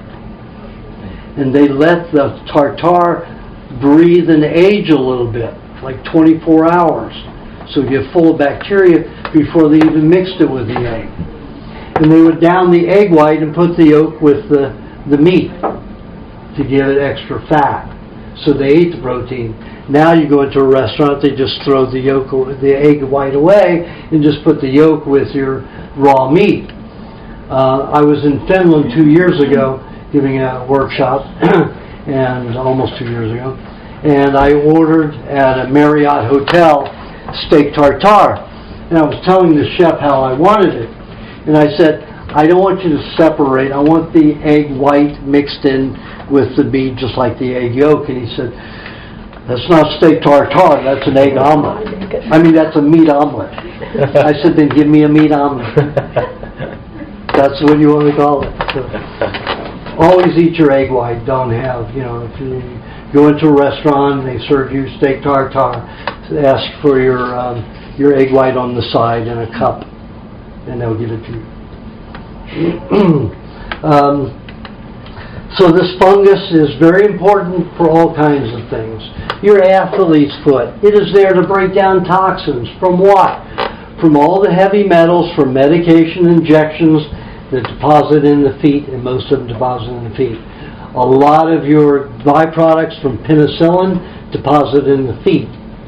So this is a fungus that is helping break down the dead tissue in your feet from all the toxins from medication that's stored in the feet. No one has ever gotten athlete's foot that didn't have medication. There's no such thing as a fungus in the Amish, Mennonite, or Quaker communities.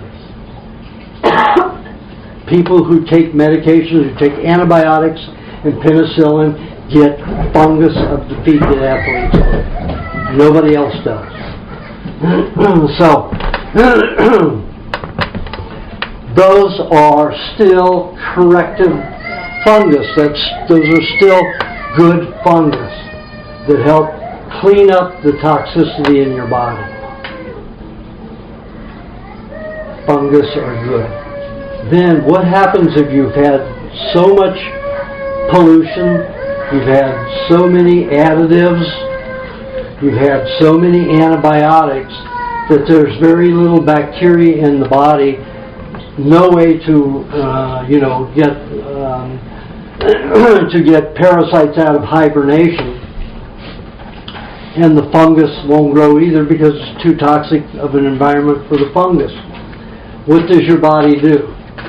It makes solvents, just like we make soaps and solvents. Only it makes them like enzymes that fractionate your food to be able to dissolve substances so that they can be eliminated from the body or digested. So you've got this enzymatic activity, and the byproduct of that enzymatic activity is called virus. So anytime you look at the chemical structure that the pharmaceutical houses or anybody shows you is actually the byproduct of the body making solvents, enzymes, whatever you want to call them, digestive enzymes, to break down particles of a cell or all of a cell that's completely damaged and dissolve it so that it can be eliminated. This is debris. It's not alive. Viruses are not alive. There's no nucleus. There's no respiratory, digestive. There is no circulatory system. This is just protein waste with RNA and DNA structure because it dissolved animal tissue with the enzymes that were responsible for fragmenting, or which they call fractionating particles. Unalive, not alive. So your body makes these to break down things that are so toxic that the bacteria, fungus, and parasites cannot feed on it because it will kill them. You have to have some way to eliminate it. So 100 years ago, rarely got a virus unless you were a blacksmith or a silversmith, something like that. If you were an average individual or you had burned coal in your house. Then you had colds. Colds were predominantly bacterial. Now everybody's getting flu because they can't have colds because the bacteria and fungus aren't working properly. They're too toxic. Now the problem with using virus, using solvents or fractionators, whatever you want to call them, to clean up waste and toxicity is that, like when you use a solvent, you'll dilute it in water, then you clean up your mess, and what do you have left? You've got a whole couple of gallons of waste product, highly contaminated. Now when you have the fungus, the parasites, and the bacteria, they take that toxic substance and reduce it from 1 to 5%. So you've got very little toxicity to deal with. When you're dealing with virus, it's spread out all throughout your fluids everywhere in your body. Highly toxic. For example, take a look at the difference between meningitis. In the pharmaceutical community and the medical community, they look at bacterial meningitis, whether it's spinal or cerebral, brain, as not so dangerous if it is bacterial. But if it's viral, very dangerous. Stroke, death, paralysis. Why? Because of all the swelling of the toxic fluid that remains. The bacteria are doing it, the product is waste, there's very little swelling. When the body's using virus to do it, the fractionators to do it, the enzymes to do it, you have all this massive waste that causes swelling in the nervous system, can cause paralysis, permanent damage in the spinal cord of the brain. So take a look at that. Virus we don't want, but they're the worst. They're the worst of the best. There is of cleansers, and they aren't alive. They're not contagious. If Tide soap's contagious, they're contagious because they're found in every home. Everybody makes virus when things are too toxic, so it isn't spreading it no more than a rooster crowing at the sunrise causes the sun to rise. Hello? Everybody, especially if you're in the same household, eats the same stuff. You're around the same toxins. Everything is pretty much the same. So you're going to get the same things at the same time. You're going to have the same weaknesses genetically. And that does mean you've got a genetic thing that predisposes you for this. No, you've got a breakdown in genes in your body because of your ancestral diet has been the same and you haven't broken it. And it isn't a good one. Now, diabetes runs in my family. I've got 8 cousins that were diabetic by the time they were 10. I was diabetic by the time I was 15 and a half, but that was after the 3rd polio vaccine that brought it on. Incurable. Diabetes is incurable, right? Juvenile diabetes. Forever. I haven't had any insulin since I was 22 years old. 42.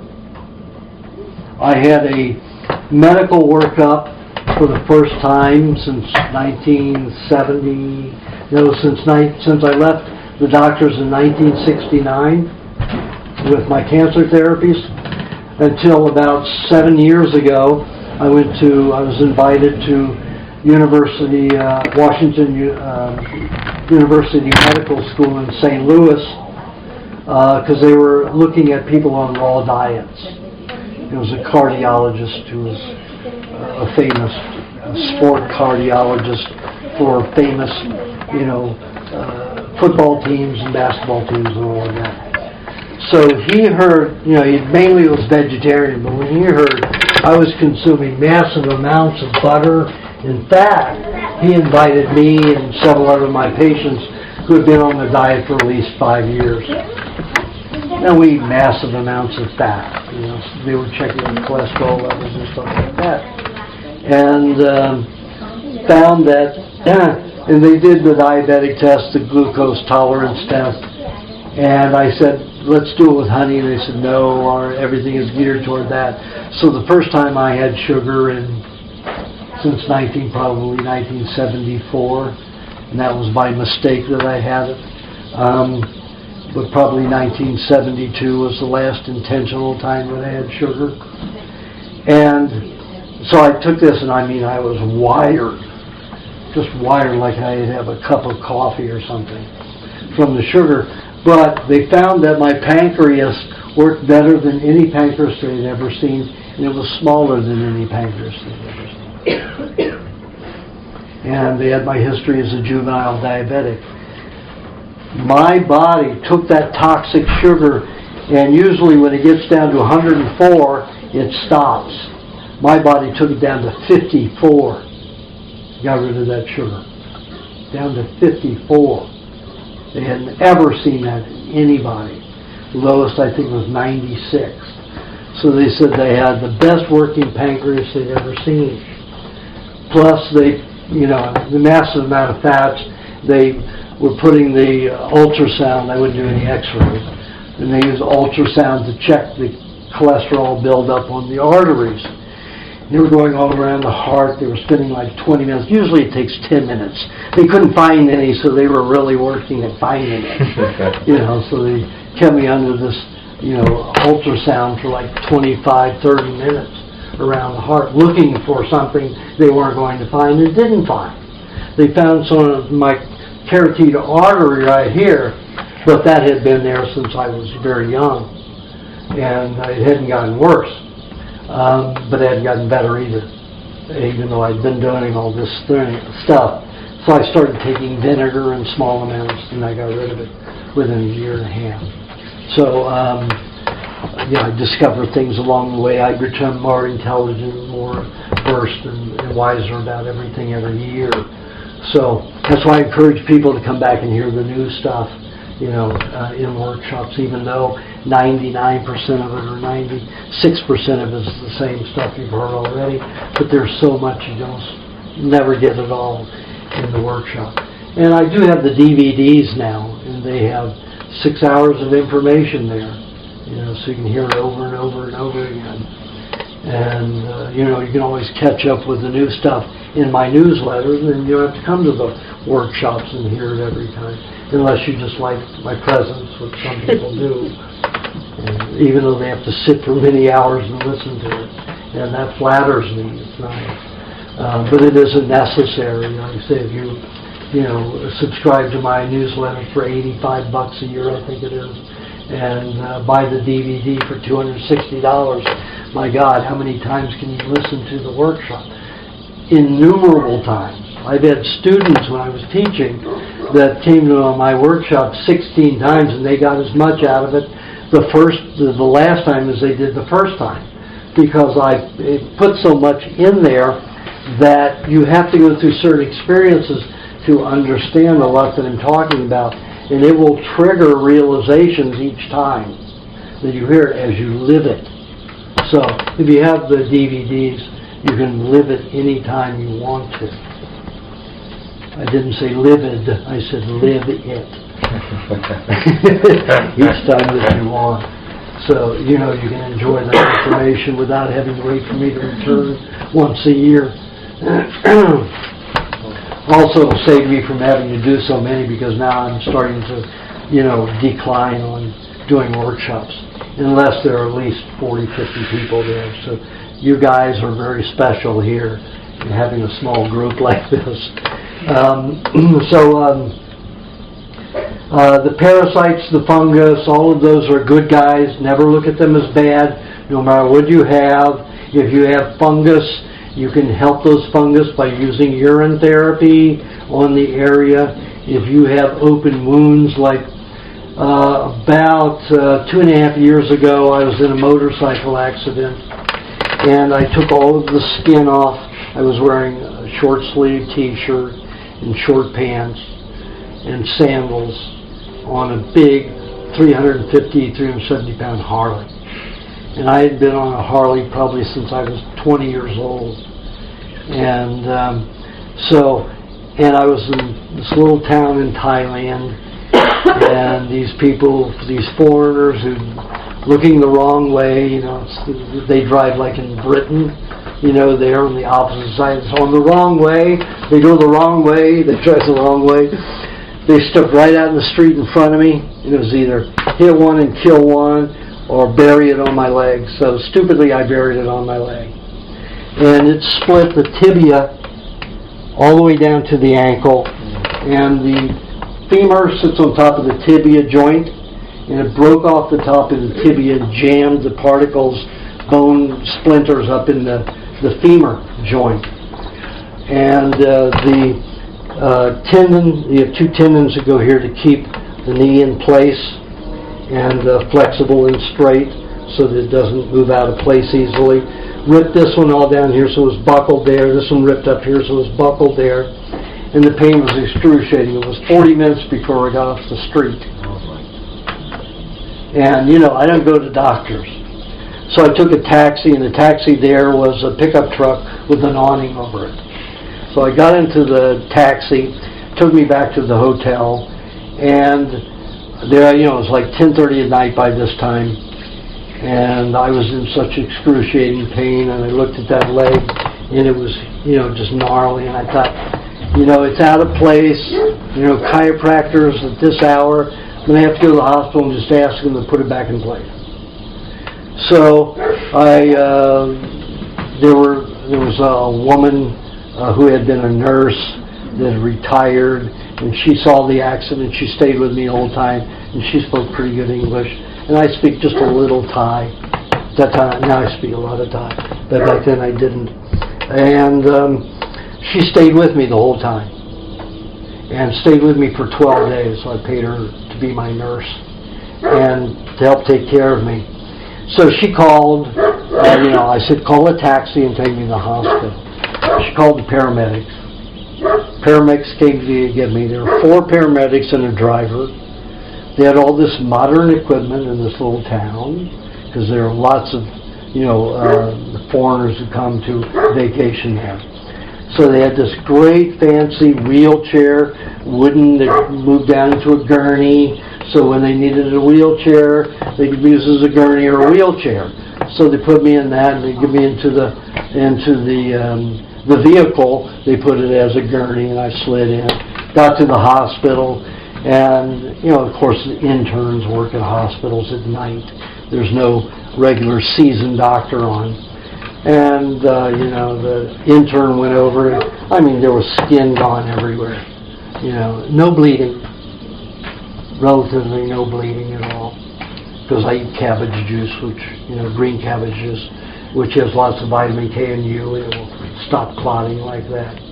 So, anyway, when we got back to there, one thing that I did before, because I was there 45 minutes to an hour before I told them to call, the cab to get me, I took lime juice, which is a natural antiseptic. It is such an antiseptic that will surround dirt and particles, and I had asphalt all in this wound. I was down to the muscle. Even some of the muscle was scraped away. I had a 350-pound bike carrying me 25 feet on the pavement, just taking the skin off all the way down. It shaved my ankle bone flat. It shaved this bone flat. It shaved my elbow bone pretty close to flat. So that's how bad the damage was. So I put the lime juice on it first to surround those particles so I wouldn't lose all those white blood cells that would then have to come in a so-called infection. Those are the white blood cells that are cutting to try to get rid of the poison so that you can get well. The either dead tissue or particles that don't belong in the human body, like the asphalt and sand that gotten into it. So I screamed, of course, bit on towels and screamed as we put the lime juice on. I had the lime juice in the room, so I put that on. Then I put coconut cream and honey on top of that to make sure it didn't dry out. And then I took thin slivers, like 16-inch thick slivers of meat, and put that onto active skin. So when I got to the hospital, they freaked out because they had the raw meat on it and everything. And looking at this, and the intern thought I was out of my frickin' mind. I was going to get gangrene because I was using raw meat on my skin. I needed to be grafted from my butt and other thigh here to put the skin there.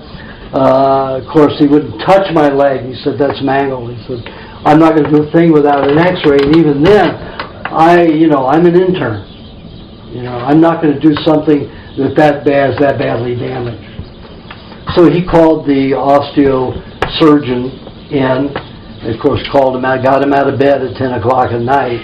So he came to the hospital, and I said, I'm really sorry they got you out of bed. There's no way you're going to do surgery on me, but I just want you to put it back in place.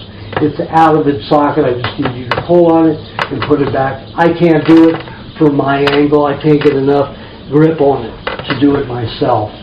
And I need somebody who's experienced in putting bones and adjusting things back in place.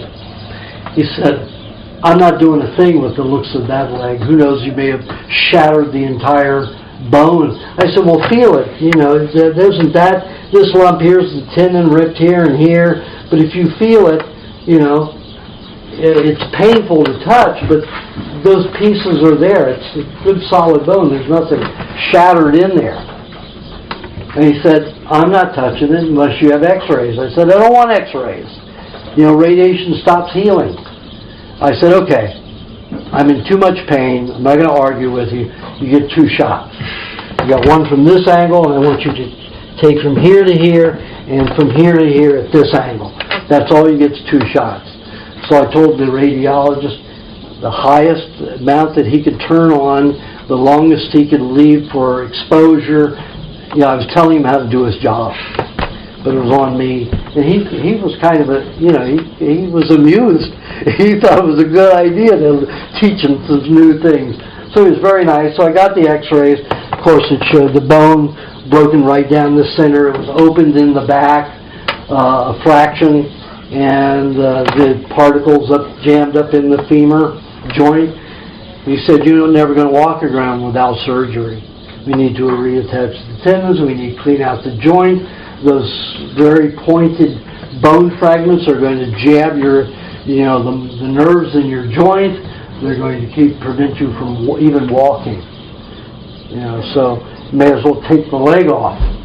You know, you need to be grafted, and we need to go in and open this up and put pins in that tibia, because it's open in the back and it'll never close up on its own. I said, well, I'm on a good diet.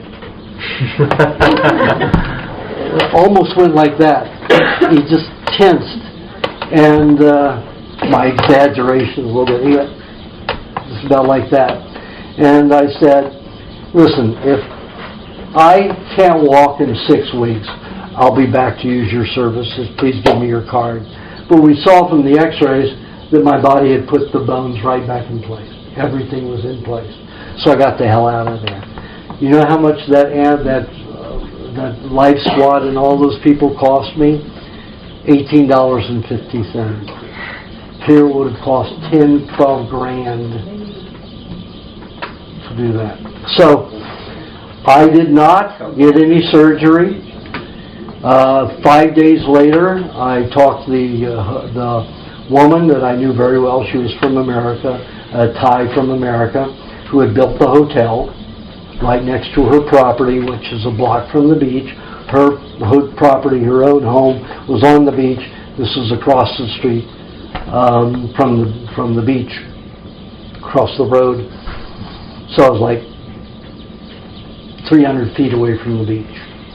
I talked to her not to putting any chlorine into the swimming pool so I could exercise in it.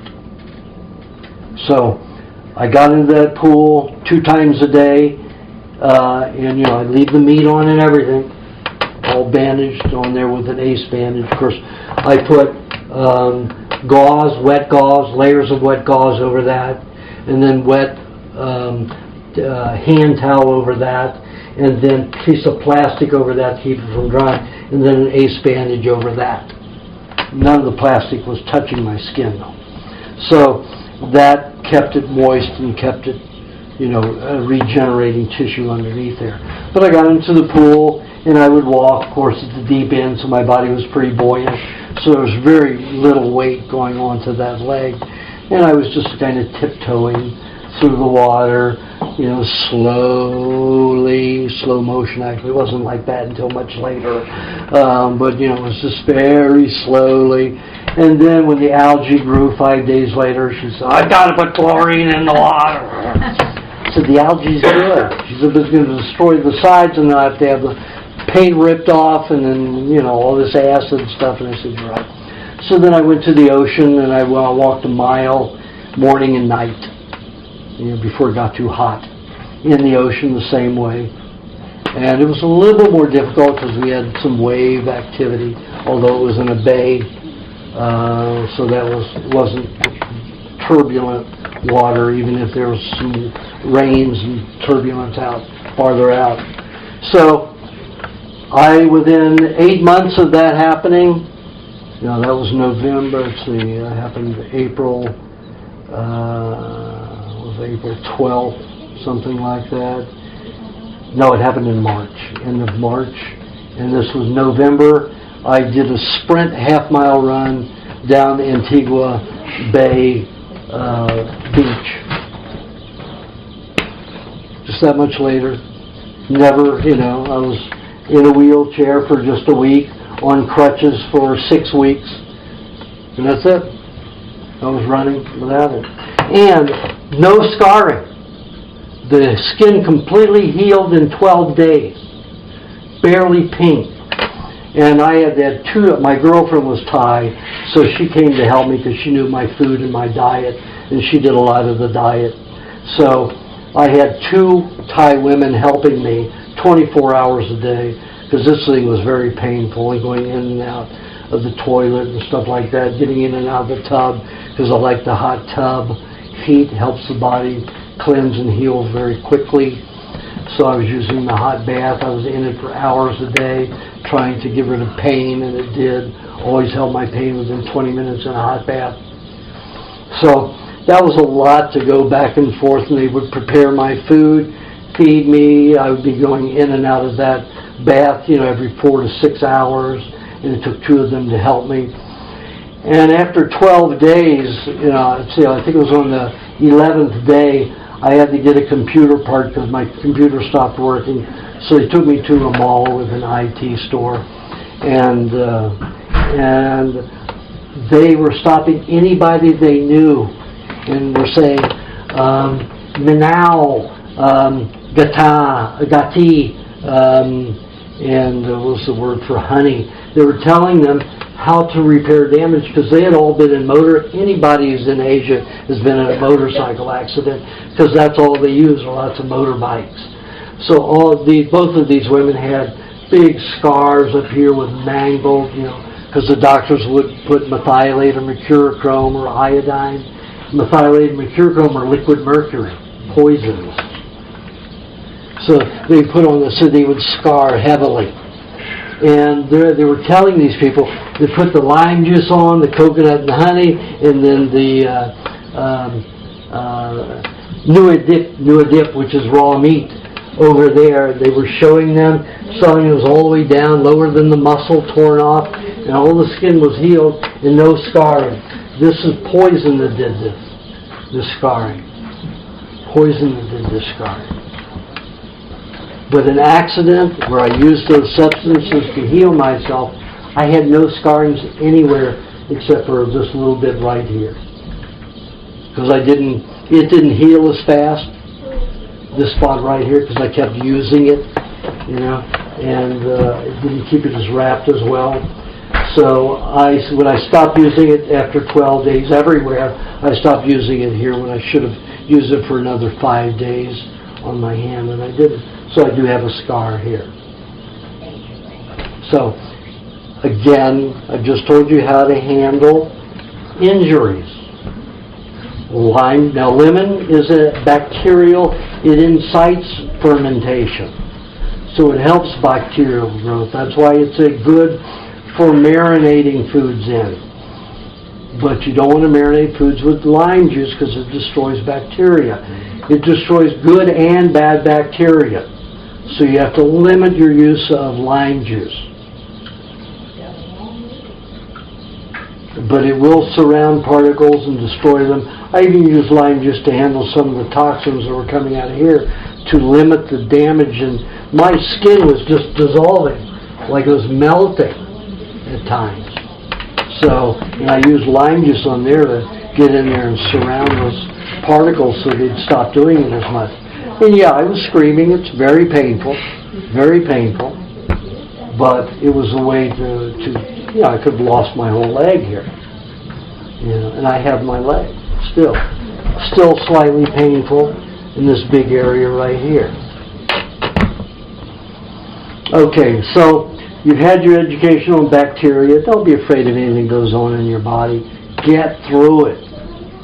There's always a detox. There's always your body getting better as long as you're feeding it properly.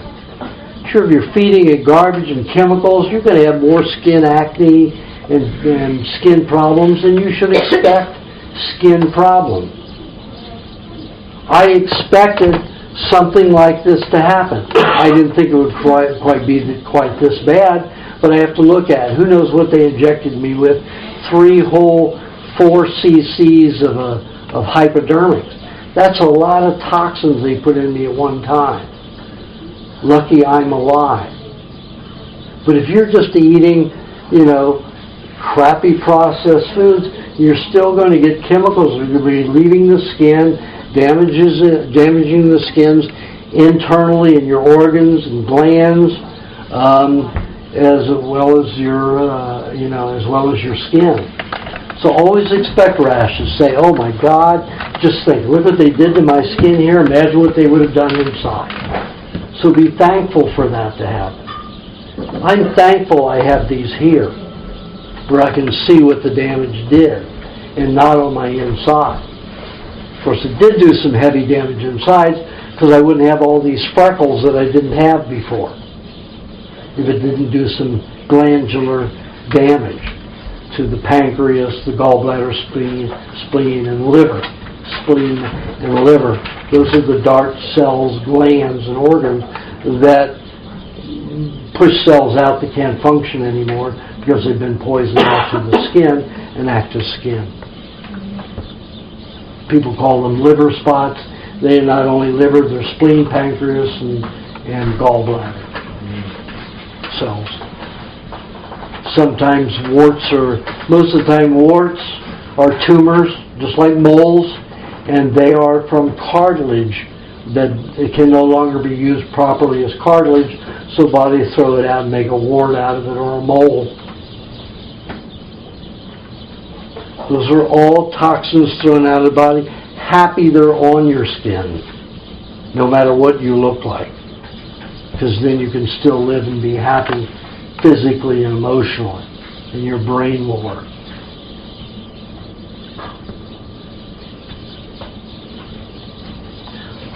Okay, we're going to get back into food. So fat, so important. 60 varieties of cholesterols. A third are to lubricate the body. A third are to cleanse the body, to make those solvents I was talking about. A third of them make white blood cells. White blood cells clean the body. And a third of them are for energy. Now when you eat a fat, the molecules, the calories of fat, give you 2.5 times more energy than protein or carbohydrate. 2.5 times more. That's pretty phenomenal. Who the hell wants carbs and proteins anymore? Just eat fat all day and be strong and healthy and happy, right? Oh, but you don't look good. You see what the people who run the world have done. Keep you skinny and unhealthy, not eating well, and basically have you in complete control. Because you're too sick to be vitally healthy and take over the country. Take over their monopoly. And to them it's a monopoly game. You're just, pieces on the board. It's just a fun thing. I've met some of them. I've been with some of them. These are not very nice people. I mean, they got great charm and all of that. They're so filthy rich to get everything they want. And, they're completely happy. But when you look at their concepts about people, here you're this little hick town of Fairfield, you deserve to be treated like ants. So they will treat you like ants, and they do. So, fat, very, very important. Take, for example, have you ever seen a skinny wrestler? Have you ever seen a skinny weightlifter? No, because you have to have fat. Lots of fat. And take a look at even though all that stuff is pretty well choreographed, that wrestling business, these are acrobats that do brutal stunts. I mean, they're flipping and slamming on each other.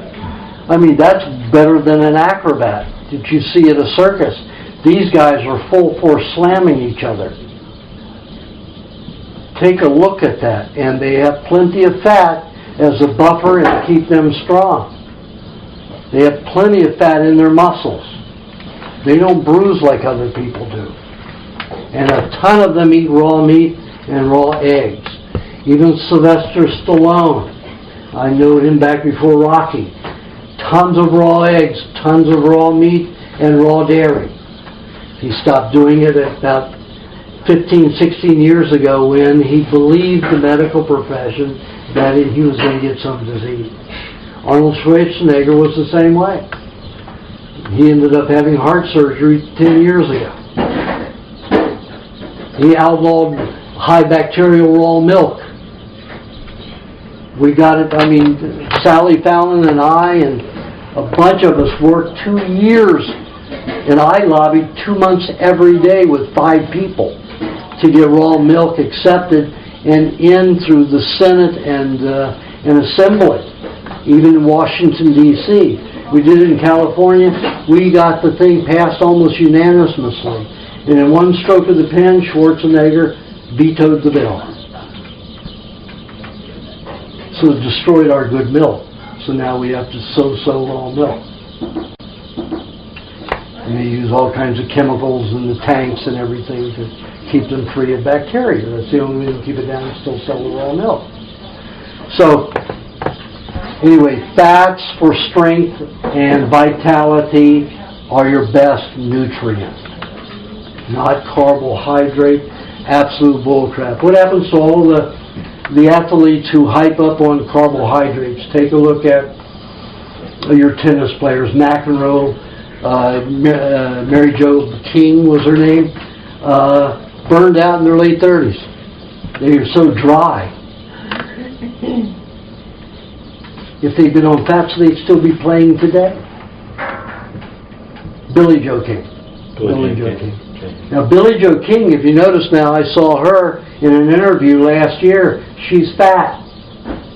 None of that dryness that she had, when she was playing, because she was on a high carbohydrate diet. Bullshit. Also, if you've got a bruise in an area, if you've got a damaged joint, you don't put ice on it. What happens when you have a damaged area? The body brings more circulation into it, more lymph, more nutrients from the blood to clean and heal the area. You put ice on it and you restrict it. You actually solidify the blood in the lymph. You harden the fats. What happens when you put butter in your body? Stays fluid, very liquidy, very, very liquidy and lubricating. You put it in the refrigerator, it hardens. When you put an ice pack on an area, what happens to the fat in the lymphatic system? Hardens and freezes, it stops moving. The blood slows down terribly to the area. So what happens is you cause massive scar tissue in that injured area. So what happens, your athletes are burned out in their 30s because their joints never heal properly, full of scar tissue. They have one surgery at another, scraping out the scar tissue. But they keep making the same mistake. Ice on it. Terrible. You put heat on it. They say, well, wait 48 hours. After 48 hours of the lymph system not flowing in that area, you've absolutely done no cleaning. You're going to scar, period. You put heat on it right away. If you're bleeding, you drink a cup of cabbage juice, green cabbage juice, not Chinese leaf cabbage, but the head cabbage, green. Some people call it white cabbage, but it's the head green cabbage. Drink a cup of that, you won't bleed. Put the heat on it right away.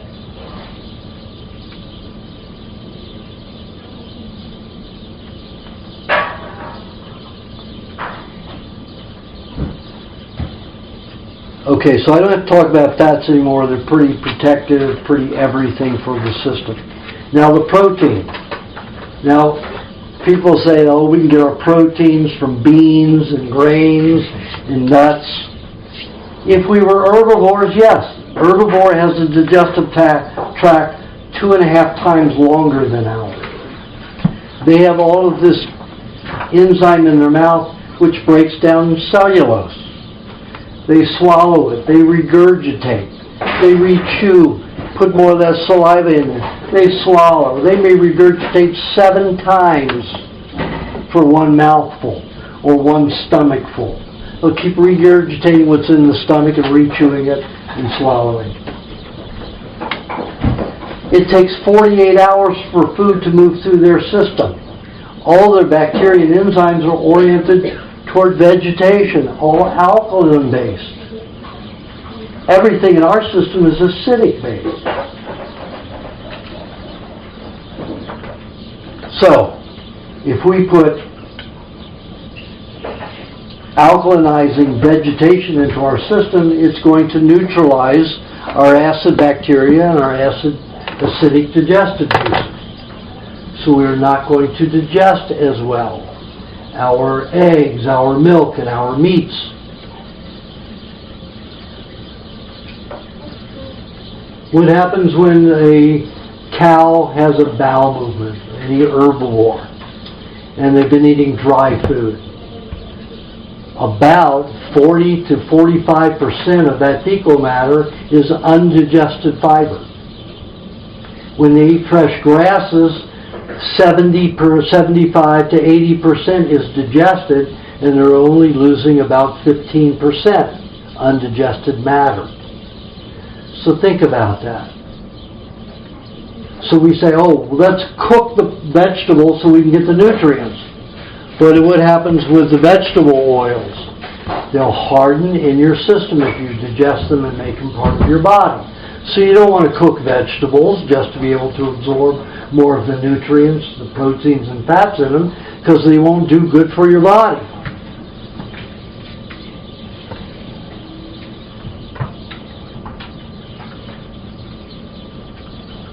Protein from animal tissue, eggs, and milk, any form of milk are the best forms to get your protein. Now the milk isn't very concentrated in protein like flesh foods are, and they won't help you grow tissue or divide cells rapidly unless it's straight from the cow. Once you've refrigerated, once the milk has dropped below 76 degrees, those hormones are no longer active. Now, Joe, when he gets my milk today, he will not refrigerate it. We'll leave it in the house. Here the temperature's probably not really, probably 73 degrees, so it's still too cold, but still a little active longer. And I won't refrigerate any of that milk the whole time that I'm here. And I'll use it for 5 days. Put a little bit of honey in it, and in each one of the gallons that he gives me, or that I buy from him, and that'll help it. And I find that it goes into a better kefir, and it's a lot richer, and it does nutrify me protein-wise more than milk that has been refrigerated. But the only way we humans on our even a good primal diet is to eat lots of flesh food. Now, it doesn't have to be red meat. It can be any kind of white meat. Now, when I talk about red and white, it's not they are not colors, they are classes. So red are large four-legged animals, and white are 2 legs or no legs, like from the ocean. Crabs fall into the white meat. They have legs, but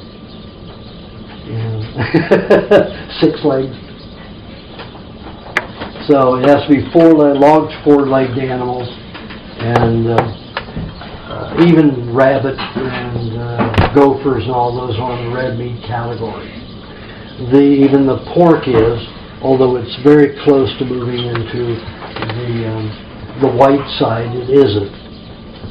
So ocean wild-caught fish is the only fish I recommend, no freshwater fish, because our rivers and lakes are about 35 to 40% polluted. The ocean is only 4 to 8% polluted, depending upon where you look.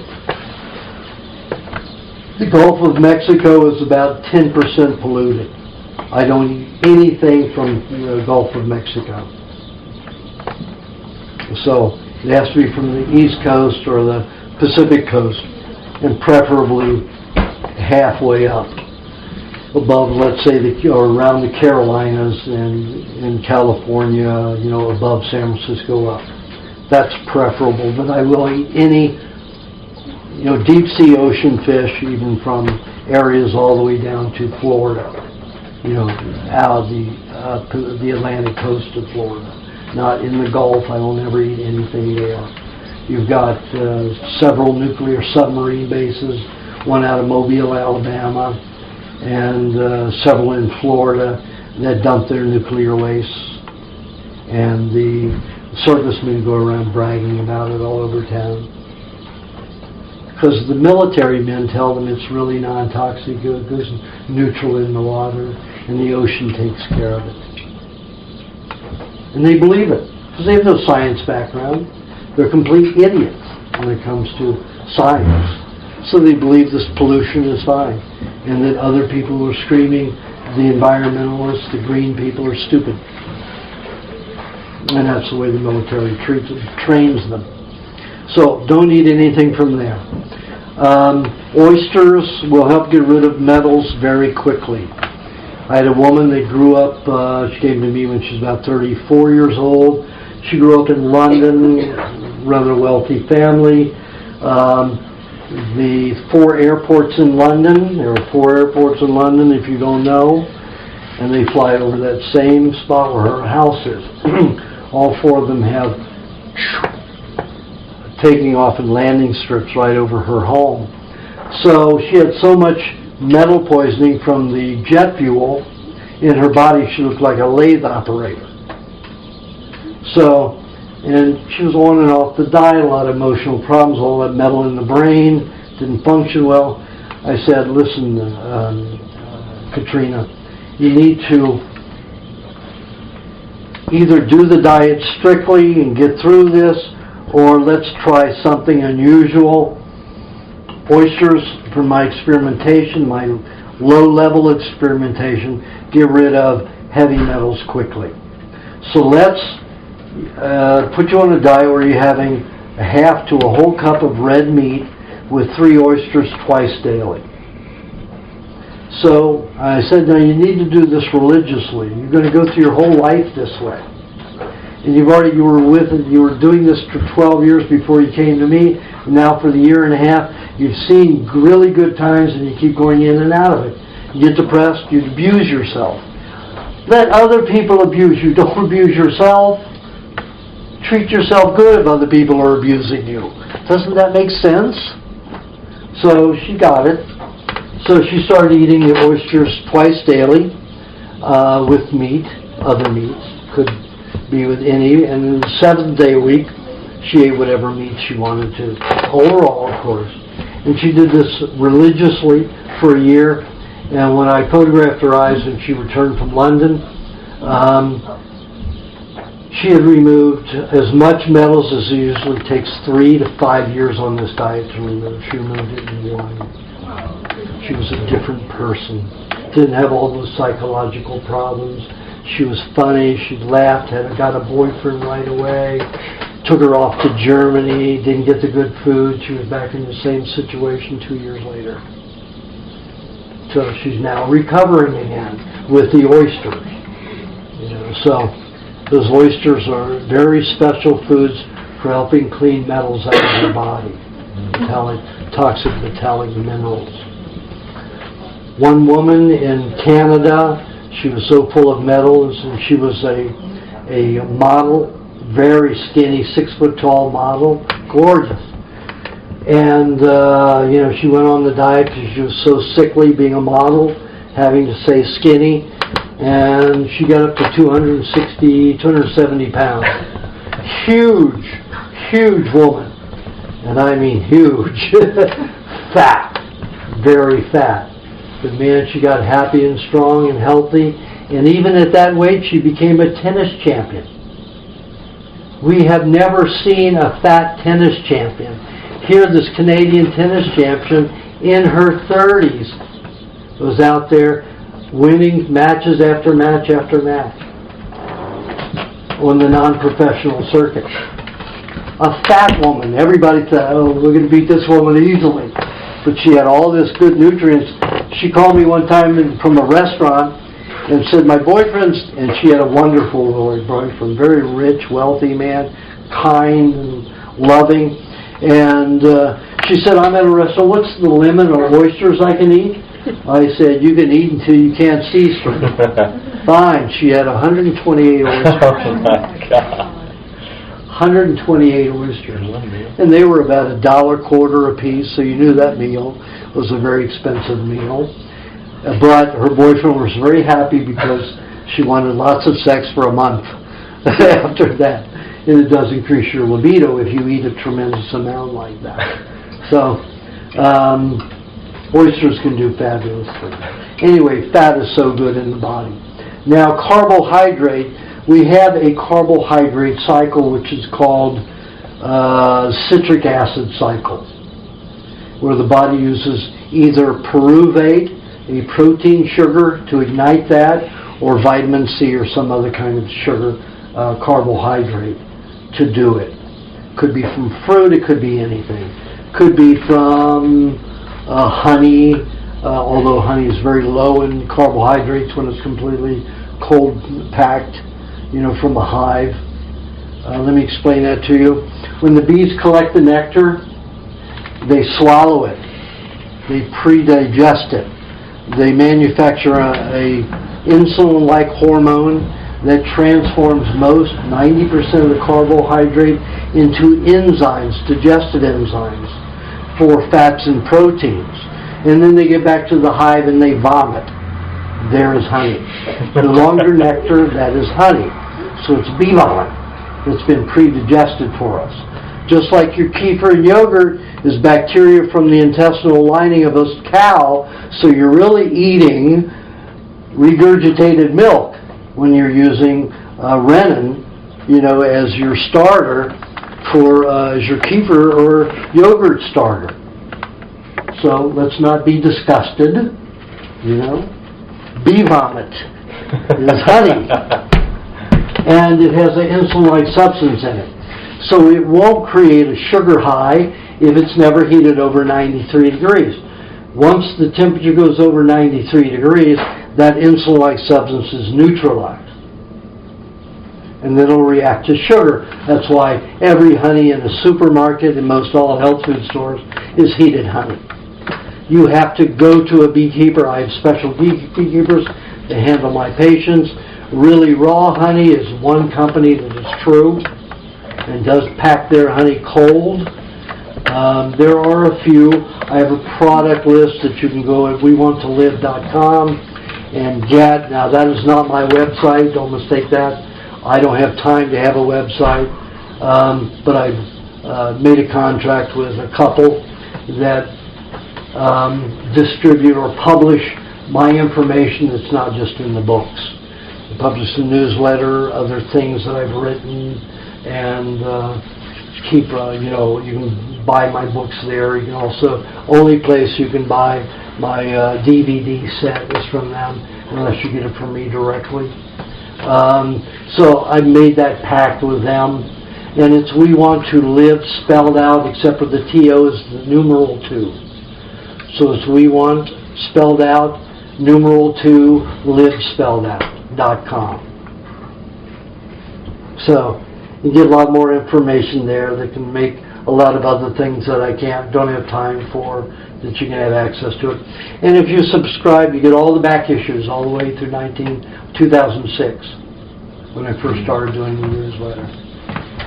So, the carbohydrate, that was all about that product list.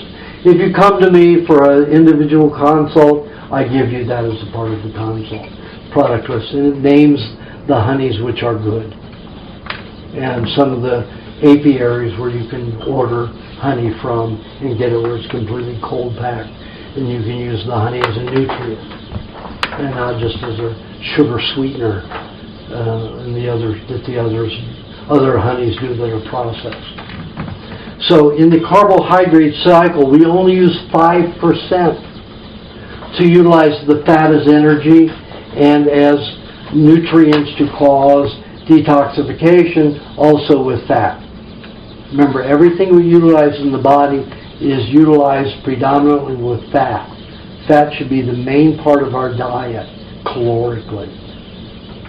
Should be almost 60 to 80% of our diet calorically.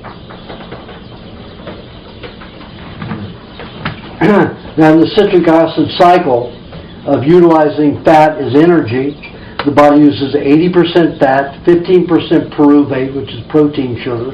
Sugar is made from proteins, and then 5% carbohydrates, either as vitamin C or as a sugar.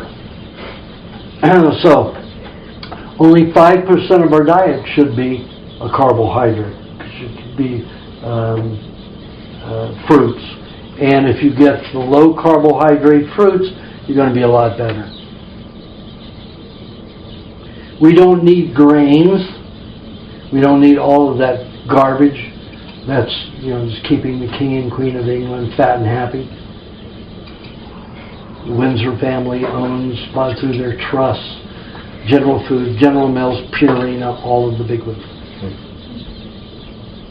King and Queen of England, Windsor family owns all of the major food processing companies in the world, in every country. They don't own Coca-Cola, they don't own Pepsi-Cola. Those were renegade people that started that. King and Queen of England said they would never make any money on it because nobody's going to be stupid enough to just drink chemicals. Well, King and Queen of England were wrong there. People are plenty stupid. And I tell people that, I said, there's absolutely no food value in there at all. And now that they've stopped using corn syrup, which was the nearest thing they got to anything food value in it, and then it's so processed there's really no value in it, they use aspartame, which is one of the most toxic substances on this planet. And Dick Cheney was the one to push that through the FDA. All those studies show that it caused terrible diseases in everybody and every creature that ate it, even insects. So, anyway, that is the major things that is, and there are 11 different names for it. So you don't know it's aspartame. And they call it friendly names, like a sugar supplement, or a maple syrup supplement. They don't say it's a chemical, it's strictly a chemical, it tastes sweet, but it's a poison. So, carbohydrates, just keep them down to a very minimal level. Now let's talk about food as far as combining and how to eat them in a day. What gives you the best nutrients to be clear, concise, and focused, and energetic in every day?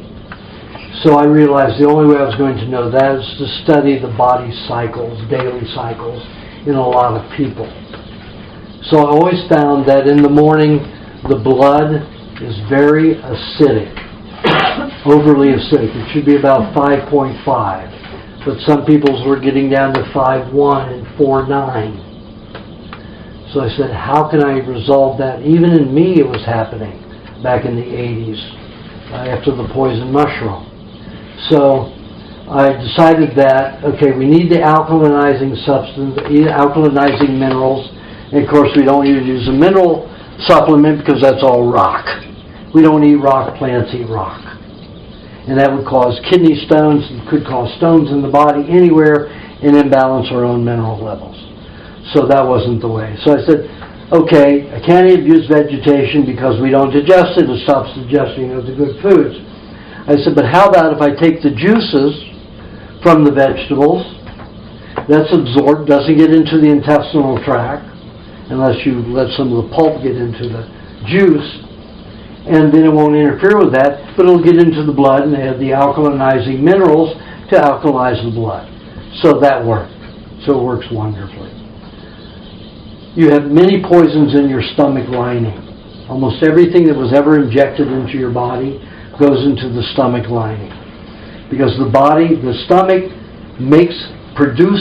synthesizes hydrochloric acid. Yes, it won't, yet it won't dissolve its own tissue. So the stomach, when you see in an autopsy or a morgue, or even in a graveyard when they're unearthing bodies, exhuming them, either to transport them somewhere else or just to investigate them, the stomach is the only tissue that's relatively unaffected. The stomach. So, we deliver main poisons into the stomach lining. Then the body gets rid of them by dumping a few microscopic amounts of it, trace amounts of it, into everything you eat. So you poison your food every time you eat or drink anything. So, with that in mind, I changed everything to say, eat a tablespoon of cheese when you get up in the morning to absorb all those poisons. Then, about 10 minutes after that, you can have if you have slow digestion, if you have bad digestion, if you have a chronic symptom, suck a raw egg. At 10 minutes after that, you can suck another raw egg, or have your vegetable juice at that time with an egg whipped in it.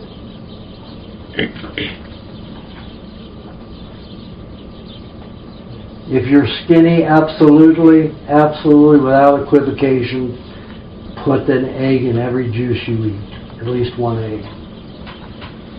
Now, eggs, I haven't talked about individually, but I'm going to talk about them now. They are an incredible food. They can reverse disease quicker than anything else.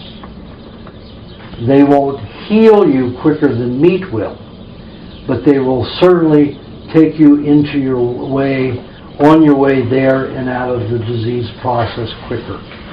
The reason for that is your protein in the egg white is already liquid. Your fats and all the vitamins that are in the egg yolk are already liquid. Requires absolutely no enzymatic activity from our intestines, only bacterial activity to get in there. They will digest in 27 minutes, only using about 5 inches of your intestinal tract.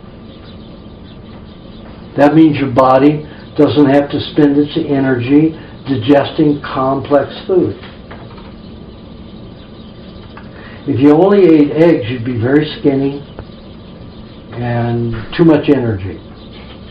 Way too much energy. So, I've eaten up to 50 eggs a day and been wired like I had dozens of coffee. And very clear of thinking, though. Extremely clear. I sued the city of Los Angeles and the police department in federal court, and I was my own attorney. And I wrote briefs this high. And I was the only person that ever got a city as big as Los Angeles, which has 7 million people. And this is just in 2000 to 2005. I took them to court. And I'm the only layperson, was an attorney, that had them shaking in their boots. I pretty much know the law, how to argue. And what I did was, and I had to prepare everything. I had 22 detectives and police officers and lieutenants and sergeants in that federal court building every day for 3 weeks. Cost them millions of dollars because they were hassling runaways on Venice Beach, driving them in. They were out there doing hair wraps and singing and music, and they would ticket them and tell them they couldn't do it, and the only thing left was prostitution and drugs. This is our police department causing this. So with the famous political activist Jerry Rubin and I worked on this for 5 years. They arrested and Jingles, the guitar singing Chic, you see him on the roller skates in movies and stuff like that, and you go out to Venice Beach. He's still there.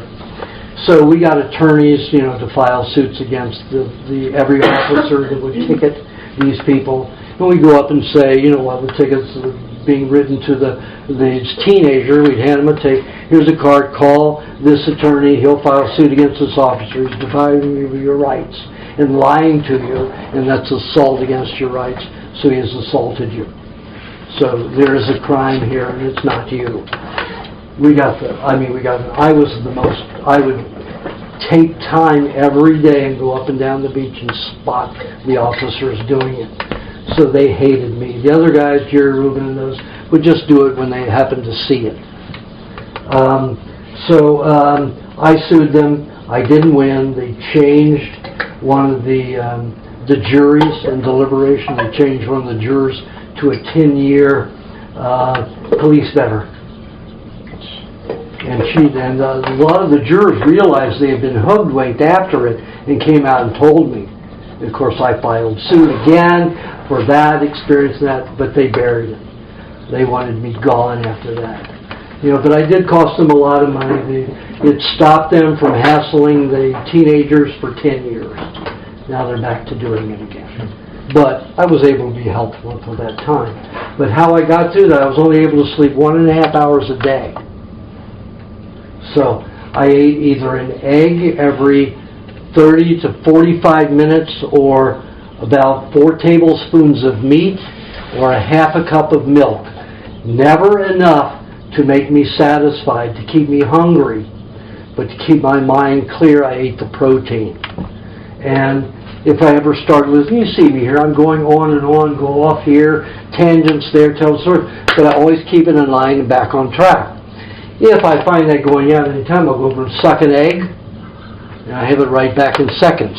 Most people, it takes 2 or 3 minutes after sucking an egg to do that. And that's the importance of the eggs. They will get to the brain very quickly and digest very easily, and your body doesn't have to labor itself in digestion.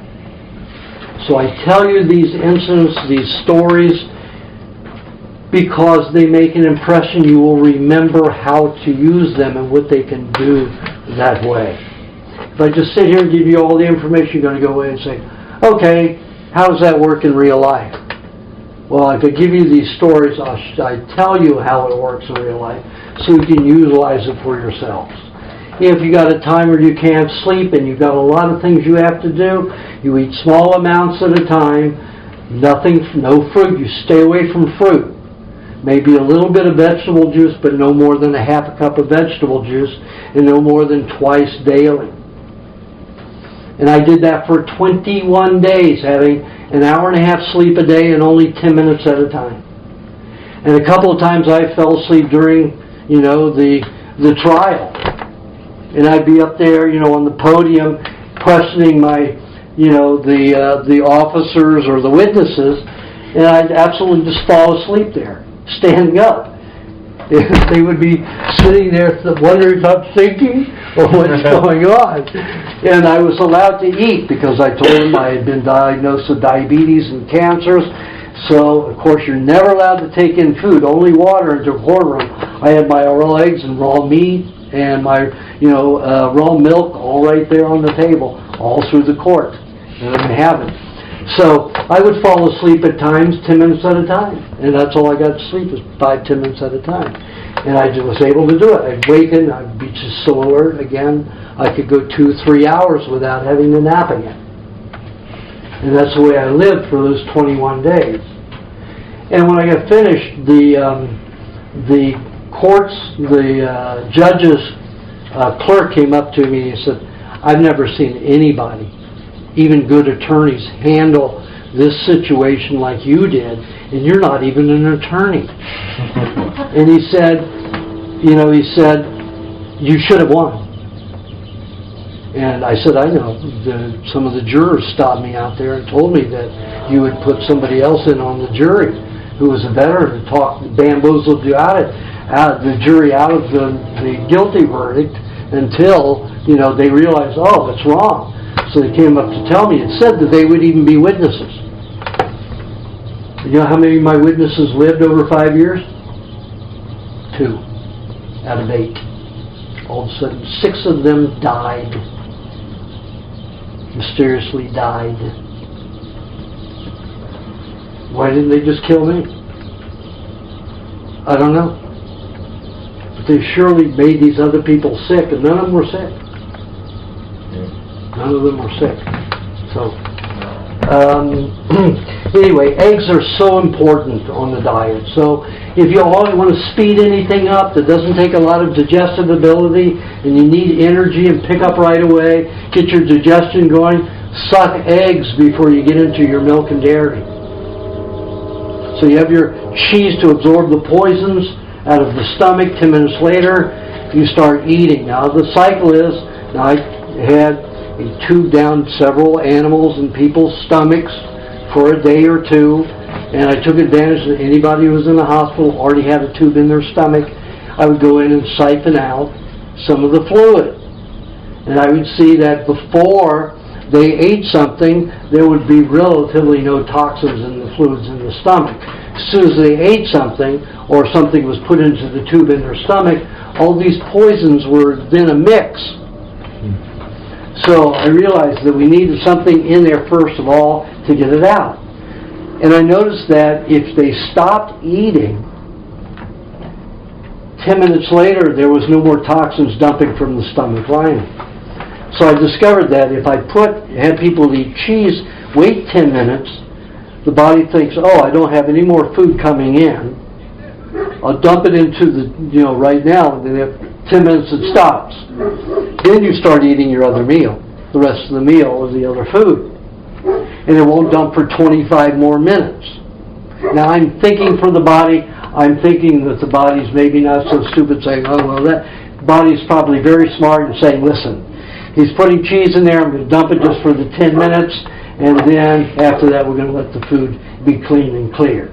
And those are the foods that will be the foods we're going to digest and not take out of the body.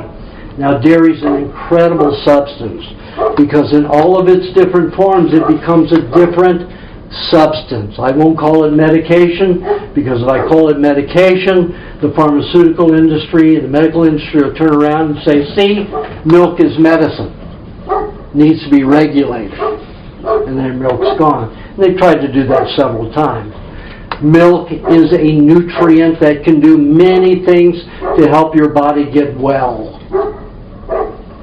In cheese form, as long as there's no salt in it and it's raw, I found that it passes through the body without digestion, collects the poisons, magnetizes them out of those 3 fluid systems, the blood, the lymphatic, and the neurological fluids as they pass through the intestinal tract, even in the mouth, down the esophagus. You have all of those streams passing through, all of those tissues. The cheese magnetizes some of those toxins out of those circulatory systems, holds on to it, and in the feces it completely comes out.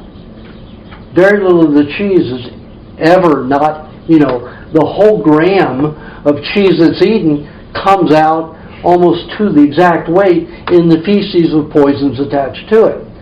When you eat cheese that is salted, that does not happen. You reabsorb the poison, so a lot of the cheese does not come out in the feces. If the cheese is from cooked cheese, the same thing happens.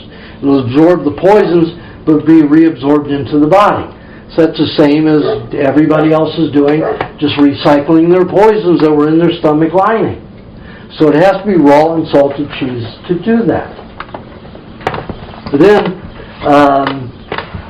when you eat cheese with honey, it becomes a nutrient. Anything that's dried and dehydrated has no active enzymes to digest it. The pancreas is responsible, just like in cooked food or any food, to get the nutrients to replace them to be able to utilize a dried food as food. I don't care if it's a fig, a raisin or whatever. It's not going to digest it except as high sugar, and it's not going to digest well at all because it's enzyme deficient. Remember I said before, when you eat bee vomit, you have all this digestive enzyme supplementation. To give you an example, I might have to cut my examples out pretty soon and get on because it's getting late. But this is going to be my last example about that. I was in Thailand spearfishing in July, and my first time spearfishing in the turbulent water. Let me tell you, spearfishing is not easy. So I didn't get anything because you have to know how fast your fish is going, how far ahead you have to shoot in front of them to actually hit them, and it's a science in itself. But the guy who's on my diet there that was weakling and fibromyalgia, chronically fatigued 10 years ago, is here in that water 6 to 8 hours spearfishing many times, 2-3 times a week. This is the kind of energy, that you can get on this diet. And so he got a particular fish that had a special bone, vertebrae that were very edible. And his Thai girlfriend, she went on the diet. Now, she grew up as a raw fooder in her tribe in northern Thailand. Of course, they came in and told her that they were full of parasites and needed to cook their meats and not eat them raw. So they educated these people to be unhealthy. So she came to me 10 years ago with her boyfriend, and she was very skinny and only was she about 40 at the time, 42, and looked very old, wrinkled and dried and skinny. And she does the diet better than her boyfriend. She eats nothing cooked. He still eats cooked rice, and he's American. But he still eats the cooked rice because he gets too hungry. But she'll go out and she eats live beetles, right? Japanese beetles. That's her snack throughout the day. She'll collect them in a bottle and then pop them all day long as her food. And she's strong, like that tribe that I met in the Philippines. She looks like she's in her mid-30s now, and she's almost 50 years old. Or she is 50, 51, 52.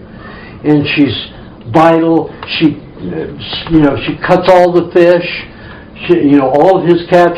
She'll prepare it. She makes all the food for a family that lives next to them, plus her boyfriend and her. She does all the gardening. That girl moves 18 hours a day without stop because of all this energy in her diet. And her boyfriend can't even keep up with her because he still eats the frickin' rice. But anyway, she said she's eating these bones, these vertebrae. God, I'd love to have teeth where I could eat bone. And she said, well, this is a special bone. So she gave me a piece of it. I couldn't even attempt to break it. And it was crumbling in her mouth. And of course, she gave a little to her boyfriend, Scott, and he took an hour to eat it. I was still sucking on it 2.5 hours later. And I put a quarter of a teaspoon of honey in my mouth because I was getting a little dry, and I use it as a lip gloss. And it's a great mouth and lip lubricator, honey. And as soon as I put that honey in my mouth, that bone just dissolved. Broke it down just like that. Just crumbled. Honey is an incredible nutrient, enzymatic, digestive help. Especially if you don't have hydrochloric acid like I do in my stomach because of the severing the vagus nerve when I was 20. So I use a lot of honey. Maybe you don't need as much, but most people do because they're so toxic. And the hydrochloric acid they produce is pretty neutralized by all the poisons that get mixed in the system. So honey is a very good digestive aid. So honey with a dried food can bring the enzyme activity back to it to be able to utilize it. So when I have people eat honey and cheese together, guess what? It's a mineral supplement. All the minerals are increased. So a lot of people will take mineral supplements, which is just rock. You can't digest rock. Feed them to your plants, juice them, and you'll get the mineral supplement. feed it to your animals and they make cheese and then eat honey with the cheese. You'll get a mineral supplement. But you only want to do the mineral supplement a couple of times a day. And I usually say that's 30-35 minutes after a meat meal, after you finish a meat meal. I have like 1 to 2 tablespoons of cheese with 1/6 the amount of honey. So if you have 1 tablespoon of cheese, you have 1 teaspoon to 1/2 teaspoon of honey only. So let's say you have 2 tablespoons of cheese, you could have 1 teaspoon of honey. 1 tablespoon of cheese, 1/2 teaspoon of honey. 6 to 1. 6 cheese to 1 honey. It's about right. Some people need a little bit more honey, but not usually. Mainly use honey, and I tell people to eat a little sugar cube sized amount, which is 1/2 teaspoon of cheese every hour to absorb the poisons. You will get well faster, you have more energy, you'll feel better, you'll feel happier, because those poisons aren't getting recirculating into the system. 10 minutes before you eat or drink anything, you have a little cheese. Unless you're just sipping on milk in between, or a sport drink that I've come up with, that I've invented.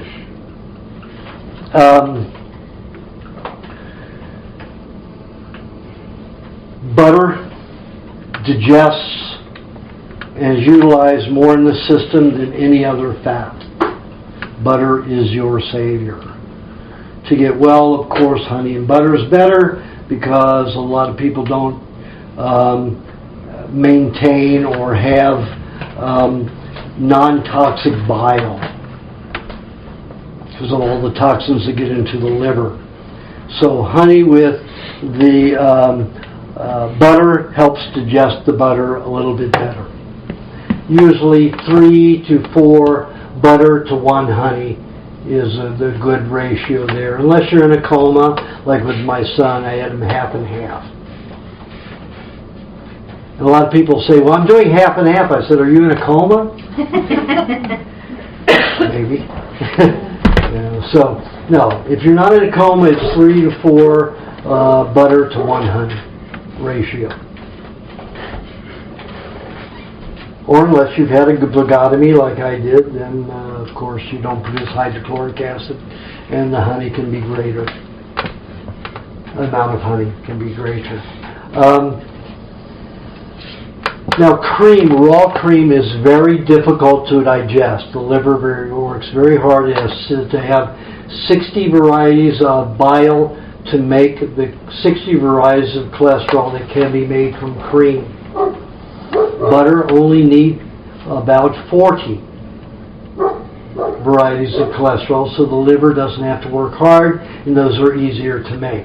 The ones that break down the cream for 20% or a third of those nutrients to help feed the brain and nervous system, it's a complex activity. If you eat lots of cream with your meat meal, your meat will pass without much digestion, thorough digestion. And you're going to be eating meat for nothing. So you have small amounts of cheese unless it's sour cream. If it's sour cream, it's already pre-digested. So it's okay. It doesn't take that complex. It's about as hard to digest as butter, and that's pretty easy. But the raw cream feeds the brain and nervous system. Most people only need about 2-3 tablespoons extra of cream a day that isn't in their milk. Very little. But you need lots of butter for the system. And to digest it better, lemon and honey with egg is the best way for the moisturizing lubrication formula that's in at least the recipe book. It's on page 146. And that is easily digestible, easily utilized very rapidly. Because you have both lemon and the honey helping to digest the butter and the fats. People recover faster. But like I said in the book, in the recipe book, one more story, a woman was dying of emphysema. Her MD called me from Maine, and on a Thursday night, it was about 9:30, 10 o'clock my time, so it had to be about 1 something at her time. And this is obviously a doctor who cared to some extent. And she said, I've got an emphysemic patient, was diagnosed 7 years ago. She's mainly been on machines in the bed, hospitalized for 2 years. Looks like she's going to die this weekend. What can I do? I said, well, you're calling me a little late, aren't you? And this is where that was reaffirmed. She cannot give any alternative except for medical therapies unless the patient has suffered for 10 years failure from the medical therapies, or until the person is on their deathbed. So then they can do it. So, and she said she's on her deathbed. I'm sure she's going to die this weekend if something doesn't happen. This is where you can show me that your way is better.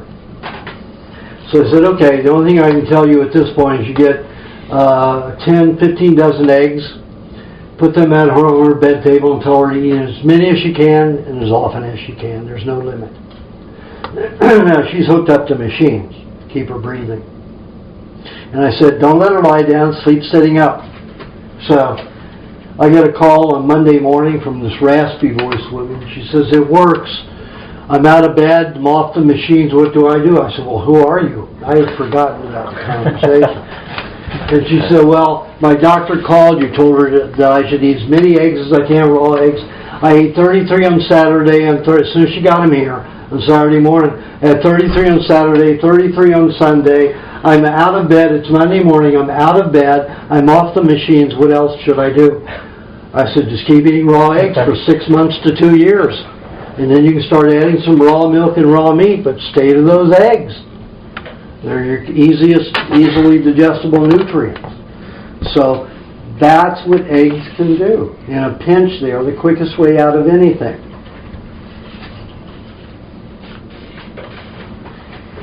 Only time that I caution you if you have tooth pain.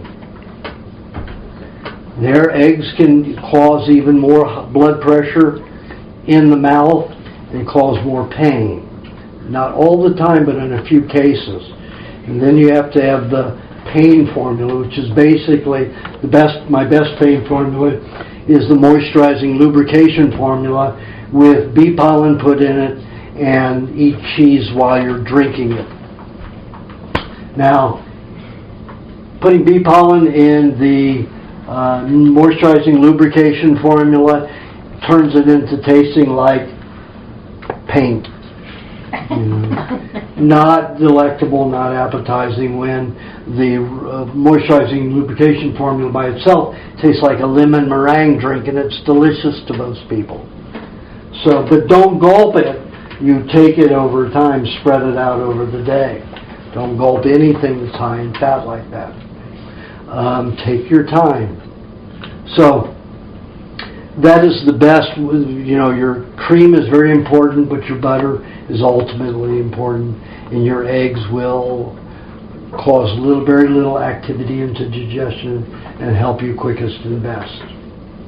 Now, kefir and yogurt, for some people who have very poor digestion, they need to pre-digest their dairy first by having other bacteria work on it. Now, remember I told you that we have more bacteria in the mouth than dogs and cats. We have the bacteria that's very appropriate for each of us. So spit into your milk. Just like I say in the recipe book, spit into your milk. Make your own kefir, your own yogurt with your own spit, because that's the bacteria that's going to digest best. So what I do to make an exquisite kefir is I'll put some of that honey in my mouth with a little bit of milk, and I'll swish it around and get all that bacteria from my mouth into it. And when I can't hold it anymore, I expectorate it into my milk, and I've got kefir in 24 hours if I keep it in a fairly, in a room temperature of 80 degrees or somewhere that's only 80 degrees. In 24 hours, I will have kefir. Takes much longer in other circumstances to make kefir yogurt. And that kefir yogurt is from a cow. It's been washed many times. It's mutated. It's not beneficial to your own environment, your own intestinal environment. It will compete with your own bacteria. So that's why I say it's better to use your own spittle with your own bacteria in it. And boy, it's worked so much better. Never drink your milk cold. When you do, the hydrochloric acid that normally helps dissolve some of those curds that will occur and breaks it down will not enter, and because cold fluids absorb right into the blood quickly. You notice when you drink things cold, it gets into the blood immediately. When you drink cold milk, the casein and lactate are not digested, and they get into the blood and cause a little bit of irritation and problems. So always drink your milk room temperature. Vegetable juices, that's fine. You can drink them cold, doesn't matter. Not much to digest in those, because we're not a vegetarian animal, not an herbivore. We won't even break it down, but we still can use those minerals. Our body will still fractionate it and separate the minerals and some of the alkalinity so that we can use it to soothe the body to an extent. And, you know, some people need a lot, some people need a little. And in the recipe book, I try to give people clues, and in the other book with all in the remedy section of all the clues to how much they need. So you just need to go through both books and do that. With the information that you got today, you should be able to put it together pretty easily. So, let's get back into the dietary pattern, the diet for the day.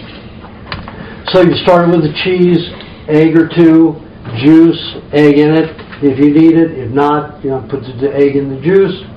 And then 30 minutes. Now you sip everything. Do not ever drink any fluid, gulp it. Why? Because the body will separate the H2O from the food, and then you have all these nutrients that are supposed to carry the H2O to the cells to nutrify and hydrate the cells. It's not there. Like drinking water. It will just cause dehydration, rush to the kidneys. So you sip. Now, I'm one of those people, I suck. I don't sip or drink anything. I suck.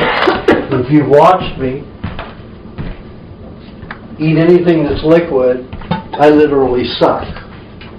I put my tongue, roll it over my palate against my teeth. And then I suck it through my teeth, up over the tongue and up over my palate, and I get all of this saliva into it when I do it, just like a baby sucking a nipple. I'd rather do it that way, but they don't have a girlfriend that's lactate. So, but here's what I do.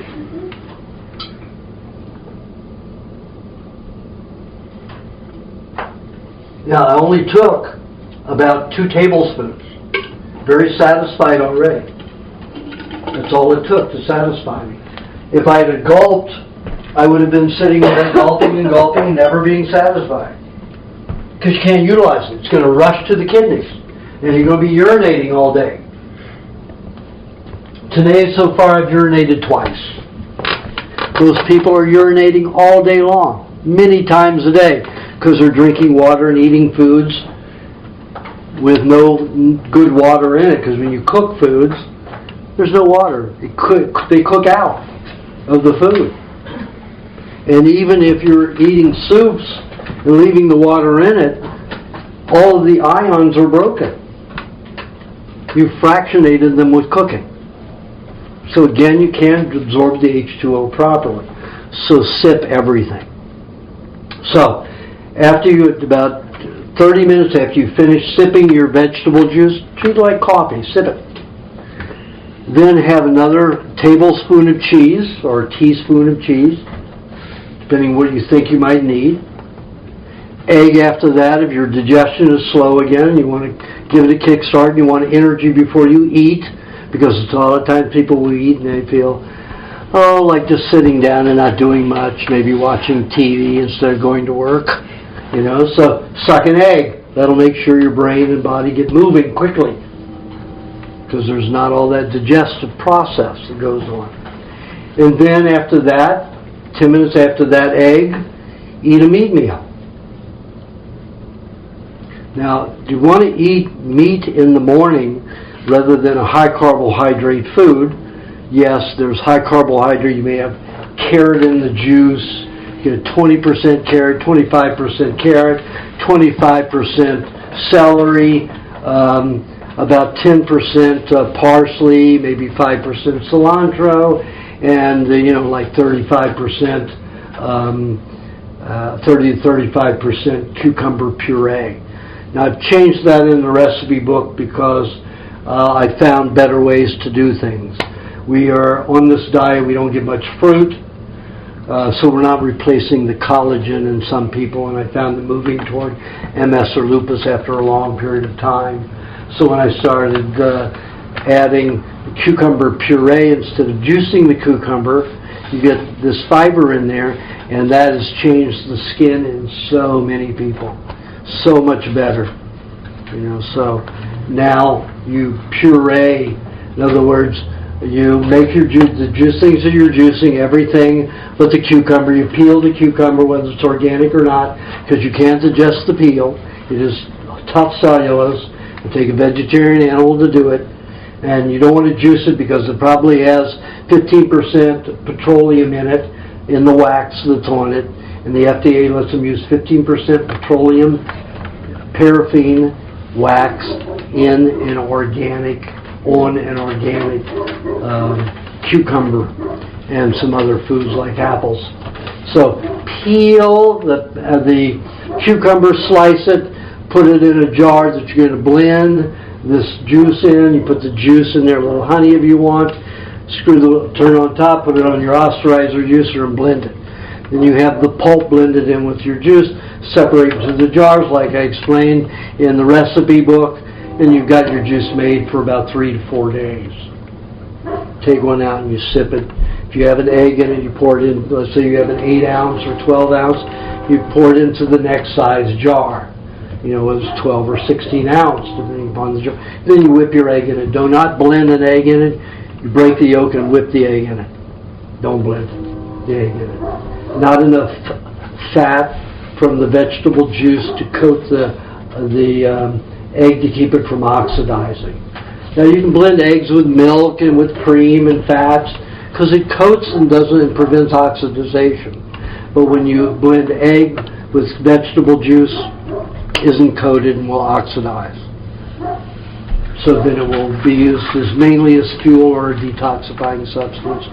And we're already detoxifying enough. We don't need much pushing there. So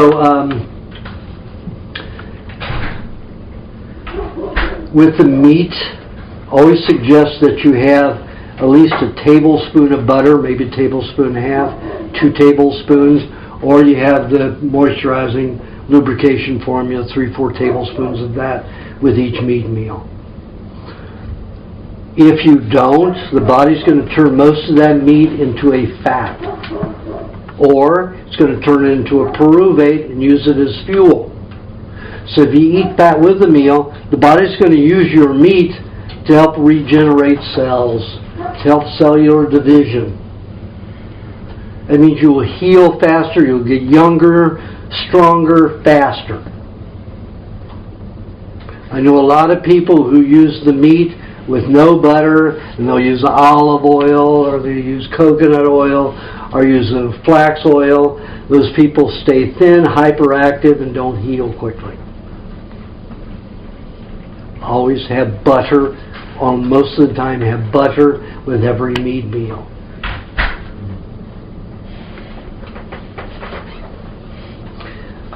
Then 30-35 minutes after the meat meal, you have your cheese and honey that I talked about. Your mineral supplement, great time to have it. Protein and the fats are digesting well, everything is good. You need some mineral supplement to handle toxicity in the body. That's where you can get and also replace bone tissue. I've had women in 32-40%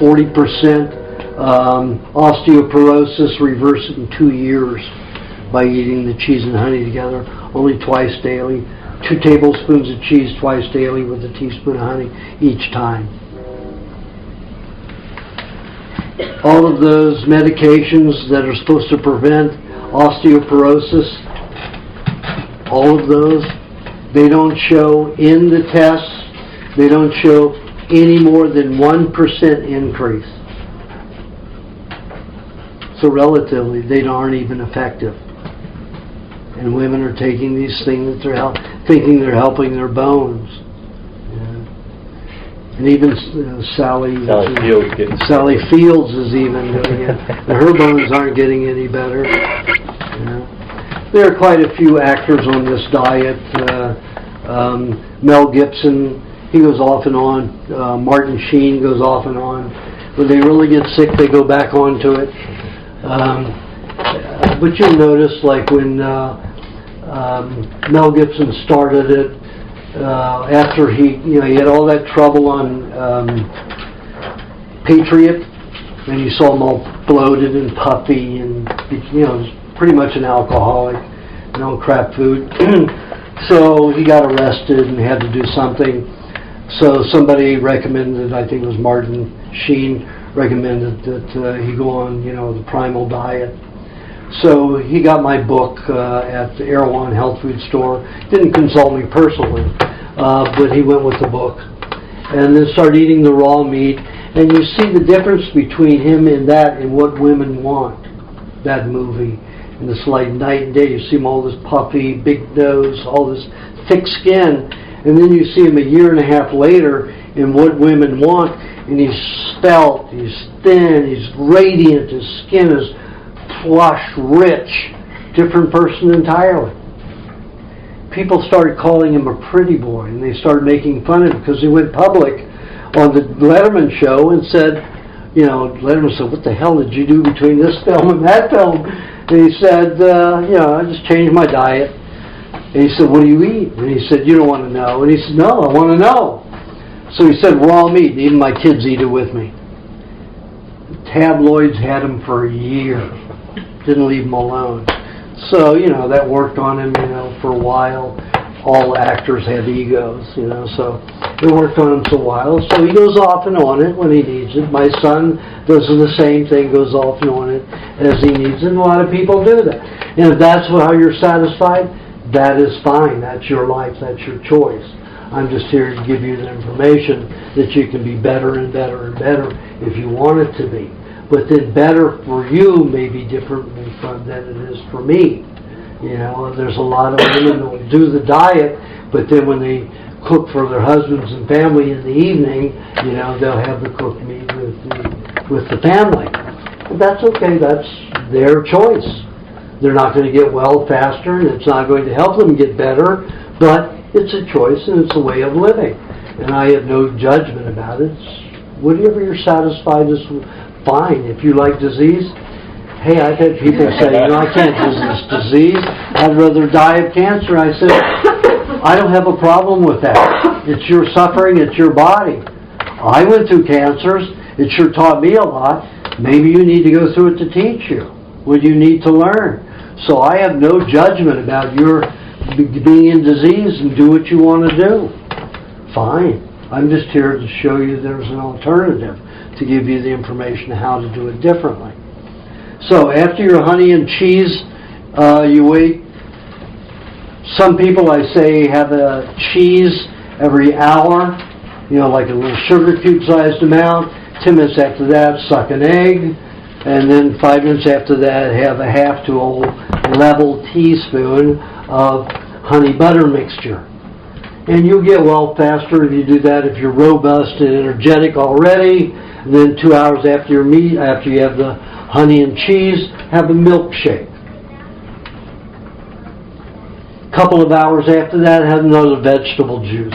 Egg in it if you need, but most often put an egg in is better. And then a couple of hours after that, have a fruit meal. Pick fruits that are low in carbohydrate, unless there's one that you need as a remedy. But then pick it green, or get one green, so it's not so high in carbohydrate. Always have fat with your fruit. always. Slow it down, and we'll get hypoglycemia. Also, I didn't finish telling you, the reason for no high carbohydrate before noon is because the body will make in the first 6 hours of the day, all of the glycogen will feed your brain and nervous system. If you make it out of high carbohydrate food, even carrot juice, the byproducts, the advanced glycation end products that are formed from it, will cause stickiness in the blood and in the neurological fluids. So the synapse won't fire completely. It's like a fizzling firecracker. The blood gets too thick and sticky, the oxygen isn't transported well. So if you eat only dairy, mainly eggs and meat, in that first 6 hours, you're not getting enough carbohydrate to cause the body to make carbohydrate, the glycogen with carbohydrate. It will make it mainly with pyruvate from the eggs and the meat, and a little bit of the dairy. Now, dairy can be high, so you notice we've only had a milkshake up to this point, and you sip on milk a little at a time. It doesn't have high carbohydrate in it. And usually in the milkshakes, you're only having 2 to 5 ounces, if you're a big person, 5 ounces of milk with eggs and some extra cream or butter and honey. So again, you're mitigating your ability to absorb a lot of sugars at one time to make all of the toxic, thick, sticky glycogen, the advanced glycation end products. So then in the afternoon, when you're really safe, let's say 8 hours after you've been up, you have your fruit meal with fat to slow it down. Because even if you took, let's say, 5 tablespoons of sugar, guess what? Your body's going to get rid of it as glycogen. It's going to make it either storable glycogen or one that's going to be utilized. You're going to find yourself hyperactive. You're not going to be thinking as well. So it isn't that your body won't make glycogen at any time in the day. If you overfeed it carbohydrates, it will. But it won't with that fruit meal if you've done all of that up to that point, and then you eat fats with that fruit meal. Now, the fruits that I talk about and we want to live in the remedy section are if you have a particular ailment, and many of us have many ailments, those are your foods that you take for those ailments. And those are the fruits that you will eat for those ailments. Let's say you have 3 particular ailments that are annoying. So you'll take 2 to 3 of those fruits for that week. For 2 or 3 days, you'll have one of the fruits for 2 or 3 days. Then the other 2 fruits for 2 days each. And have it with 2 to 3 tablespoons of coconut cream. Remember I said that's a very good water-soluble fat that'll make detoxification a lot more gentle. If you're eating pressed oils, those are very acidic and very concentrated, and they'll cause very, very extreme detoxifications. So I recommend only any kind of pressed oil like coconut oil or stone-pressed olive oil. Those are the only oils I know that you can get pure still anymore. And under 96 degrees Fahrenheit, those will cause mass detoxification and imbalance your body and cause mineral imbalances. It may cause more pain. So limit those to 1 tablespoon a day if you're going to utilize them. In my recipe book, some recipes for meat, I say, have 4 tablespoons of olive oil. Well, if you do that, then for the next 3 to 4 days, don't eat any olive oil or any pressed oils. You've had it for that delicious sauce that you made for that day's meat meals. Watch yourself. Watch the changes. I know a lot of people that will suck a lot of oil and say, oh, I'm detoxing heavily, and all of a sudden 6-9 months later they can't move because they've gone overboard. Coconut cream, even though it has a lot of water-soluble fats, can do the same thing. But it takes a couple of years, 2 to 5 to 6 years to come to that point. And then you can't get out of it. Your eyes are dripping out milk. it's cleaning the brain so quickly. That is an extreme. Don't do that. 2 to 3 tablespoons of coconut cream with that fruit meal, always with a little animal fat. Either like a half to a whole tablespoon of dairy cream, or like a half a teaspoon of butter mixed with it. Because you always want to protect yourselves. Remember, your pressed oils that aren't animal fats do not protect the body at all if they're oils, and a little bit if it's coconut cream. Coconut cream, for those of you wondering what it is, it's when you take the thick, mature coconut meat and you juice it. And I tell you how to do that in both books. A lot of people, for some reason, got left out. You need the room to be 80 degrees whenever you juice coconuts. If the room is not 80 degrees, the fats will not leave the fiber, the cellulose. They're like magnetized together. Once the room gets up to 80 degrees, you can get almost a whole cup and a half of coconut cream out of one coconut. And most people that are juicing about 72 degrees in their house are getting like 2 to 3 ounces out of one whole coconut. That's a lot of work for little.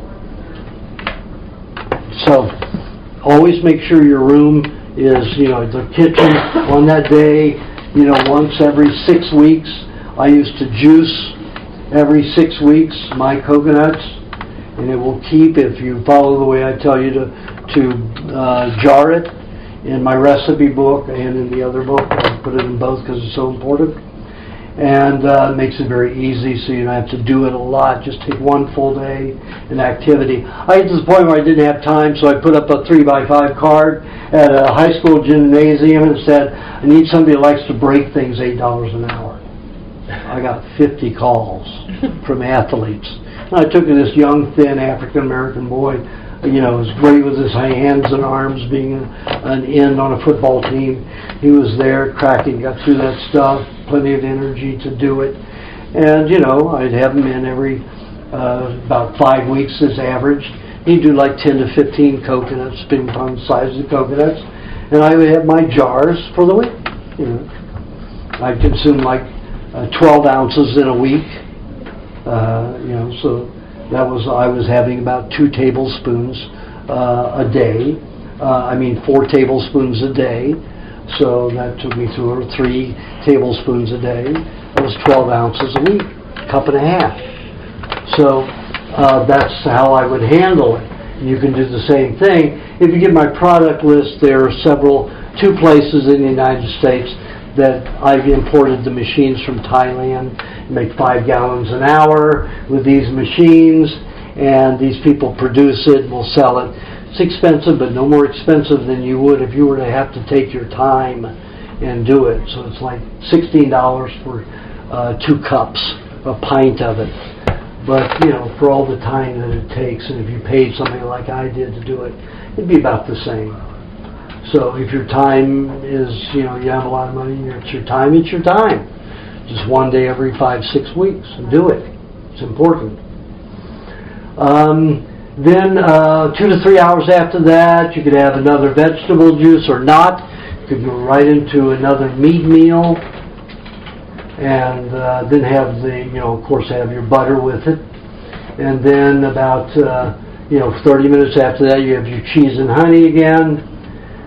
You could keep doing the little bit of cheese, the egg, and the honey butter mixture every hour in between meals, all the way up till it's time to go to sleep. And then for most people who need to gain weight, need to gain fat, need to get stronger and healthier, I suggest making another milkshake. If you didn't have a milkshake earlier, this would definitely be a milkshake time. Have half of it before you go to sleep, and then the other half during the middle of the night. What do you mean? I have to wake and eat during the middle of the night? Absolutely. Everybody's bloodstream gets deficient in proteins after 5 hours. What happens? The cells become cannibalistic and eat each other. What happens when you lose red blood cells? You become anemic. So people are sleeping 8 to 10 hours, not eating, and they're very toxic, and they wake and they have no energy. You need to eat something to raise that, because you have anemia when you're waking. You've lost 1 to 4 tablespoons of red blood cells. You've eaten yourself during the night. Have a little milkshake, have a raw egg, have a half a cup of milk, something in the night. Now, if you're a person that's highly energetic, you wake after 5 hours, you eat, you're not going to go back to sleep. You're going to have too much energy, and then you're going to be frustrated because you didn't sleep 8 hours. Not that you need it. I get 3 to 4 hours a night, and I'm fine. And I go, and I go, and I go. It's taken me a lot of years to get here. When I was ill, I was sleeping 16, 20 hours a day, and I needed it. But I woke up and ate. My body made sure that I woke up every 3 to 4 hours, and I ate. And that was just an instinct. That didn't have anything to do with my understanding of it at that time. So let me give you an example. Let me tell one more story. So I had this fellow who was a vegetarian come to me, and he was probably a vegetarian for 14 to 16 years. His wife had been vegetarian for almost 18 years.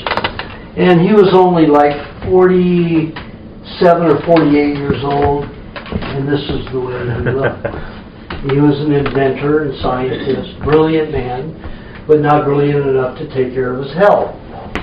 So after 2 years on the diet, he's up straight, strong, vibrant, healthy. I just saw him a couple of days ago, and it's been about 12 years for him. And he doesn't look like he's aged at all in 12 years. At all. He still looks the same, and so does his wife. They haven't aged at all. Of course, they aren't injected like I am and screwed around with, but they look great. The second year I went there to give a workshop, and I always did it at their place and stayed with them, and they said, John said, I have no energy until 10 o'clock or noon. I said, well, are you waking and eating during the middle of the night? No. I said, well, how many times have I said it? And how many times have you done it? Well, I've never done it. I would say, okay, tonight do it. Set your alarm, awaken, maybe after 5 hours, eat and go back to sleep for 3 hours. Not a high energetic person. He's an inventor and scientist. Uses his brain and does work and make things, but he's a slower man. He's not a hyperactive individual. So he could wake after 5 hours, he can go back to sleep. So he did, and guess who was energetic in the morning? Guess who has never had that problem again? So it's a key for many people. Many, many, many people. So, and it is important for everybody, because everybody eats their own blood cells after 5 hours, just for the protein. You could be 700 pounds, it wouldn't make any difference. You could have all the girth in the world. It's the bloodstream needs its proteins from the rest of the body. And if it has to start digesting itself, it will start in the bloodstream. When you're fasting, it will do in the bloodstream and the rest of your body. That's why you lose so much weight, and you also deteriorate your health rapidly, as well as put yourself into heavy anemia, into a vegetarian type anemia that you may not recover from easily unless you suck a lot of egg. So there's your diet, there's the whole system. Now I'm going to teach you how to suck an egg. So, got some eggs here. Everybody take an egg. Take one and pass it around that way. 2, 4, 6, 8, 10, 12. So one dozen should do it. Except for mine, I'll take one of those. One that I brought. You're going to learn how to suck an egg. Now, you can do a Rocky style, break it into a glass, and just gulp it down, that's fine. I'm a person, because of all the treatments that I had as a child, my throat is very narrow. I will upchuck an egg if I try to drink it down. I will gag on it. So I used to break an egg into a glass, and sip it a little at a time until I got it down. But then I had to clean the glass, and I'm lazy. So here's a hermetically sealed, organically disposable case that I can get rid of, and I have to dispose of it no matter what. Now you've got a fat end and you've got a narrower end. You girls want an egg to do it too? No? Mother, do you want to do it? Oh, are we supposed to get an egg? Yeah. I have some over here. Do you have some? Okay. Janet, do you want to do it, or do you already do it? I already done mine. Have you done it like this out of a Oh, shell? no, I just break it. I'm going to teach you how to do it out of a shell. Do you have an egg? I just had one, it'll see if I have another one. Yes. Yeah. Okay, now what I do is the fat end you want to break, you don't want to put a hole in it, you just want to fracture it, because there's a membrane that's attached here and here. And if it doesn't collapse, all the egg's not going to come out of it. So you hit it on the flat end of the tooth. The fat end. The fat end. Do you want to make a hole in it? No hole. No. You just fracture it. If you hit it on your teeth, a sharp tooth, you're going to put a hole in it. Oh. You just need to fracture it. Yeah, fracture it, like that. I'm That's really okay. cracking, is that all right? That's a fracture, yeah. yours Might make it a little, is- see I like mine a little bit bigger, because still, it can be too attached. I could flap, not on the point, on the flat. On the flat of the tooth. There you go, Janet, that's right. Okay? A little bit larger would be better. A little larger. You see how large mine is fractured? Oh, it's okay, I gotta go a little bigger. Yeah, and if yours isn't right on the center either. Oh, you gotta be up here? Yeah, on the Okay, center. gotta be on the center. The center. What is it supposed to look like? Everybody see? No. No. Okay, see? Did you see? No. Okay. I think I got it. That's perfect, yeah. Yeah. Yours is excellent. Excellent. Yours is excellent. There you go, Shirley. Yours is excellent. Yes, excellent. Now, on the more pointed end, you hit it on the sharp to make the hole. And it's very easy. Now I have a little bitty hole. You must have a sharp tooth. Wow. Okay. Yeah, you got a good hole. You got a happy smile face. You've got a smiley face too. Mine's a tiny smile. Okay. Perfect. It's good. I mean, you might want it a little bit larger, but that's good. Sometimes that'll happen, and you can break it with your nail, but you finally broke it through. Good. Maybe a little small. My teeth are sharp. This is on the sharp end. Yes. Sharper end. You see? Oh, you have, yeah, we do. That's a little small. I'm good. I'm gonna show you. Your fingernail, open it more if you want to. Yeah, I do it. I was in the bottom. My canine And do it. now, we suck it out. Now, if you don't, you'll jam it up if you try to suck it out of this little bitty hole all at once if you turn it upside down. Too small of a hole. If you hold it down like this and suck gently, only the egg white will come out. So. I think. Suck a little bit. It just tastes like salty, It's actually very salty. slimy water. That's all it tastes like. Salty, slimy, and it's pretty easy once you've tasted it for once. Yeah, that's manageable. It's just like salty water. Oh. And we do that gently until all the egg white's gone.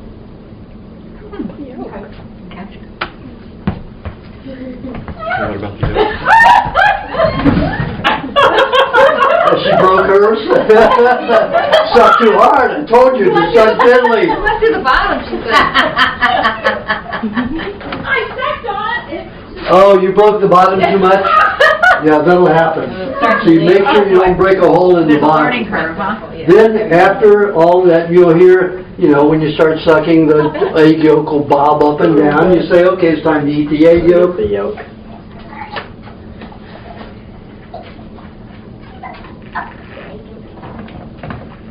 Did you suck out easy over eggs? You see nothing left. The membrane collapsed down to the hole. And always love it. Bridget didn't. Raw. How do you get over the teasing that's so? Yeah, I'm definitely. Collapse. I'm having a hard time. Yeah, I'm having a hard time. I mean, I can do it, but that's the way to do it. This is. Sip it slowly, you'll get used to it, let me Okay. tell you.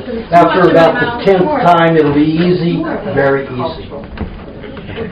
It's a, right, you gotta get over like that. Yeah, you just gotta get over that. Here's a second.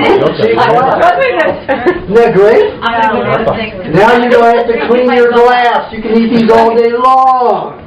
No dishes. Not have to worry about cleaning your glass. Do you have just a little bag that we can, Oh. we don't need those. Just rub it into I your did. hands. Rub it into your face. Yes. Oh. You've heard of egg masks? Rub it into your skin. Does it ever? I never waste anything. I eat with my fingers and I rub the butter into whatever food it is. Do you ever eat the shell? Oh. No, because they're pretty indigestible. Dogs can. If I feed a dog, I give them the whole egg. Yeah, I They'll give eat my it. dog the whole. Yeah. I guess you'll have to go. Anybody? Okay, Q&A. Anybody have any questions? I have a question. Well, you talk about the dog eating the whole egg. Will cats eat the inside of the egg? Will the cats eat? No, they usually will eat the shell. Yeah. Cats are pretty finicky. Yeah. What do you think about sauerkraut and No corn way. broth? Okay. No, they're, and they'll Okay. bring the same thing. Fermented vegetables are fine if you're eating cooked food. We think, like, we'll get They help rebalance, they'll help provide enzymes and lactate, acids to help you digest the foods that are cooked. So if you're on a diet where you want to have a lot of cooked foods and a lot of raw, fermented vegetables are okay. They will help you digest better. But ultimately, they will not give you good health. If you want an example, take a look at Sally Fallon. Now, she and I started on the health circuit at the same time, and you see the look of her right now. I like fat. I don't have a problem with that, but she's very sallow looking. She has no vitamin D in her system, and yet she takes cod liver oil. She is not a well person. What kind of diet does she eat? She eats a lot of cooked foods, along with the raw milk. She eats cod liver oil, supplements, stuff like that. But she's not a well person, and she's not really somebody who was ever sick to be telling people, to know anything. And she stands by it. She said the meats should be frozen to get rid of the parasites. No frickin' parasites in the first place. She's talking out of information that's put into her head, no experience. She says, freezing your butter doesn't harm it. I proved the experiments. I've shown her the experiment. Well, that's what I wanted to ask. Complete denial. Just about the parasite thing, because of course my family's afraid I'm gonna, deal with parasites in my brain. Because you read that if the parasites are on the outside of the meat. See, when I buy the meat, I just cut it up and I eat it. Yeah. But I was second guessing the other day, thinking, maybe I should take a knife and trim off the outside of whatever piece. What I do is I always scrape anything I get out of a store. Okay. Because they put plastic, they put bleaches on the equipment. You go into one of these butcher markets now, and all you can smell is ammonia or bleach, and that gets onto your food. And in the packaging, it's on the food. So I will scrape, no matter what it is, I will scrape the outer part of any meat whether it's fish, chicken, ground meat, doesn't matter what it is. I will always take a flat-edged blade and scrape off the top, no matter what. But that's for the chemicals, not the bacteria. When I go to a foreign country, I refuse to buy in a regular supermarket for the Westerners, because they use just as many chemicals. When I buy my food, I go out to the public markets where the flies and all the insects and the rats are running around. And you see the rats running around all those places. They're just running around. They don't do anything about it. That's where I buy my meat, and I don't scrape it. I want all that bacteria. I want all that everything. You have to realize that you have been completely brainwashed by Procter & Gamble here, who wants you to buy soaps and antibacterial stuff. Again, that's all part of the thing to get you to buy products. To destroy yourself. Bacteria is your friend. Nature's your... Look how many animals eat their bugs, eat parasites, eat dirt with everything they eat. They slaughter an animal right off the dirt, eating all the dirt with it. Think about that. How many animals go around licking each other's butt? Do they get E. coli poisoning and die? You have been hoodwinked and completely bamboozled about that. It is not true. If you get a detoxification infection, it's because your own bacteria is working to clean your body, not because you got it from some other being. I have people who eat fecal matter to get rid of their cancer. There are tribes that eat fecal matter because they can't afford any animals. And if they eat the fecal matter from a buffalo or another animal that's a vegetarian, realize this, the vegetarian animal has digested predominantly everything that they're discarding. So it will only take 24 hours through our system, so this is all matter that's pre-digested. Now there's beetles, there's flies, there's all kinds of creatures, worms, everything that'll make food out of fecal matter. But if it rains, it washes it out, and of course it becomes fertilizer. But as long as it's fresh fecal matter, there are myriads of organisms that will feed off of it. Why? Because it's just food with bacteria that has made it to digest. So I have people who don't get rid of their cancers easily because they don't have the proper bacteria functioning in the body. So they eat fecal matter to help get rid of their cancer. Put it in the recipe book. All about that. The recipe for eating shit.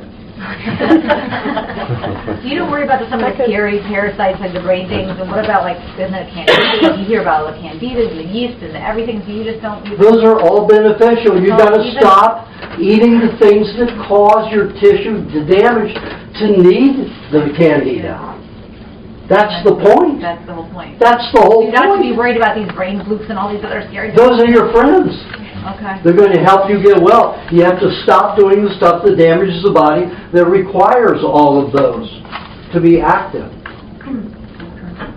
And the only tribes that don't have any of them are the tribes that eat completely raw meats and dairy. Yes? From experience and what I've studied is if you're not eating a high-carb diet, your body's not going to overgrow candida. When you're eating too many sugars and too many carbohydrates. Any carbohydrate foods, especially... Then it's going to go nuts. Especially grain-based foods. If you're eating a low-carb diet, you're going to have the proper amount that you're supposed to have in your body. Yeah. And if you're eating grain-based foods, you're asking for fungus. Period. If you've ever had penicillin or any antibiotic, every time you eat a grain food, you're going to be feeding them.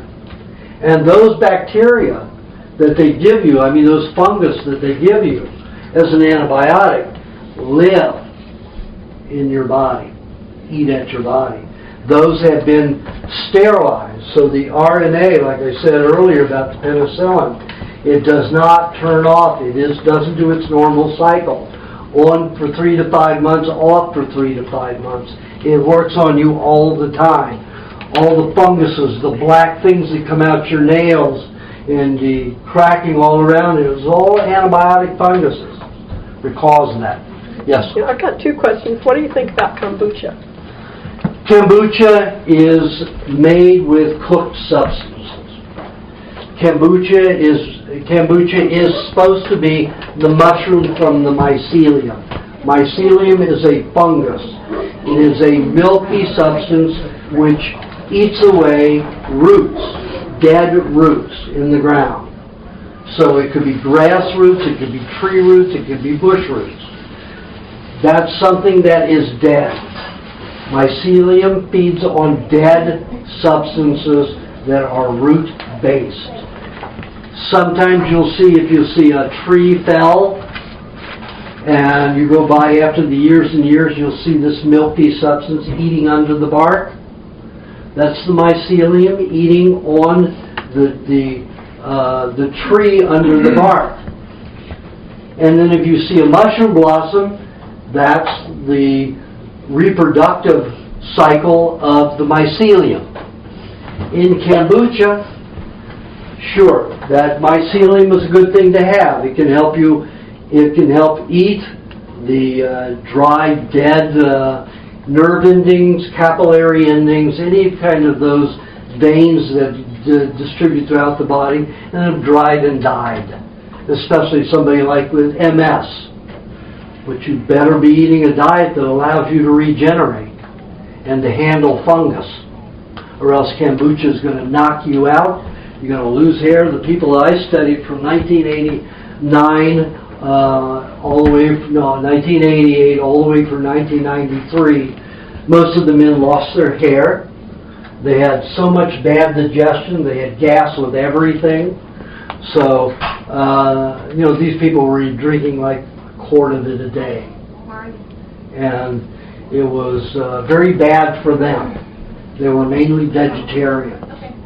So, ate very little meat.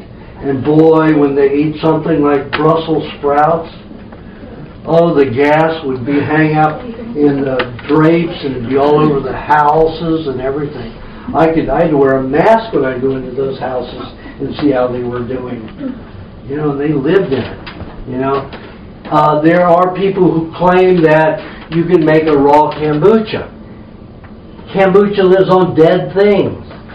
So you mainly cook the substance, but if you want to make a good raw kombucha, you have to take some kind of food that is dry.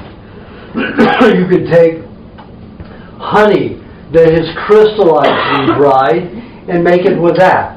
Yes, it will work. You can take a fruit that has been dried, completely dry, put it in there, and yes, it will feed on it. Those would be a better kombucha for you. You could take dried meat, beef jerky, put it in there, and that would make a good kombucha for you.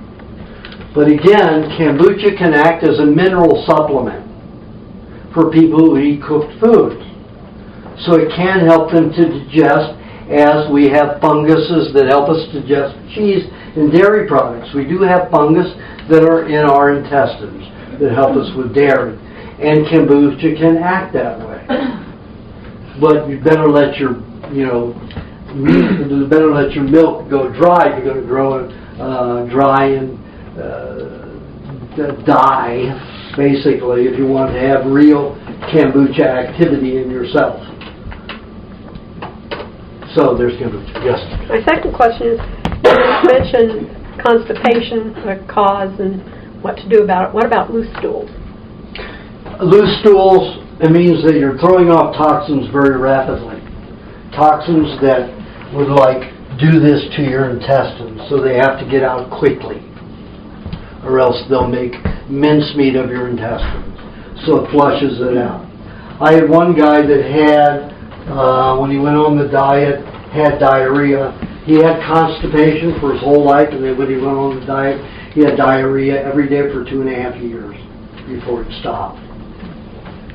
But he wouldn't eat all the frickin' cheese I wanted to eat to absorb the poison so he wouldn't have to have diarrhea.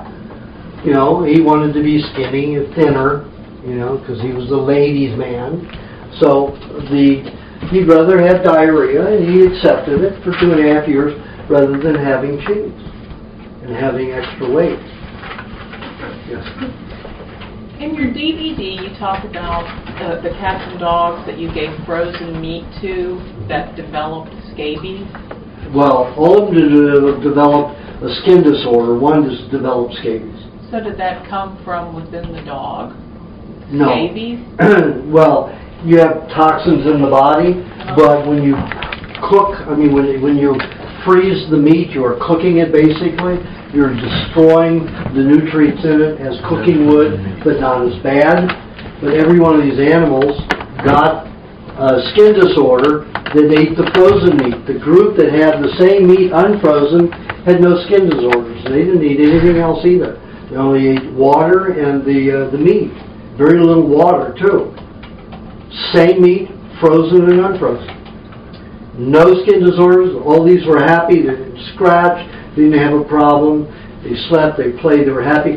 This group over here, after 6 weeks, they were ripping their skin out.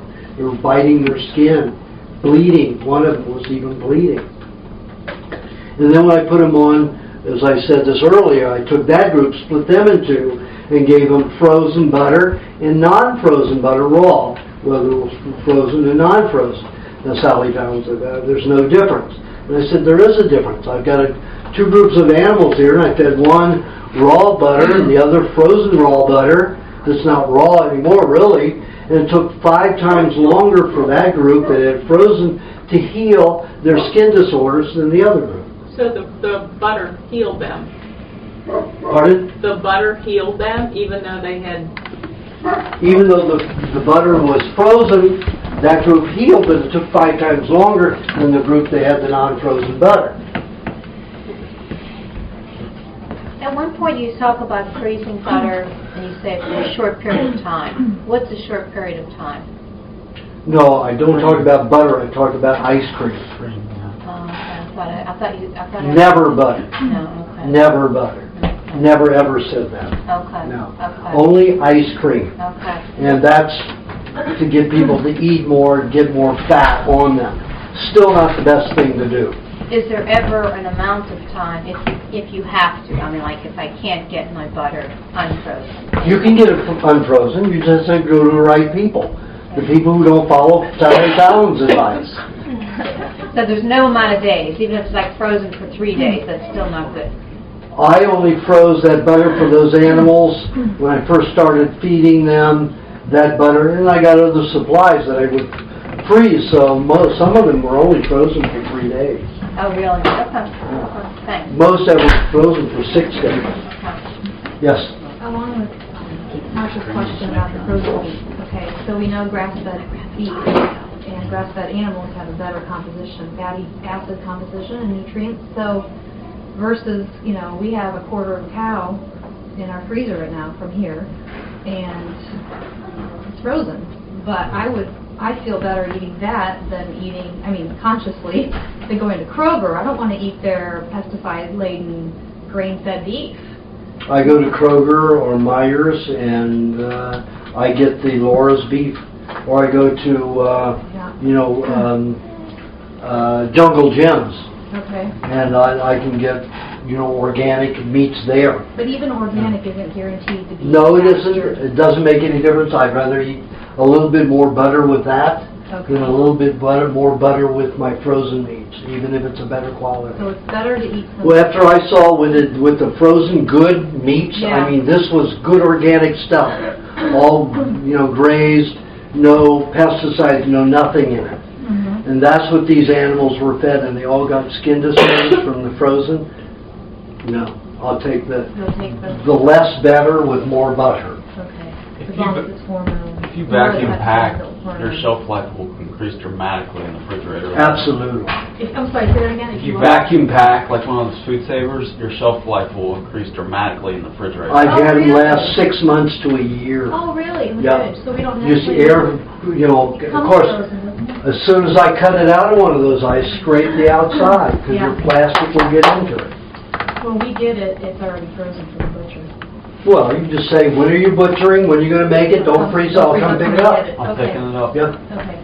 And then, can I ask one more question? Is this question time, by the way? I don't want to mess you up. It's what? Is it question time now? Yes, it is, that's what Okay. I'm saying, yeah. So, how do you get out of a hormone imbalance? For example, I have to take progesterone cream to have a regular cycle. How do I don't want to be on that anymore. I want to be normal and just not take anything. Suck a lot of eggs. That'll help my hormonal... Yep. And if you want to, you can eat some glandular tissue, some buffalo testes, even though it's estrogen based. I mean, it's testosterone based. There's still a lot of estrogen in testes. Yeah. How do you... Men don't just produce testosterone. Where do you produce testosterone. Right. Yeah, that's true. you can get from North Star Bison, or you check your farmers around here. When's the next time they butcher, get the bull balls. Isn't that A frozen meat? glandular product is not good because that's extracted. Pardon? A glandular product, like a capsule. I've worked for Jim LaValle, you know him for a long time. It's sophisticated. It'll Yeah. teach your body how to make it, Yeah, but it won't help you supplement. it won't help. I say in my book, one of my books, that yes, I've seen that raw desiccated glands help the body make their own glands, but it doesn't really nutrify that particular substance in the body. So you want to supplement, you have to have the fresh gland. Well, it can be old gland, but it has to be the gland. It can be a stinky, rotten gland. Work even faster. I have a question. Yes. I don't know if you say it in your book or if you could say something briefly. Is your protocol the same for children and pregnant and lactating women who have, like, to just go by hunger level, for example, for pregnant or lactating A women? pregnant woman needs to eat cheese every half hour. Absorb the poison so they don't go into the baby. Mm-hmm. You don't know how good the placenta is. The placenta is the baby's liver until it's born. And I had one girl who came to me, she was born with black eyes. Mother had blue, father had green. Two sisters, one had blue, one green. She had black eyes when she was born. Now, her mother was in college at the time, 1969, doing drugs, smoking, alcohol. Norwegians drink worse than the Irish. And having a good time. She didn't know she was pregnant, kept having a period for the first 5 months of her pregnancy. So damaged, she would have done that if she knew she were pregnant, of course. But she didn't. So it completely destroyed the placenta. So all those toxins went into the baby, and the baby was born with black eyes. 8 years on the diet, her eyes are blue-orange. I've got the photographs to prove it. So it's basically the same protocol for children as it would be for adults, maybe just reduced. No, usually children are very easy. They like empty meat. That's what a lot of the children say. You just sit them down with a piece of meat. I had one baby, wasn't even a year old. He would not eat the raw meat unless it was on the grass. You can give it anywhere, but if you put it on the grass, he would eat it. I got pictures of it. He will only eat the meat if it's on grass.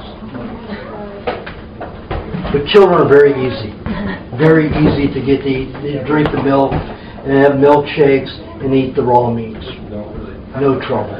Younger, the better. Yeah. What is your opinion of Teenagers are hard. of cod liver oil? Friends have shared with me a brand, I believe, that's unpasteurized. I believe the brand is Green Pastures. Green Pastures. Fermented, the butter oil, fermented. Yeah, what Well, the Green Pastures, I worked for 2 years for them to make one that I would accept. And that's the only one. But it's so nasty, it's nasty smelling, it's nasty tasting, it'll burn your throat. It is a horrible substance. That's the one I have. And that's the good stuff. Burns. That is the only good one. And they didn't sell it very well because of the nasty taste and the odor. Everybody wants pretty. You know, the whole concept of what is healthy is not pretty. So they put this oil, this food oil in it, rosemary, thyme, different oils that they put in licorice.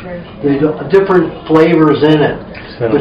But the one you just want pure, no additives to it, it's okay. Now in my experiments with it, I didn't find that it increased the health in anybody who ate it, who was on the diet 95 to 100%. Because it's pricey. That's why I asked. Yeah. So it's. I don't think if you're on a good diet, it's something that's unnecessary. If you're eating cooked foods, probably will be very helpful. Thank you. The North Star brand that you mentioned, isn't that meat frozen or not? No, all you do is tell them not to freeze it. Yep. Oh, okay. There's a lot of meat packers out there. If you say do not freeze it, they'll send it to you unfrozen. Oh, they will? Any place, okay. Yeah. Wellness meats. Took me 3 years to get them to not freeze it and to send it to you. And they're great. They're right in Kansas, so they're mid, the country, and they'll sell it to anybody. And John, who's the owner and heads it, he came to me for consult. He eats his meat raw now. He does the diet. He can't believe that I'm as healthy as I am. He's 2 years younger than I am, and he says I don't have near the energy you do. So he's doing very well with it, and since he got on the diet, within 3-4 months of getting on the diet, he made the raw meats unfrozen available. All you have to tell him was, I'm one of the Aajonus followers, I'm on the primal diet, or do some of the primal diet, and I want unfrozen meats. You'll get them. And he'll vacuum pack them if you want, so you can refrigerate them for 6 months a year. I've had meat last, even pork. And I love pork. But I don't eat it often, but I'll eat it maybe 2-3 times a week. That's not a lot compared to whatever other meats I eat. When I can get them, when I can get it healthy, like from the Amish. But I've had it keep 6 months easily. Vacuum back, Of course, like I say, when I cut it out of the package, I take a straight edge knife and I just scrape everything off the top. So I lose probably about an ounce by weight or less of the meat. Throw it away. Or put it in my compost pile. What about washing? I mean, like when you talk about scraping fish, I wash all my meats and chickens and fish, but what about washing? What is in your tap water? Well, I use filter. I used RO water to wash it. Doesn't mean it's clean. I've seen all kinds of filter systems, and like in LA, we have 197 chemicals in our water. It would take 12 filters to remove everything. Do you know how much it would cost for 12 filters in your house? We're talking about big house filters. Canisters are this big. And it has to be a succession of 5 different kinds. You have your paper filter, you have your charcoal filter from coconut, you have a sand filter, and a few others that take you through all those steps 3 times. All those steps 3 times to get pure water.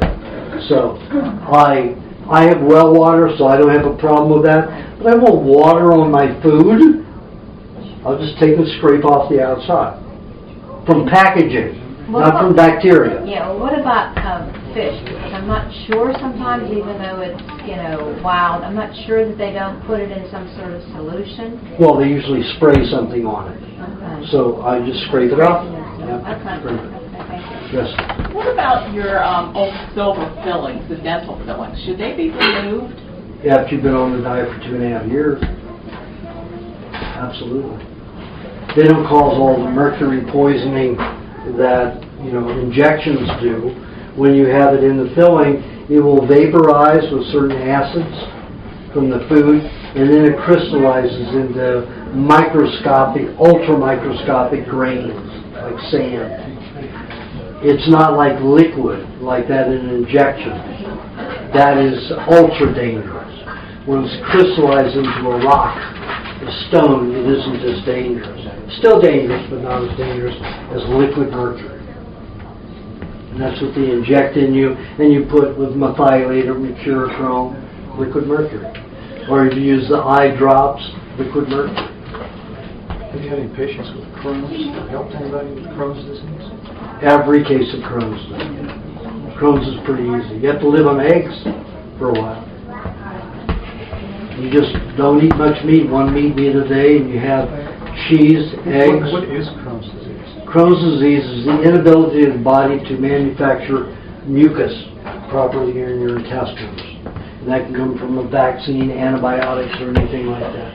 And most people get Crohn's disease following a long period of antibiotics or injections of penicillin. So the body stops making mucus, or thick mucus. And it will, thank you. and my lungs are exercised. Been talking, not much fresh air. So, the mucus doesn't coat the intestinal lining well enough, and some of your own digestive acids will start eating away at your intestinal lining in spots where there's not enough mucus or it's too thin. So then the intestines over the years gets thin and thinner, or right away very quickly. You've got a lot of good digestive acids like hydrochloric acid and very thin mucus. You're going to eat your intestinal wall pretty thin pretty quickly. So then when you eat too much, the gut will rip. The undigested food gets into the body. 80 to 85% of arthritis and rheumatism is caused by Crohn's disease, leaky gut. The undigested food particles go to the knees first for digestion, and then other joints. So your knees start digesting food, starts digesting its own cartilage. Then you have inflammation in the area because you've got bacteria working on the whole area. And not necessarily working on your own joints, it's working on the food in the joints, but it causes the swelling in the joints, it causes the pain, and the redness all around that area. And it's all 80, like I said, 80-some% is caused by that, not because it's in your actual joints that are a problem. Let's say if you were a runner and on a bad carb diet and you kept bruising your cartilage, you could end up with arthritis and rheumatism, true arthritis and rheumatism, where your body has gotten bacteria into that, generate bacteria to dissolve the damaged cartilage. That's true arthritis and rheumatism. But most arthritis and rheumatism are the symptoms of digesting leaky gut food rather than bruised or damaged cartilage. What would you say for somebody that's trying to, because I'm working with some people that are struggling with addiction sort of things, sugar addiction or alcoholism, and then when the cravings come up, it's hard to switch over to maintain the flow of the healthier diet. And I don't know if you have, with people that have addictions, what to do in those moments or to help with the craving part of it. Well, each one's different. Kiwis, you have somebody, an alcoholic, eating kiwis every day, will poison them to alcohol. They'll automatically stop. You don't have to tell them that's what's going to do to them, because they'll literally stop eating the kiwi. If you do that, they will, keep with the alcohol. So I found it's better. Kiwis are healthy for your system. Don't tell them it's going to turn them off to alcohol. It'll make the alcohol actually poison to the system. So kiwis are great for that. They're great for any kind of addiction. But alcohol, it works with a little bit better. Most people go on the diet once they get the honey and butter. No more carbohydrate, no more candy cravings. There it goes. That's what happened to me because I was a carb queen, and once the idea of macaroni and cheese, it's just, you don't want it. Because I thought, I'm going to be fighting these, fighting a croissant. Once your body is satisfied and happy, 99% of the people who go on this diet for the ones say, oh my God, I'm not thinking of food all day long. I'm calm. I can think of other things. I can be happy. The first time I've been satisfied in my life. You know how many emails a day I get like that? Phenomenal. Man. Can you do it do you get that same, can you do 70%? You can do anything. You can do 1%. Okay, and there will still be I just say this to everybody.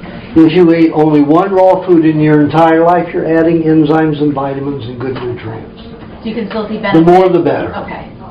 It just seems like a all or none. It's okay to go with slow, suddenly jump in, but just to be, as long as you're doing it. Depends on how sick you are. Right, yeah. Okay. People who are real sick will go in hard and heavy. People who aren't so sick will wade into it. Okay. My athletes, they'll go into it hard and heavy because, I had one marathon runner that took 3 hours and 40 minutes off of his time in 3 months on the diet. They dream of taking off 3 to 5 minutes a year. And this guy took 3 hours and 40 minutes in several months, 2.5 months on the diet. Others it took off 20 and 40 minutes within a couple of months on the diet. He went from coming in 100 to 135th place down to 20th place, 15th place. So like, I'm just thinking like for the kids, or just, you know, like if they're kind of hardcore, okay, I want to eat this.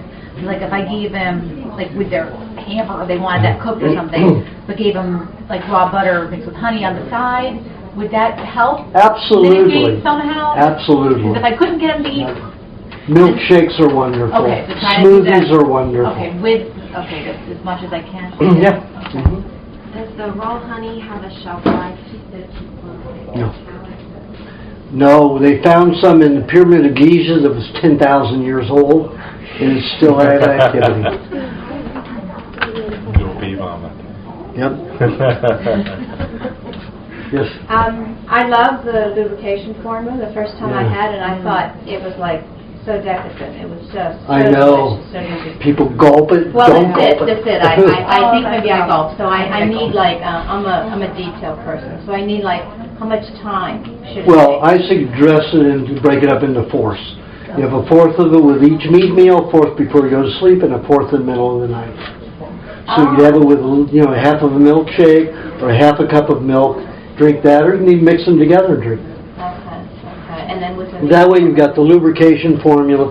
It's for women. It's moisturizing because they like moisturization. Men like lubrication. It's the same thing. It's a lemon meringue tasting drink. Okay, so not just a one-time then? No. Okay.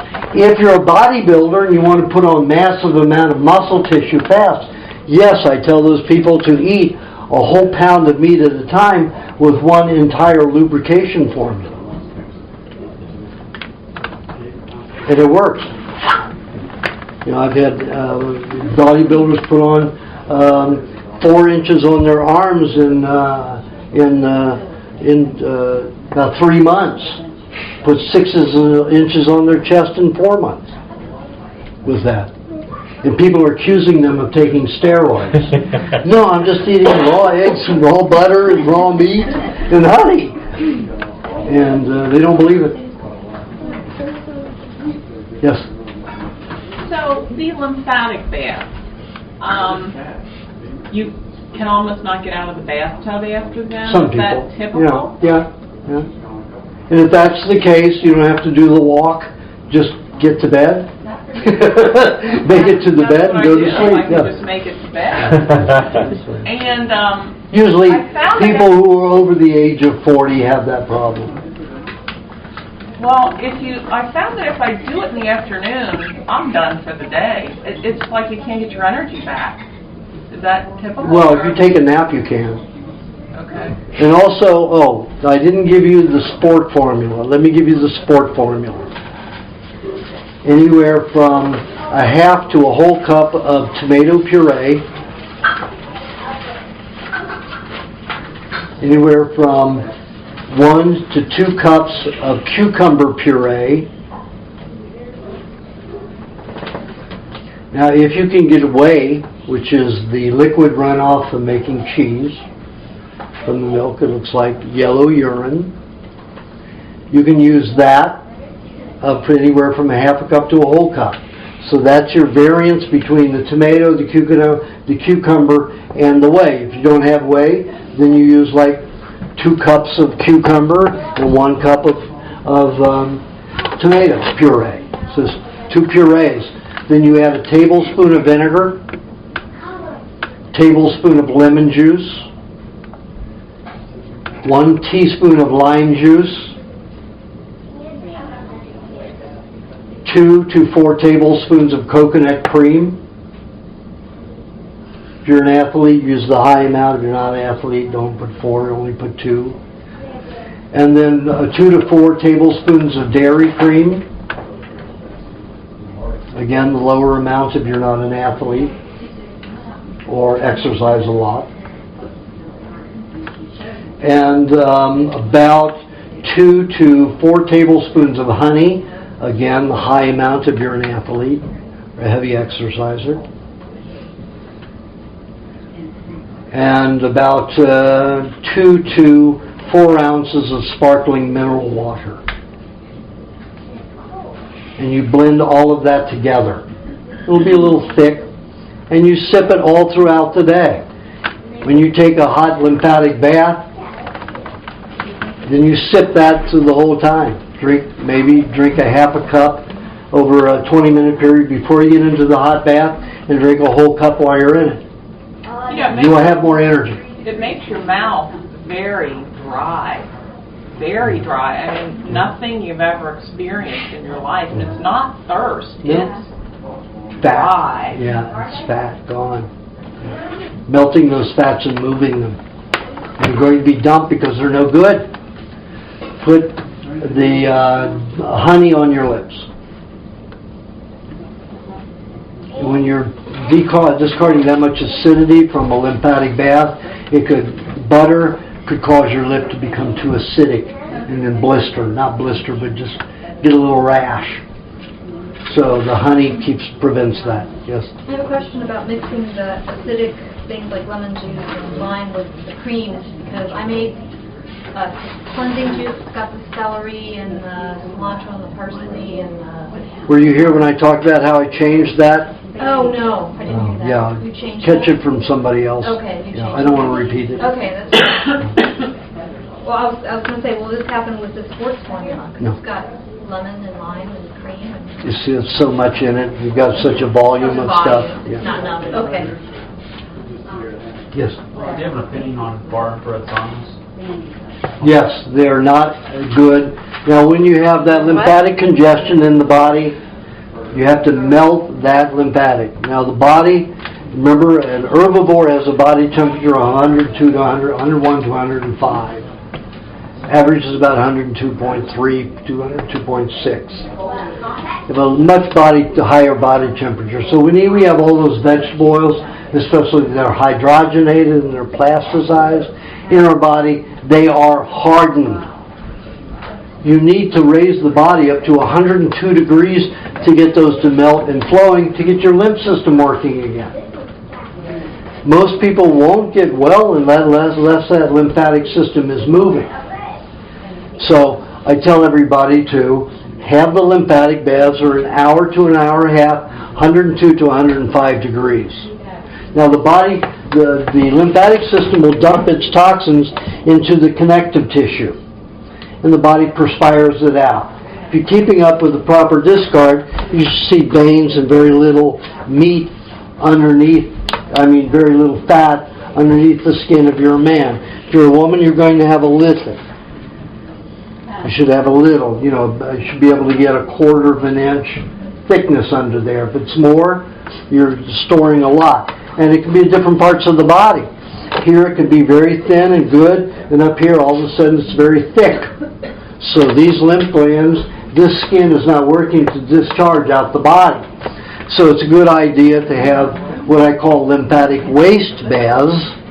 Now this is new, this is not in the books, it's something I've come up in the last few years. Lymphatic waste baths, to perspire it out of the skin, are 35 to 40 minute baths daily, 105 to 108 degrees. Hotter. But that usually gets it perspiring out of the skin. So the lymphatic system, when they're moving, it will dump it into there and you can perspire it out again. So you do 2 hot lymphatic baths a week, and then you do the lymphatic waste baths 35-40 minutes every day. And you have to put ingredients in the water if you don't have a well water to make sure you neutralize the poisons so they don't get absorbed into your skin. And that's stuff in the book. And we want to live under baths. Tell you what to put in the water. Milk, vinegar, clay. And now I've come up with 2-3 tablespoons of coconut cream in the top of the water. When you get out, coats the body with that liquid. That coconut cream, and the body's just so happy and moist, with the fat. Because usually you get out of a bath, you're going to be pretty dry-skinned. Yeah. My son has eczema. I just took him to do kinesiology and stuff for food stuff. And she said magnesium or Epsom salts in the bath. Epsom salts are fine instead of sea salt. Yeah. Okay. Okay. Epsom salt is a mine salt, it's not a It toxic seemed to really help, supplement. and I was hoping to get it Yeah. out, so I'm like going to continue. Okay, that'll help neutralize. Either sea salt, sun-dried sea salt, or Epsom salt. Okay, and that'll get rid of the chlorine. We do have chlorinated water in our town. You still need vinegar and Vinegar and- some milk in it, Okay. or coconut cream, Okay. either one. Yeah. To answer your question more thoroughly, he asked about infrared saunas. Sure, they'll help warm you, they'll help get things moving, but they don't help the lymphatic system. You've got to be immersed in water. If you have air currents anywhere, your body will never reach a high temperature. I have people saying, but I sweat like a pig when I run and exercise. I don't care, your body's not getting hot enough to melt that lymphatic tissue. Imagine a stick of frozen butter in a glass that's about this big, and it's sitting in the center, and you've got heat that's only 98.6 outside. How long is it going to take to get in to even start melting that butter? 3 hours. To get, and that's in frozen butter. If it isn't frozen butter, just refrigerated butter, it takes about an hour to an hour and a half before it starts dripping. Slightly, barely. That same thing happens in the human body. And if you put it in a sauna, twice as long. It doesn't work. It doesn't work for steam either. And those get very hot. And they damage and dry out the mucous membranes. Then where are you? So, hot baths that are no hotter than 110 degrees, try to keep it about under 108 or right at 108. That's fine. I had a 74-year-old man, came to me at 69, chronic fatigue, he's retired, pretty wealthy, so it didn't matter. He was just a couch potato, watched TV all the time, couldn't do much of anything. And he got onto the diet, but he went onto the diet because the doctor said, your thyroid's failing, you have to take thyroxine, and you have prostate cancer. So he came to me, somebody sent him a book, or gave him the book, and he sent it to a friend of his for Hanukkah, as a present with an architectural book, because this friend of his, this younger friend of his, was an architect. And he called the architect, and when he got all this and said, I've got cancer, who knows what's going to happen, he said, well, how are you doing on the diet? And he said, what are you talking about? What diet? He said, well, you sent me We Want to Live, that book. He says, it's the most incredible diet I've ever done. It's phenomenal. I have all this energy, all this everything now. It's wonderful. He said, send me my book. And he said, no, you gave it to me for Christmas. You have to buy your own book. It'd be even more mistake. I got it marked up for me. There's no way. So he went out and bought the book. He came for a consult. And after about 2.5 years on the diet, within a month on the diet, his thyroid is completely working. Didn't have to take thyroxine. Didn't want to take it anyway. That's why he went to... started looking in other places anyway, and started searching. And then the prostate cancer disappeared, within a year. The signs of prostate cancer, not the PSA. PSA is bullshit. PSA has nothing to do with prostate cancer.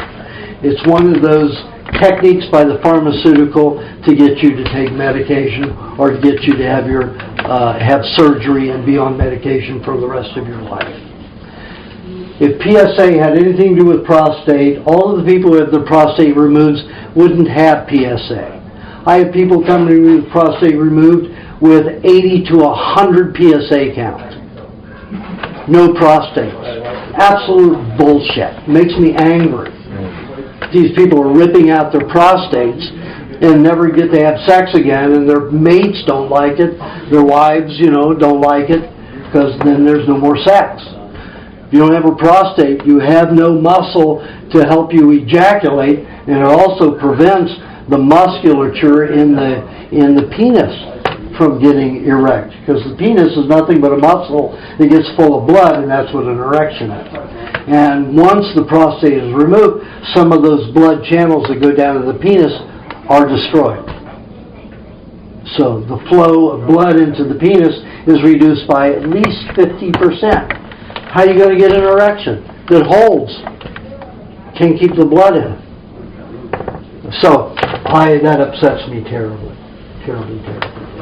Anyway, after about 2.5 years on the diet, he says, I want more energy, he was doing pretty good. Everything was better. And I said, well, if you want to progress really fast, then do the lymphatic baths, as I instruct in the book, hour to an hour and a half at a time, a couple of times a week. He didn't hear the couple of times a week. And it's even in the book, I say only 2 times a week, 3-4 days apart. But there was a typo error. It said 110 instead of 101, because I was being cautious when the first book came out. 101 was cautious. I didn't want anybody cooking themselves 110 degrees. So for 3 months every day, he did 110 degrees bath, watched a movie while he was in his hot tub with his computer, and could stay in there and did it. And he said, but I get out of there, I can't do a thing, I'm a slug, I'm back on being a couch potato. And I said, well, that's okay, so that happens to you 2 days a week. He said, what do you mean? It's every day. And I said, wait a minute, you're taking the baths 2 days a week and it's causing that 7 days a week? He says, no, I'm taking the baths every day. And I said, no, in the book it says 2 days a week. And, and what's the temperature? 110 degrees. I said, no. He said, no, it's in the book 110 degrees. I had to go get the book, and there it was, 110 degrees. A typo. So one typo I missed.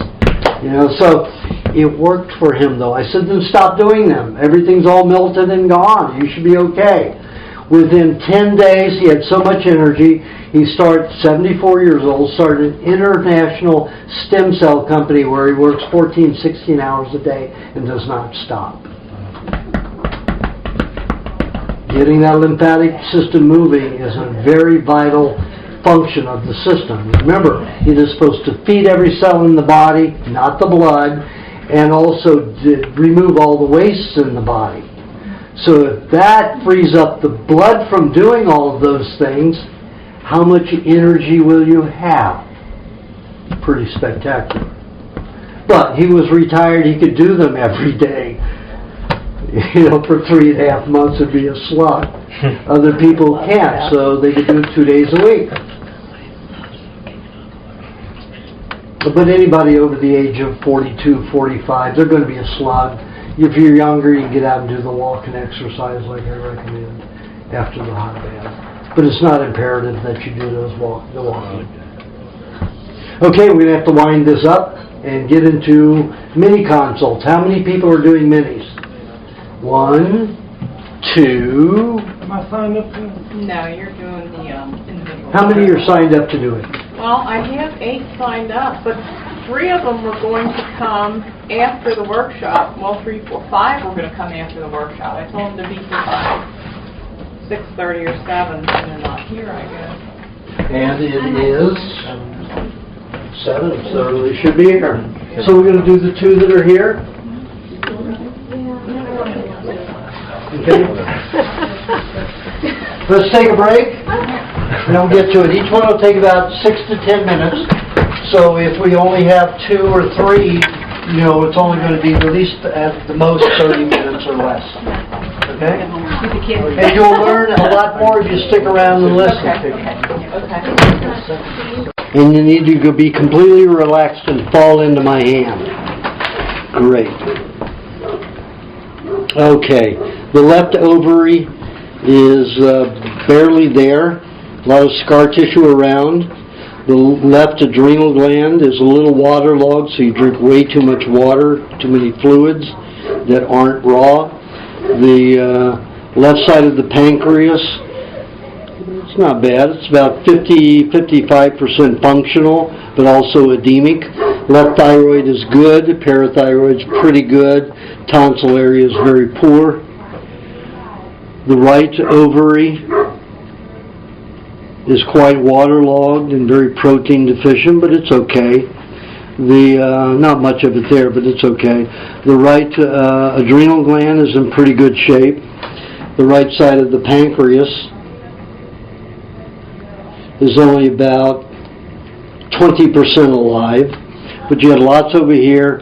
And on this diet, because there's hardly any carbohydrates, hardly any sugar, you only need 10% of your pancreas functional. You're not eating cooked foods that cause the pancreas to overwork, so we need very little pancreas on this diet. The liver, a lot of congestion in it, a lot of fatty tissue in it, so it looks like you have a little bit of circulation problem in the liver. Right thyroid is okay, parathyroid okay, tonsil area very poor. This white splotching that you have, that's lymphatic congestion. It's not severe, more the lymphatic waste is what you have. And you see this, how much I can get in there? It should only be, I can't see, you're just so thick under there. I should only get a quarter, and I'm almost getting 3/8 of an inch of toxicity. So you need the short baths more than the long baths. You need the 30-35 minute baths every day to melt that stuff out of the system, out of your connective tissue. And you would lose probably a lot of that weight and put some good fat on after that. Okay, a lot of bile in the system, but that's usually with skinny people, because skinny people don't have much fat, so the bile is used in place of the fat. Some other reason you've got a lot of bile throughout the system that causes irritation throughout the system. Red blood cells are okay. White blood cells are pretty good. You have smoke tars all over the body. Did you smoke? I've never smoked. How about your parents? My parents smoked. There you go. You were a smoker. If they smoked and you were around them, you were a smoker. So you smoked for all of your childhood. And that's what it looks like. It looks secondhand smoke because it isn't in particular spots like around the lungs and the kidneys, like on most smokers who actually are smokers. But secondhand smokers have it patched all over in the system. Vinegar will help dissolve that a little bit. Meat-wise, you could eat a balance, let's say 50-50, 50 red, 50 white. Be a good balance for you. I wouldn't eat too much red meat alone by itself. Sometimes if you eat red meat, you can eat egg with it, and that'll bring it to a more of a balance. It won't be so acidic. If you're a hyperactive person and you eat red meat, it's going to make you more hyperactive. So you need to eat white meats, not red meats. And also need to tell you this, everybody has activity rings except for a few people. I'm one of those very few people that has no activity rings. That means I don't produce any hormones for physical activity, so I don't have to exercise. Never go into anxiety unless I'm on a bad diet. So, if you're a person who's in anxiety, it's because you're not exercising. Depression is a lack of bacteria in your colon, so you're not breaking down the nutrients enough to feed the brain and the nervous system. You use that suppository that I talked about, and that'll feed the E. coli from the back end and feed your brain and nervous system and get rid of the depression. Anxiety is not exercising enough.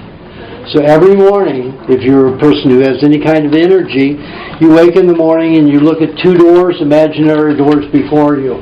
One of them says anxiety and the other says exercise. It's your choice what day you want this to be, in the room of anxiety or the room of exercise. Every day. It's an issue. It's an issue for me, but it's an issue for other people. And if you can see in your eyes these little rings that go around, iridologists call them, what do they call them? Stress rings. They're only stress if you don't exercise. That just means your body produces a lot of hormones for physical activity. We're meant to be physically active as animals. Okay, fruits, raspberries would be very good for you. Pears, especially slightly green pears. peel them if you see any kind of other than a dull finish on them. So they have petroleum wax, paraffin in them. Bananas and coconut cream, you've got scar tissue several places in your body. And that'll help remove scar tissue, bananas and coconut cream together. But not too much. Bananas are highly starchy and they are difficult to digest. So if you're an athlete, it's okay to eat a lot of bananas. So high potassium will help you get rid of the lactic acid that causes soreness. Pineapple will help you break down and perspire some of that lymphatic fluid, but watermelon is the best for perspiration. Okay, there you go. You're welcome. Oh, vegetable juice. I forgot to give you a vegetable juice. Let me see your hands again. Okay, I'm always going to give everybody vegetable juice. If I miss it, remind me. I'm going to suggest, to help get rid of some of this bile, carrot juice is very good. So 25% carrot, 25% celery. Make it 20% celery, 25% carrot, 20% celery, 5% cilantro, 5% parsley. Like you have 10% zucchini, and the rest cucumber puree. Okay. Next. Will somebody be my scribe? Anyone? Willing? Somebody can write. What's that? I can write fast, but it won't be legible, but I can try. I mean, I can come back and read it. Yeah, do your best. I have a pen. Okay, thank you. All right. Marta. Let your hands go limp. Good. Okay. And were you a vegetarian? I've eaten very little meat in the past couple months because I've had these stomach issues or whatever. I don't even know what they are anymore, but... Have you tried raw meat? Just the past few days I've had a few bites here and there. Is that okay? Feel okay? The raw meat? Well, I don't know because my stomach pain is still there. I don't know what's okay anymore. Well, you're going to have to eat a lot of eggs to get through that. If you can get some pig's intestines, it would be very good, small intestines. It would help if you relax your fingers. I just wanted to let me smooth them out. You just leave them relaxed. Okay, just... Okay, the left ovary is a lot of scar tissue, but it's okay. Very cold though, so you've got a mineral imbalance. Also have a lot of metal poisoning there in that ovary. The left adrenal gland is in pretty good shape, but also cold. Left side of the pancreas is about probably 45% functional. That's okay. Left thyroid is good. Parathyroid fair. Tonsil area atrocious.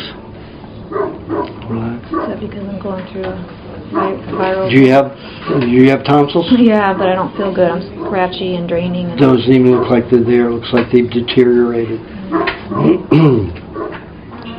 So you may have very little glands and a lot of fat deposit there. The right ovary is very waterlogged, but okay, it's warm and it's functional.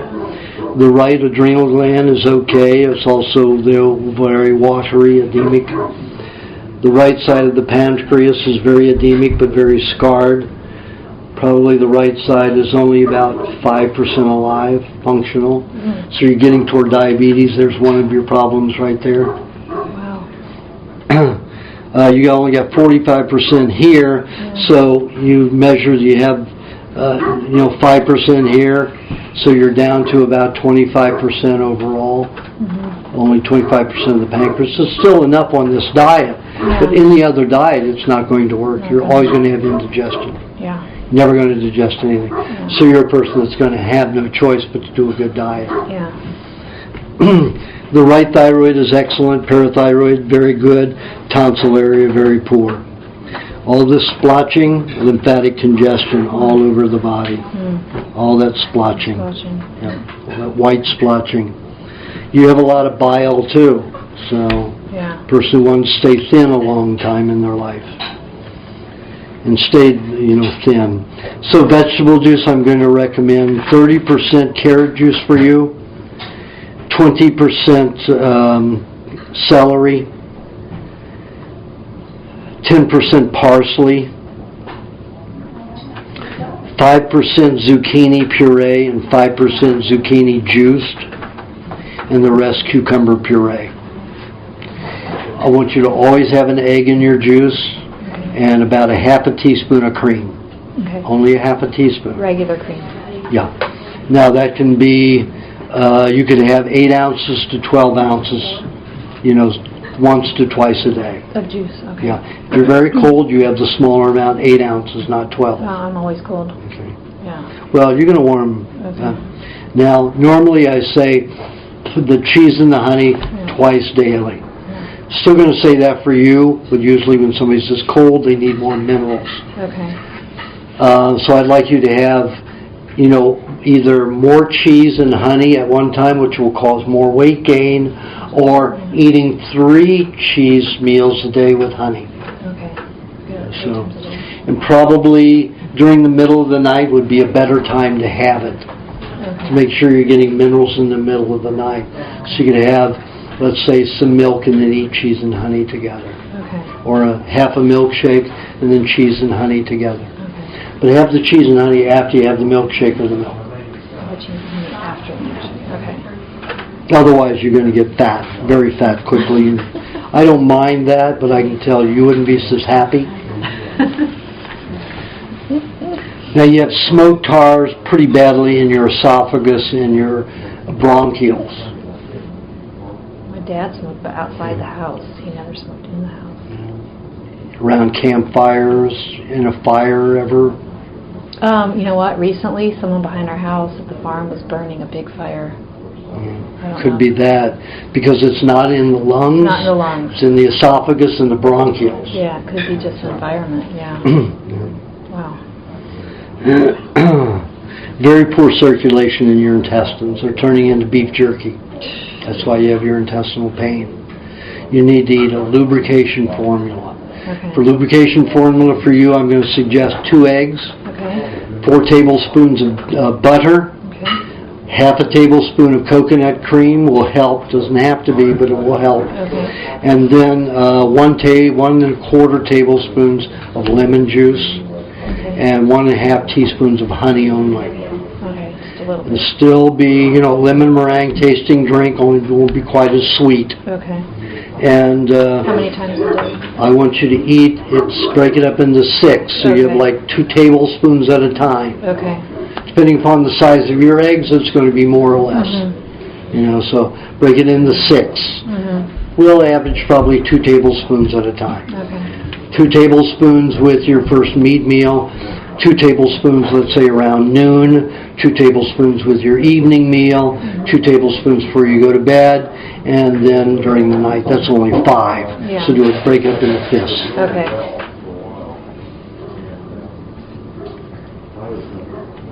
Meat-wise, right now, fish would be much better for you. Red meats are going to probably make you more acidic. So if you have red meat, make sure you have only half of your meal red meat and the other half oysters or swordfish or some kind of deep ocean fish. Halibut, anything like that. Fruit-wise, raspberries and dark berries, you could have, let's say, a third of a cup of raspberries, a third of a cup of dark berries, blueberries, blackberries, and boysenberries, 2 tablespoons of coconut cream, about a tablespoon of dairy cream, and just a pea-sized amount of butter with that.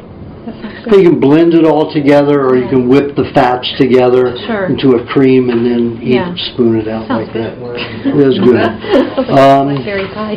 And I'd like you to have 2 days a week, a half a cup of pineapple, not too ripe. Oh, I have a major reaction. Yeah, that's very ripe pineapple. And I'm in pain for days. But you're going to have it with coconut cream and you're going to have a butter. 2 tablespoons of coconut cream, 2 tablespoons of dairy cream, Okay. and you blend it all together, and you're not going to have that reaction. Now, like blend it in the blender? Blend it in the, well, just take a small blender jar. Okay. You know, you in the regular Yeah. canning jars with a regular Yeah. mouth jar. Yeah, You get an osterizer blender. Yeah. You unscrew it out of its base and use the washer and it'll screw right on those little jars. Oh. Turn it upside down and there it is. I tell you how to do it in the recipe. Oh, okay. So it's going to be more like a pineapple shake. There it is. Okay. Yeah. So it'll be pre-digested in a way. Okay. Well, it'll be mixed so much with the fat, it's Okay. not going to irritate you. Okay. But it can help break down your lymphatic congestion Okay. and move some of these things that are Okay. crusted. Yeah. Because you have a lot of mineral congestion in your system, plaquing, Yeah. like on your teeth and other areas of the body. Yeah. And that keeps you cold. And, you know, I suggest you do almost exactly what I enumerated. Don't have an afternoon milkshake, though. Cheese, egg, butter, and honey every hour. Okay. Cheese. So you get to your fruit meal after your meat meal. Okay. So you get to the fruit meal, then you have your fruit meal. You got the berries. You could have 4 days a week. Well, let's do it this way. Have the berries 3 days a week. Have the pineapple 2 days a week, and have a custard 2 days a week for your intestines. Okay. Custards in both books and recipes in both books. So pick that. So you just every hour you're doing the cheese, egg, honey, butter. Then you have the fruit meal somewhere around 3 o'clock. Then the cheese, egg, and honey butter mixture all the way up until about 7. Mm-hmm. Then you have your second meat meal at that time. Okay. Okay. All right. And I would skip a second vegetable juice. It's too cold right now. Don't. Do a second vegetable juice in the summer, Yeah. spring when it's warmer, Yeah. but not now. Not now. Okay. You just have another meat meal with your moisturizing formula again, and then, you know, before you go to sleep, have a half of a milkshake with, you know, a fifth of your moisturizing formula, and the night same thing with a little bit of cheese. Have like 1 tablespoon of cheese with a half a teaspoon of honey after you have your moisturizing formula and your milkshake, half a milkshake and then honey and cheese. Okay. Okay, there you go. I know you probably can't tell, but the pain that I have is right here when I push, and it didn't show up in that. Okay. Is that good? Not to the stomach, it's probably your bowel. My bowel, that high up. The bowel crosses way up here. It's like somebody stabbed me all the time. It's been going on for the last Probably not producing enough mucus So on this this will diet. help everything. Okay. Those eggs will help. All right. Thank you so You're much. welcome. How'd you do? You help too. Thank you. Yes. Sorry. All right. Thank you so much. No, it's because your body started eating Thank you. your Oh, you protein. And then what I should do. Oh, thank you, thank you. Right, so like, you know, if you want to copy this, I can Yeah. kind of, you know, like. Was there one more, or is that it? Oh, I'm sorry, it's me. But Okay, okay. And you're going to do it too? Yeah. Okay, Okay. yeah, just to figure out. Okay, we're not coming to ask you questions. I doesn't matter. Whatever. All right, I'll go. All right, you ready? Yeah. Boy, that's hard. Oh, I'm like shaking because I was writing. I'm like, trying to get everything. Maybe you should go because I'm not relaxed. Okay. You know? I'm sorry because I'm still like frantic. I can understand that. Yeah. I'm trying to get everything. The pressure. The pressure. I need to exercise now. Get rid of the anxiety. Okay, so, What's your name again? Dawn. Dawn. Okay, now what do I do? Put your hands limp into my hands. There you go. Good, falling limp. All right. The left ovary is barely there too. Well, I can feel tissue on either side. Probably very protein deficient. Yeah, it's okay. You do have tissue still there. The left adrenal gland is in very good shape. A little cold though, so it's still a little mineral deficient. Not utilizing your minerals as well as you should. The left side of the pancreas. What kind of work do you do? Do you do work? Yeah, I sit a lot, secretary. Okay, and as I was going to say, are you lifting weights or you have this much scar tissue in your pancreas? You have that much scar tissue in your pancreas. So, the pancreas, the left side is lucky if it's 20% alive. Remember, diabetes is 10% on this diet. Any other diet and you're diabetic. Well, I do a lot of yard work. Well, that could cause that muscle to be I've always tight. done a lot of... How much every day? Or once a week? Well, no, I can't say I do it every day. Okay. But, like, I do pick up rocks and... Yeah, that does no flipping, which would cause that kind of tightness. So, yeah. Okay, the right thyroid is in very good shape. Parathyroid is in pretty good shape. Tonsil area is in poor shape. You have smoke tars all up in your lungs, all up in your chest cavity on both sides. Okay. I go to Relax. smoky environments with my husband. Yeah. The right ovary is in very good shape. The right adrenal gland's in pretty good shape. The right side of the pancreas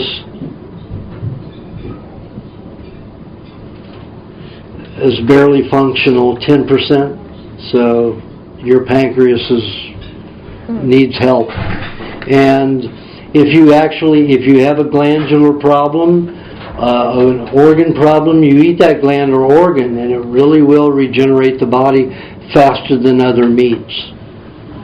So I suggest you get pancreas and eat it.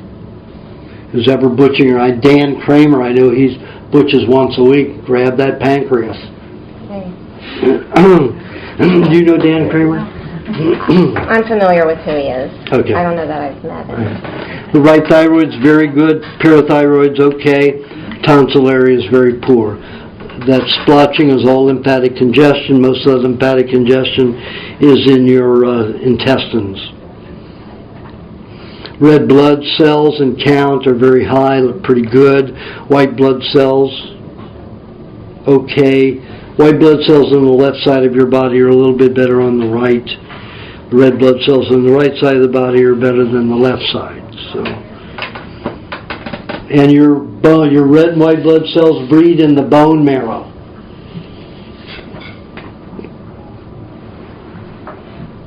Mature in the bone marrow, and then after 40-60 days, they enter the bloodstream.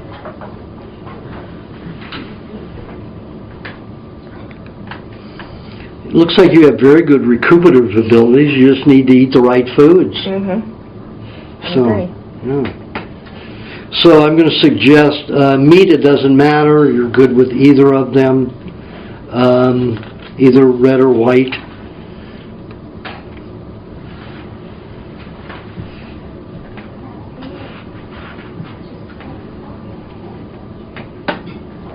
Always both of them together creates a better balance of emotional being, I've found.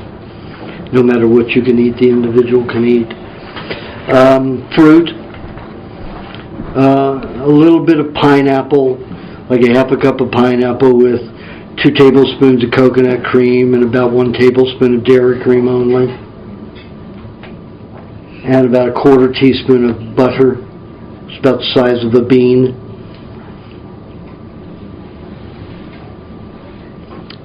Raspberries would be helpful. Also, what I'd like you to do is have about 4 ounces of carrot juice in place of a fruit meal or as a fruit meal with 3 tablespoons of coconut cream and 2 tablespoons of dairy cream and a tablespoon of honey and 2 teaspoons of lemon juice. Don't gulp it. I don't care how good it tastes.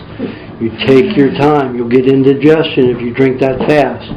Because with your diabetic type condition, you could be high and low on it. So you need to sip it. Take 30 minutes to sip it.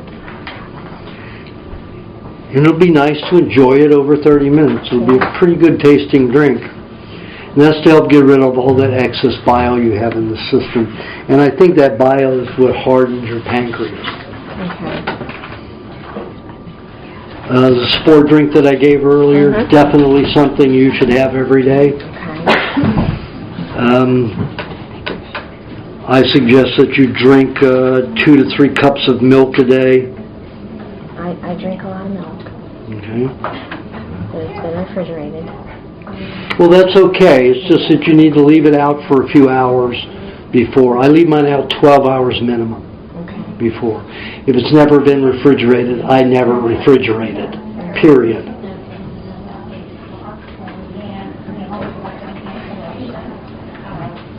Okay, did I give you vegetable juice? No. Okay, I'd like you to have 20% carrot, 25% celery, 5% cilantro, 10% parsley, and the rest cucumber puree. Now, you have something, I don't normally talk about this because it has to do with personality, but you have a personality trait in your hands that shows that you're ultra critical. Now, Of myself or? anything. Okay. Anything and everything. You were born an artist, not a secretary.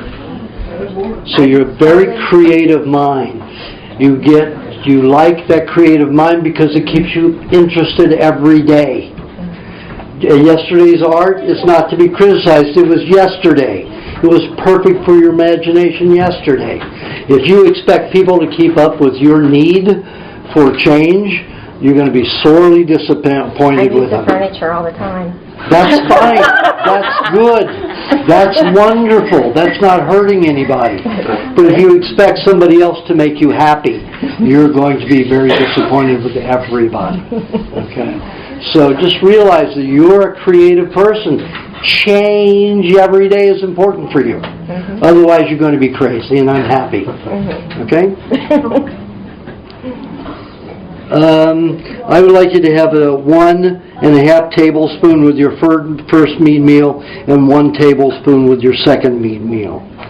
Honey and butter throughout the day if you like. Lots of eggs. You know, to get your... A tablespoon of 1.5 tablespoon of what with every meal, with your first meal?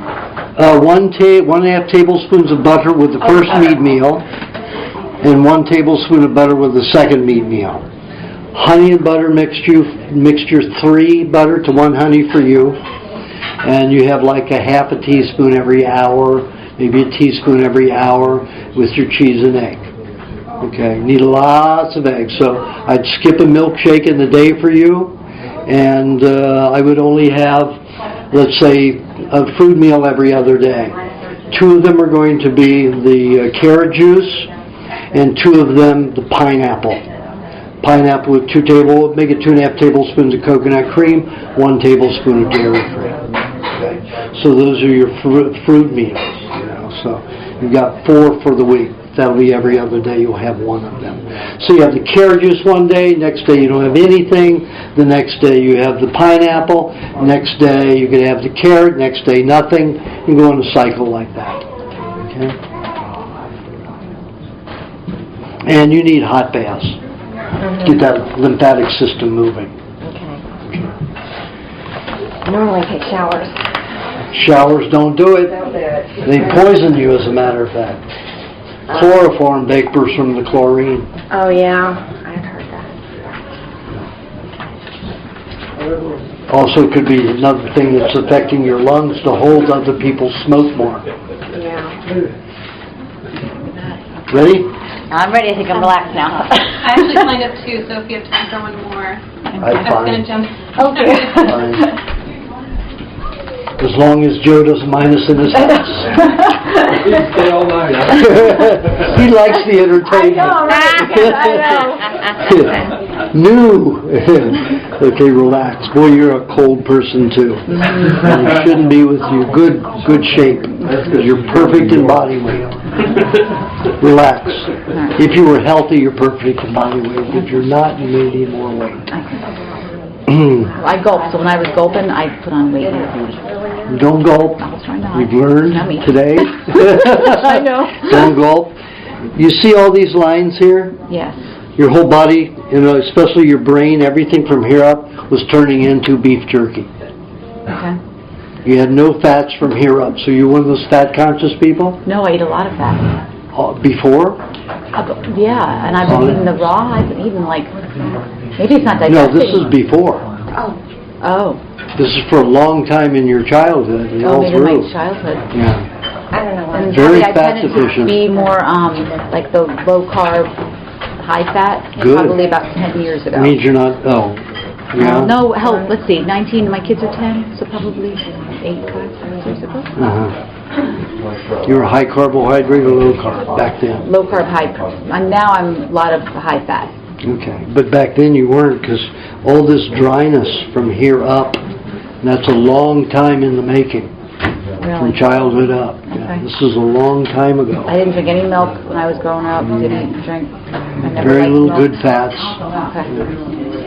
I used to eat fat and butter. Remember I used to eat butter. Was it butter or margarine? Butter. Yeah, And I used good. to eat the fat off meat. That was probably my only kind I'd get. Yeah, but that's good stuff. It shouldn't have done this to you. You must not have been creating good bile. There's been something wrong with your liver. Probably a vaccine or two went to it and destroyed your liver. Okay. Damaged it from digesting your fats. Because you have bile everywhere as if you were a skinny person not eating fat. Oh.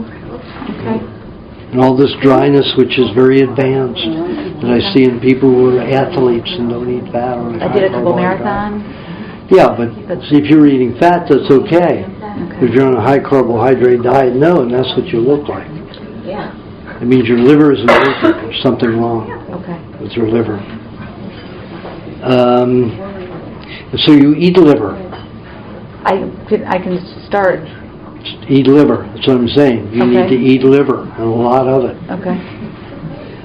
You have almost no circulation in the right intestines, small intestines, and poor circulation in the left. But almost no good circulation into the right small intestines at all. Another reason you may not be just digesting the fats. So that's what's happening. I'm not digesting the fats. You also have lymphatic blockages everywhere, and that's unusual for somebody who ate animal fats. You didn't eat Crisco or any kind of fried foods like that? I mean, fried foods I've been eating probably when I was in college. Like I didn't eat great in college. And Lots of fried foods with margarine. probably had a fried foods Vegetable oils, yeah. That's all that are in those. Okay, let me go through your glands. Your left ovary. It's pretty weak. The left adrenal gland is okay, but cold, mineral deficient. The right, or lacking the ability to utilize the minerals. The left side of the pancreas. You have the striations of scar tissue from it. Did you live near a farm? I grew up across the street from a forest. I'm not really a farm. That shouldn't do it. It's some kind of chemical. Could be from vaccines, but this is striations of poisons. You subjected to a lot of bug spray or anything like that?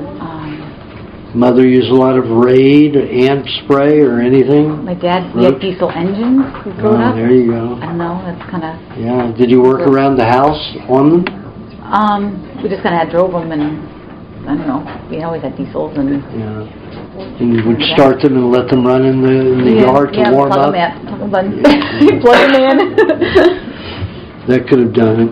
Because there's a lot of scar tissue in this left side of your pancreas. Okay. So you've got many problems.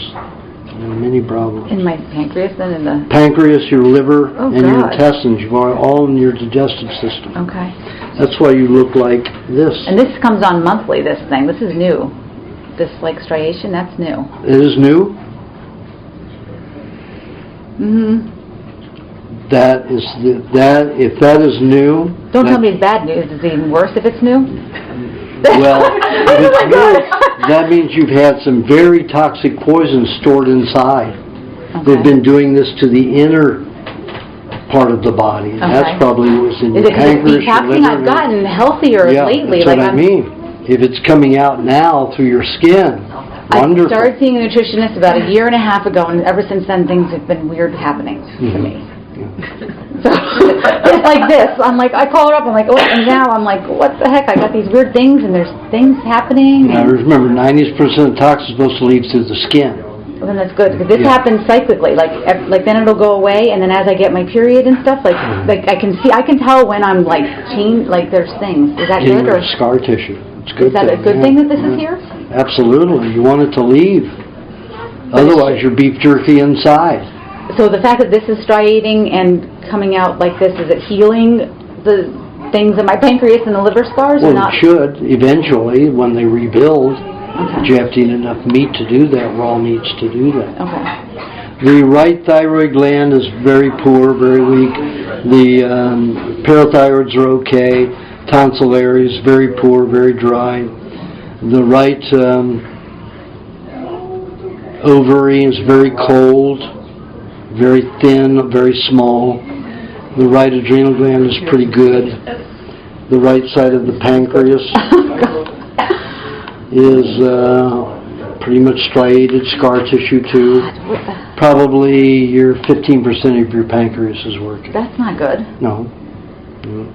You're 5% above being diabetic if you're doing this diet. Okay. Doing any other diet, you're going to be diabetic. Okay. Now, I haven't seen this kind of ratio of pancreatic problems in other cities. There are other cities that have a lot of problems, but this is the worst I've seen in pancreatic with this few people. I'm from upstate New York, up by Albany. We had problems with thyroid and pancreatic.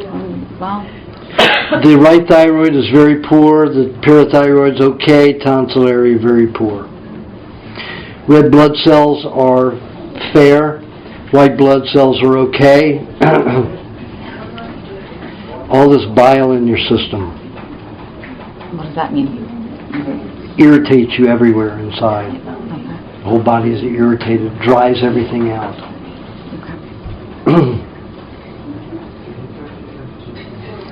Okay, whenever you have a vegetable juice, you have to have egg and cream in it. Okay. So have a teaspoon of cream and 1 egg every 8 ounces of vegetable juice. Okay. If you have 12 ounces of vegetable juice, I don't care, use 2 eggs, not 1. I started juicing a lot. Like I drink a lot of juice now, recently. That'll help you detoxify quickly. Okay. Not sure you want to do all that quickly Okay. without reinforcing, because your body's pretty weak. Okay. Could it be all the Pretty detoxing I'm doing? And then she's got me on, like, I'm on some supplements and stuff that... You know I don't agree with supplements. I know. They're toxic.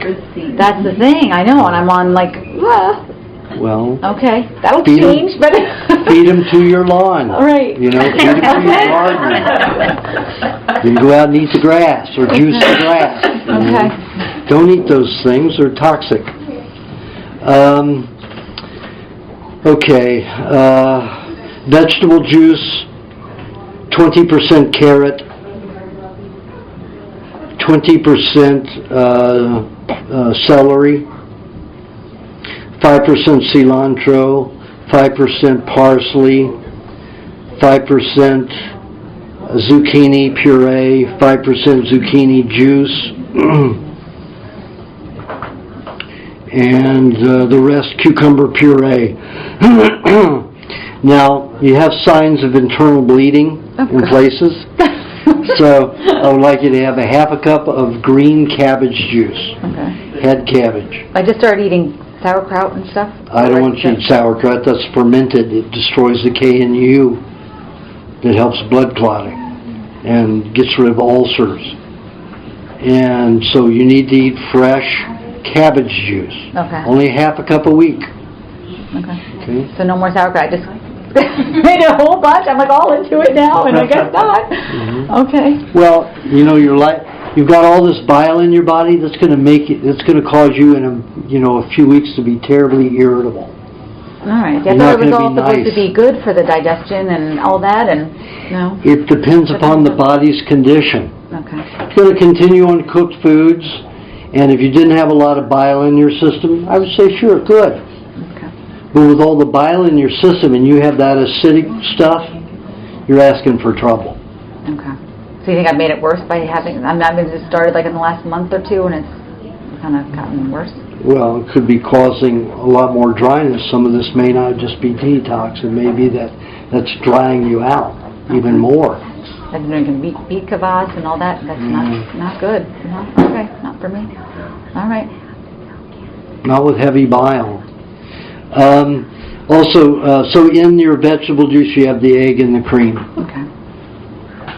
2 days a week, make it 3 days a week. So every other day have 3 ounces of carrot juice with about a half a teaspoon of vinegar, 2.5 tablespoons of coconut cream, 1.5 tablespoons of dairy cream, and 1 teaspoon of honey. First thing, 3 ounces of what? 3 ounces of carrot juice. Carrot juice, Yeah. okay. And then, did I say a teaspoon of lemon juice? No. Okay, teaspoon of lemon juice. Blend all that together and sip that over about a 15 minute period. Have that every other day. Other fruit for you right now would be custard. Just stick with custard, which is papaya, egg, butter, and honey.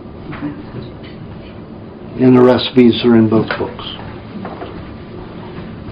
Meat-wise, you've got signs of a little bit of anemia, so you need some red meat, but I'm going to suggest about 25%. Lots of white meat, lots of seafood or chicken, any kind of fowl.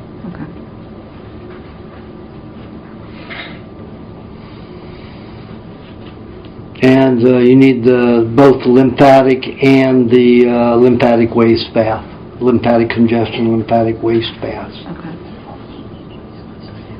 Way too much. You're holding it in the tissues, not perspiring it out of the body.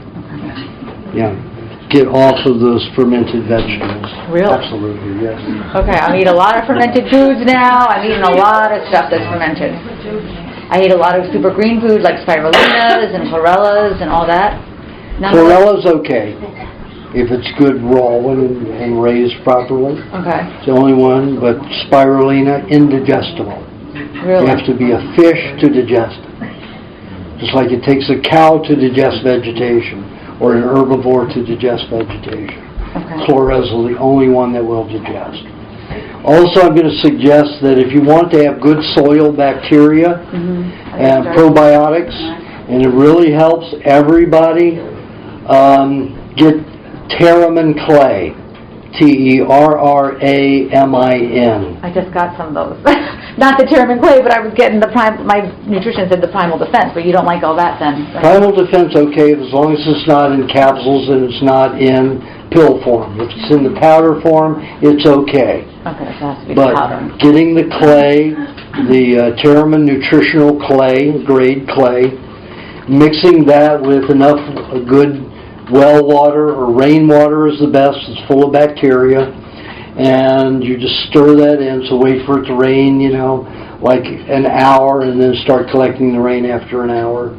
If there's chemtrails heavy that day, wait an hour and a half, 2 hours after it's rained. And then you mix a batch of it.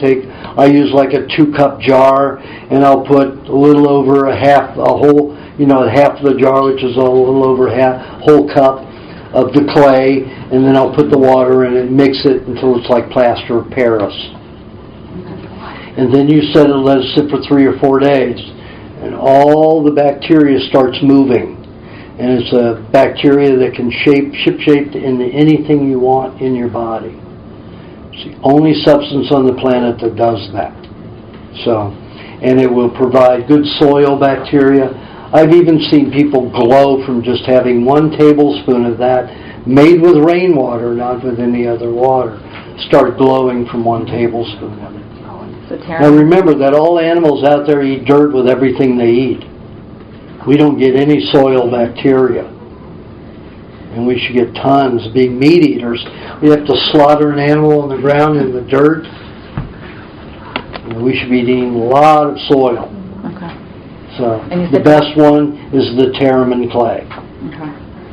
All right, and you said I should be eating liver then? Yep. Okay. Now, she's also got me on like standard process, like glandulars, and so those aren't good? For you, they're not going to help. Okay. No. So I gotta just eat like raw You liver? need bacteria. You need, fats that you can digest. You need the soil bacteria to get the liver and the pancreas going again. And you need tons of eggs. so you don't have to have complicated digestion. Okay. Okay? That's not okay. Not okay. Aajonus, did you say for her lymphatic waste fast And lymphatic congestion baths. Okay. When do you take that clay? At what point in the day do you take your tablespoon of Now, it depends upon the person. If she were very skinny, I would tell her that she has to take the clay with milk. Milk has a lot of bacteria already in it, and having clay with the milk is a good thing to do. So you mix it with, I would take mine and I'll mix 2 tablespoons, and I have it like once a week. I have 2 tablespoons with about 3/4 of a cup of milk. any time during the day? No, it's better somewhere around, a meat meal, like after a meat meal would be better. You're going to have your cheese and honey, and then after you have your cheese and honey, maybe 10-15 minutes, you could have your soil bacteria, your clay and milk together. If you're very overweight, you could have the clay and juice, vegetable juice, and not milk. I was drinking it because of the fermented, sorry. I was moving more towards the kefir and the yogurts. That's fine. Okay, Those the sauerkraut. fermented products, but that's not vegetables fermented. So it's the vegetables fermented that's That's the problem. That's too acidic. Too acidic for you, yes. Okay. Causes severe drying, causes psoriasis in people. Yeah, it seems like things have gotten worse. Yeah. But I think they're so good. Okay. And Aajonus, when you said the 2 tablespoons of clay, that's the clay mixture? That's already the wet. The wet mixture? Yes, Okay. wet mixture. What's your name? Janelle. Janelle, hi Mhm. Janelle. Hi. Okay. I have pen marks. Yes, you do. You're like a little kid. I know. Well, I have little kids. So it's just, You're imitating them? Okay, the left ovary is very scarred and very hard. The left adrenal gland is in okay shape. A little scar tissue there too. Left side of your pancreas is about 30% alive, very scarred too. Right thyroid is okay, parathyroid fair, tonsil area very poor. what makes the tonsil area poor? That's not consistent with everyone. The, canned foods, vaccines, all that stuff, anything with metal, the pollution in the air. Relax. I've only found maybe 10 people out of 5,000 with good tonsils. Not very good. That doesn't count the natives that I've seen. They all have good tonsils. The right ovary is about 40% scarred. The right adrenal gland is okay. What scars the ovaries? Can be anything. Any toxin that gets into them. And remember, the ovaries and testes are high in fat, so your body may use that as a storage place. The right side of the pancreas is about 10-12% alive. The right thyroid is poor, fair. The right parathyroids are okay, but weak. The tonsil area is very poor and very you're metal poisoned all over. Did you grow up on a farm? I grew up in a farm community, and I had the hair analysis, and it was very high on all of them because there was the spray and the crop dusting. Because that's what you look like. You look like you're either a farmer or somebody who grew up around all those pesticides and herbicides.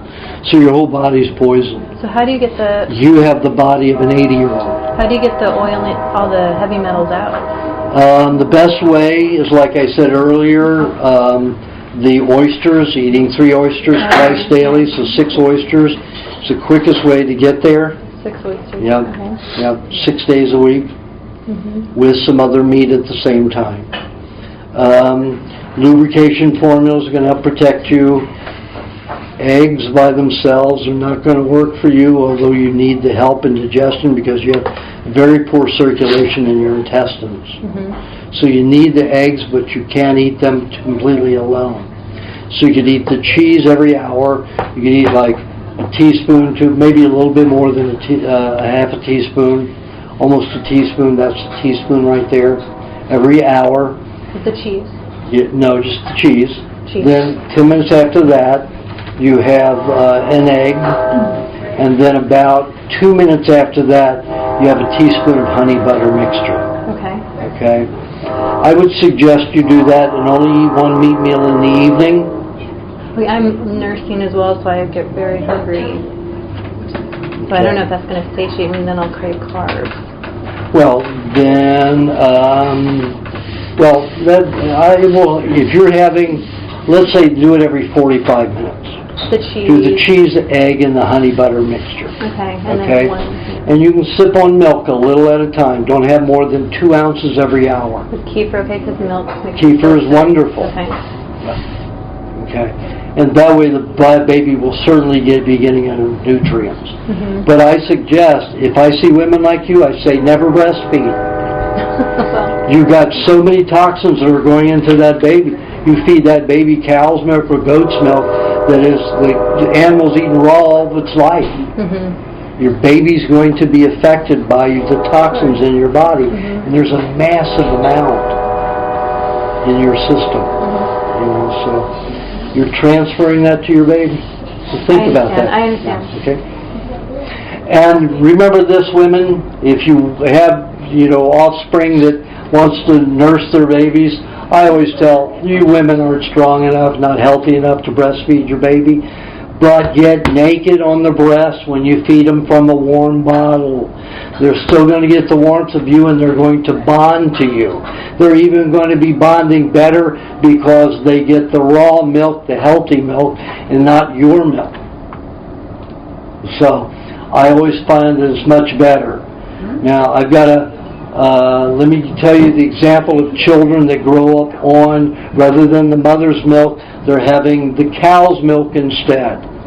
I got one child that at 2.5 years old could recite, without teaching him, he could recite the alphabet backwards and forwards.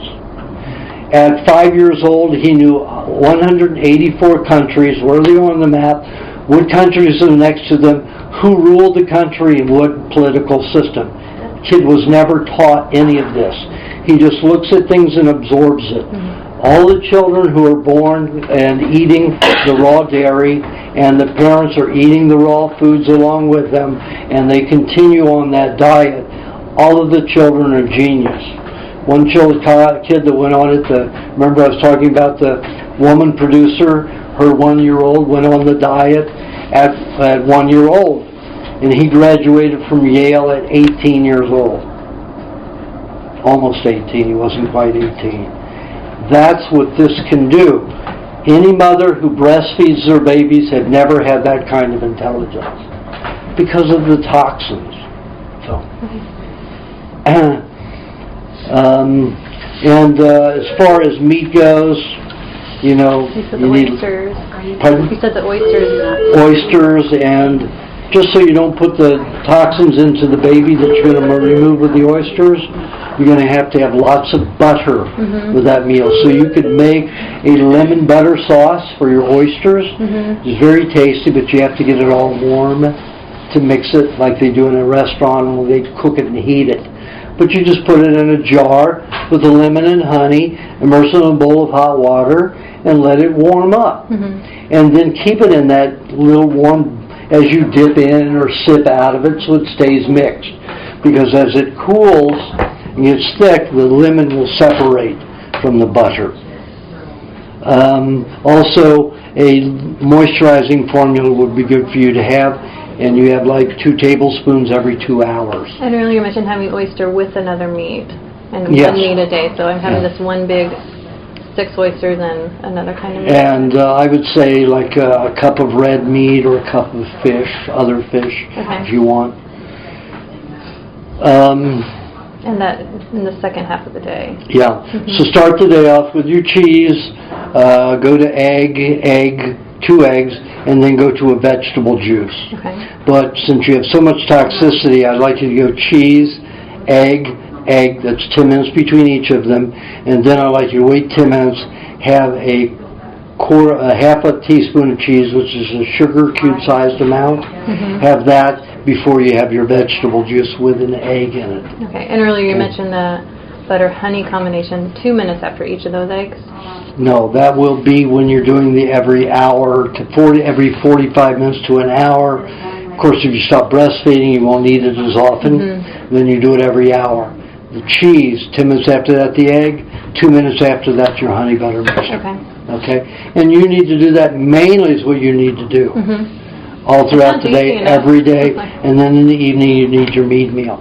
And I like to eat that meat meal at 7 o'clock. Okay. I want those nutrients to help heal you, as well as clean some of that metallic minerals out of your nervous system rather than any other part of your system. Okay? And then for the juice, what's the recommendation for that? Vegetable juice, I'm going to suggest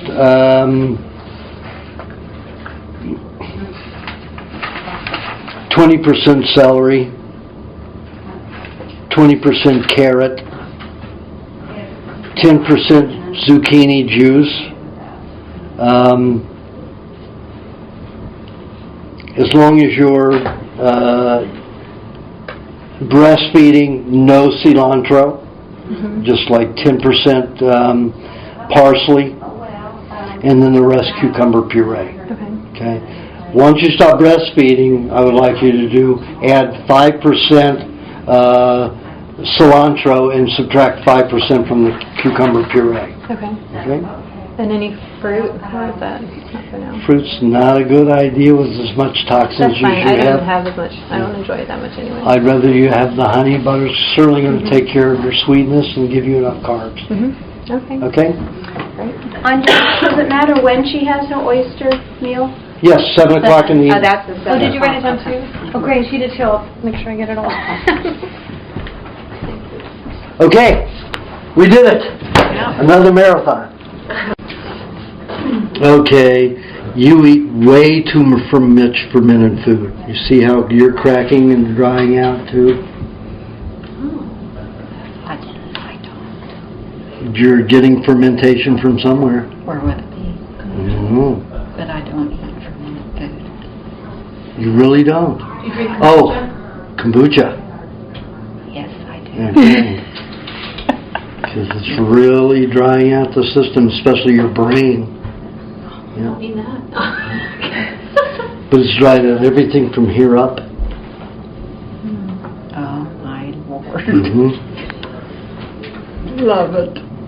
People don't understand. There needs to be somebody who's rational in observing people. That's why I worked with the kombucha with that whole group of people, with 12 people for 4 years.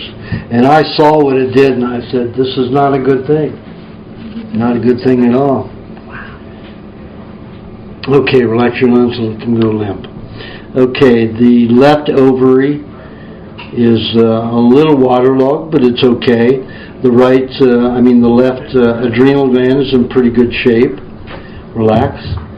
The left side of the pancreas, you have a lot of scar tissue there, so it's only about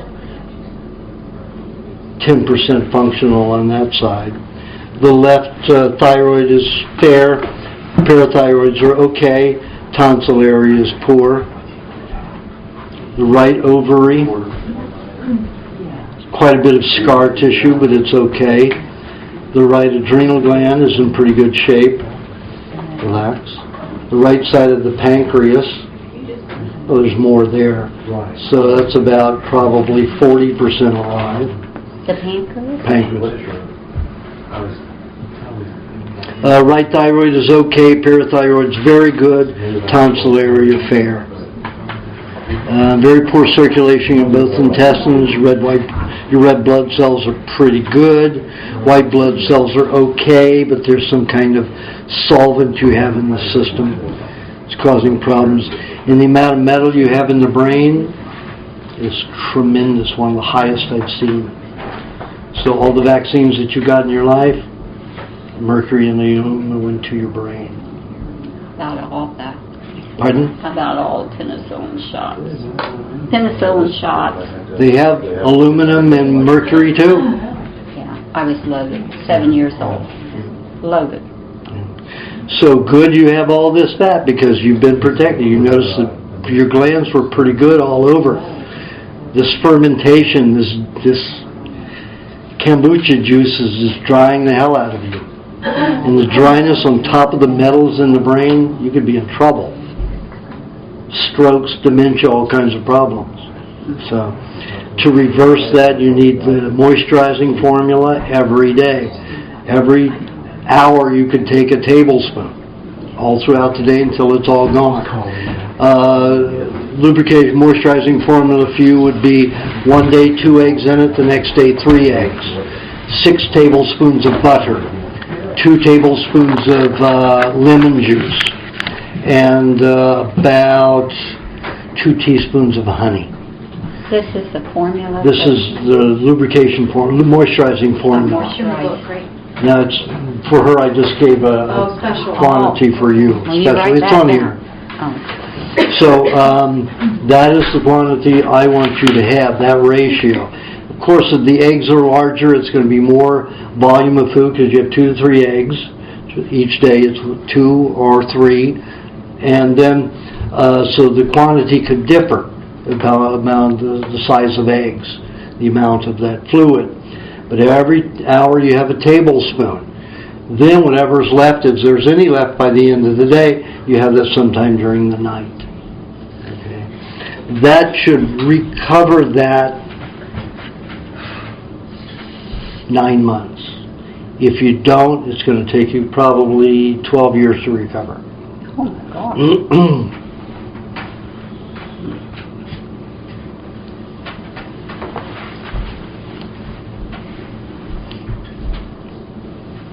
If you hadn't had that, you'd have much better health. Again, you have all this fat on your body, which has protected you, and here's the evidence again. These are the best hands I've seen tonight. I thought you'd probably bury me. My fat. That's your concept, but your fat has protected you. Just think if you had eaten all that kombucha and not had that fat. You probably had a stroke a few times already and be in dementia. Gotta remember all these people's names. Oh gosh. So you still have a little bit of too much acidity in the body. So I'm going to suggest that you eat more fish and eat lots of eggs. I'm going to suggest that you eat 12 to 13 eggs a day. I've been doing that for the last 4 days. Isn't that great? Don't you feel better? I made myself, I'm going to do it and not just do one day, then We're going to call each other. Yeah, we're support group. It'll work. You're going to start losing some weight doing that, of course. Remember, eggs by themselves will cause massive weight loss. So you better have your, honey and butter a little bit after. Yeah. Okay. And a little bit of cream, does that go along? No, I don't want you to do that because that'll cause more weight gain. Oh. Now you have honey and butter, and you can have cheese before to absorb the poisons, of course, before the egg. Okay. Vegetable juice, I'm going to suggest about 25% carrot, 25% celery, 10% zucchini,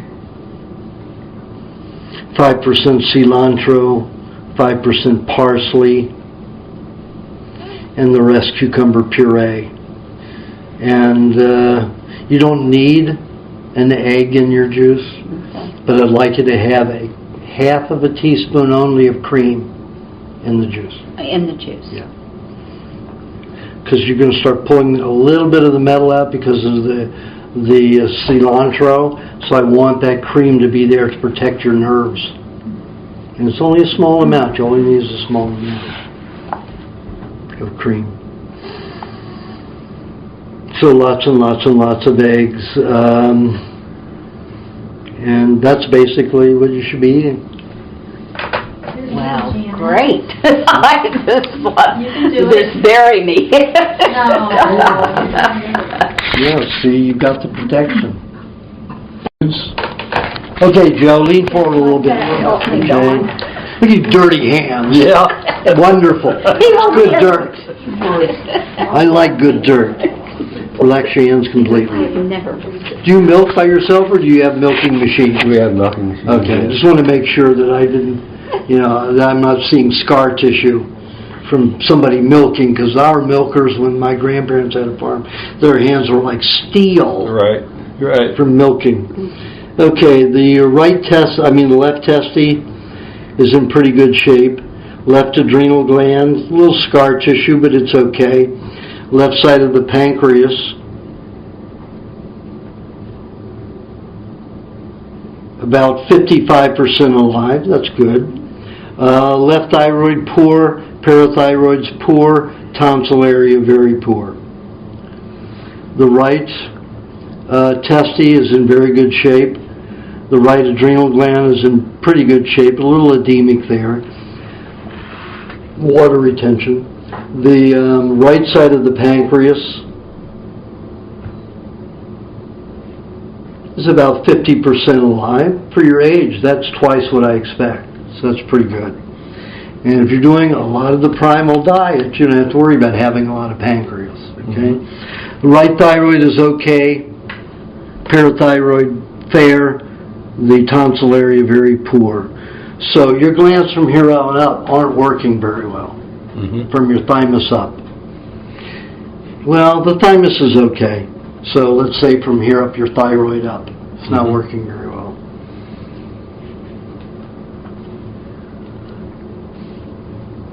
Red blood cells are very good. You still have growth hormones. White blood cells are pretty good.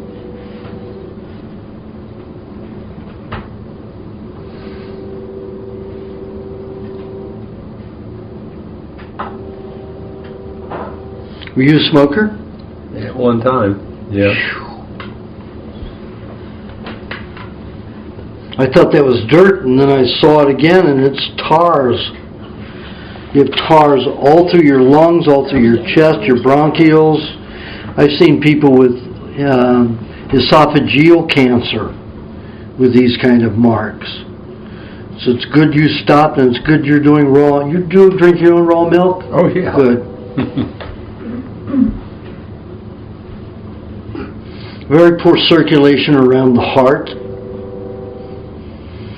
So I'd like you to eat heart of an animal. Put a hot water bottle under your left side, at night sometimes. If you're lying on your left side, you put a hot water bottle here and put a pillow against that. Tempt the heat into your heart area. Okay. Got a lot of lymphatic congestion around your heart. So that is the only dangerous thing that I see. If you weren't eating a good diet, I would say that the esophagus is likely to have cancer. But if you're doing well, do you eat any vinegar at all? No. Okay. Like you have... I give it to my cows.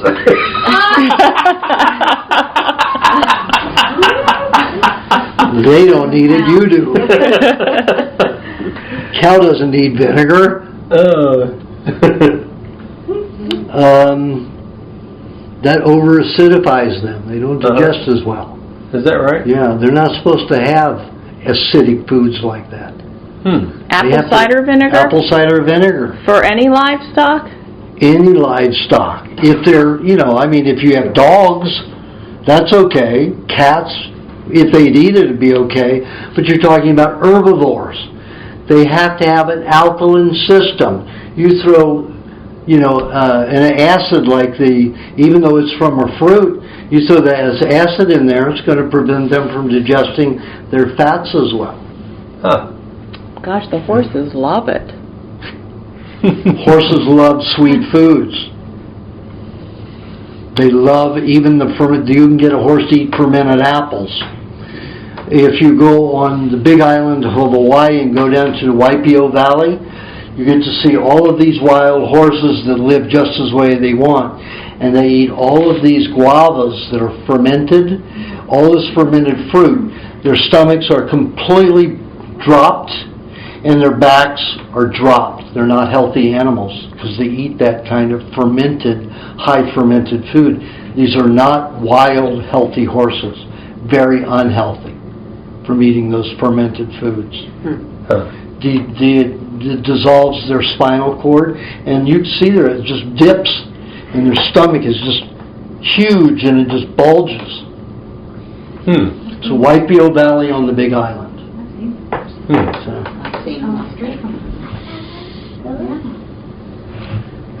Okay, meat-wise, you could have red or white. Of course, white's always a little bit better when you have this much acidity in your system. You need to drink at least 3 quarts of milk a day. I've not been drinking that much.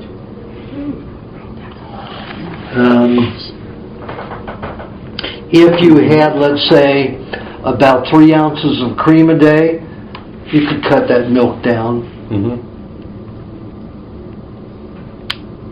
to 2.5 quarts. Okay.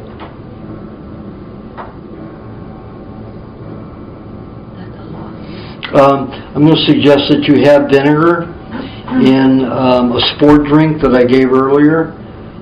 Did you? I didn't hear that. Written down. You got it? Yeah. So give that formula to him.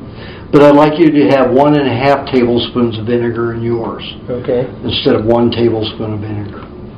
And I want you to have the high amount, the 4 tablespoons of coconut cream and 4 tablespoons of dairy cream, rather than just 2 of each. Okay.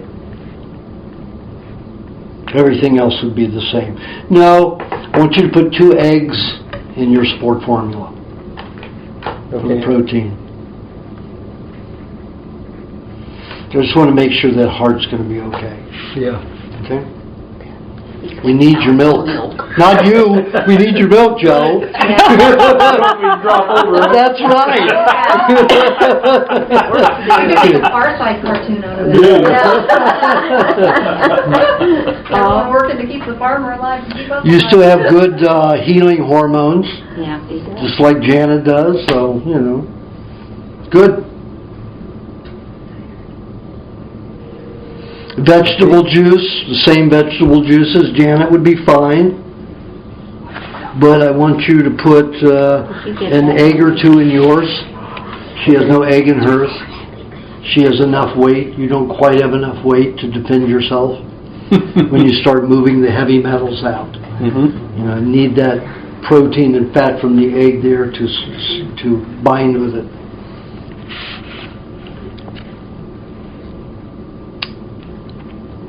Fruit-wise, pears, berries, cherries, all of those are low in carbs except for the pear if it's too ripe. Berries and cherries are very low in carbs. Like blueberries. Blueberries, blackberries, boysenberries, cherries, raspberries, all low in carbs. A couple of apples a week during the winter definitely could help. I like them best in apple pie. I've got a raw apple pie in the book. Do you? Absolutely. Absolutely. So have your raw apple pie. I made one the other day. Did you? It was raw, yeah. And bake it. Made what was the crust was like a little bit Nuts of nuts and yeah. dates and That's it. have some butter and cream to it. Wasn't bad, right, girls? Why not? I guess we can grow into it. Okay. Alrighty. Thank you. You're welcome. Thank you. The left adrenal gland is waterlogged. You're drinking way too much water. The left side of the pancreas is also waterlogged and starting to get very weak because of it. It's just dissolving everything. Pancreas, though, is pretty much alive, so it's probably, if it didn't have all that water in there, it'd probably be one of the better pancreases that I've experienced. So right now it's about 70% active and about 80% alive. That's excellent. The left thyroid is good, parathyroid is good, tonsil area poor. The right testy is in much better shape, but also waterlogged. The right adrenal gland is waterlogged, but okay. And the right side of the pancreas, here we have a lot of scar tissue. Probably only about 25% alive on that side. Right thyroid's good, parathyroid's very good, tonsil area fair. You were a smoker? Around smokers? Yeah, I work at a place where, now they don't anymore, but... Because you have smoke tars, almost like you were a smoker yourself. Almost doesn't look like secondhand. I've never smoked, but... You have one job where they were around a fair shoulders, amount. everywhere. Tell them where you work, Andy. I work as a mechanic. With a bunch of I'm in the used to be shop. smoking in the shop. Yeah, they used to be smoking in the shop. One So place you're I smoking smoked a lot. with them. If they're smoking, you're smoking.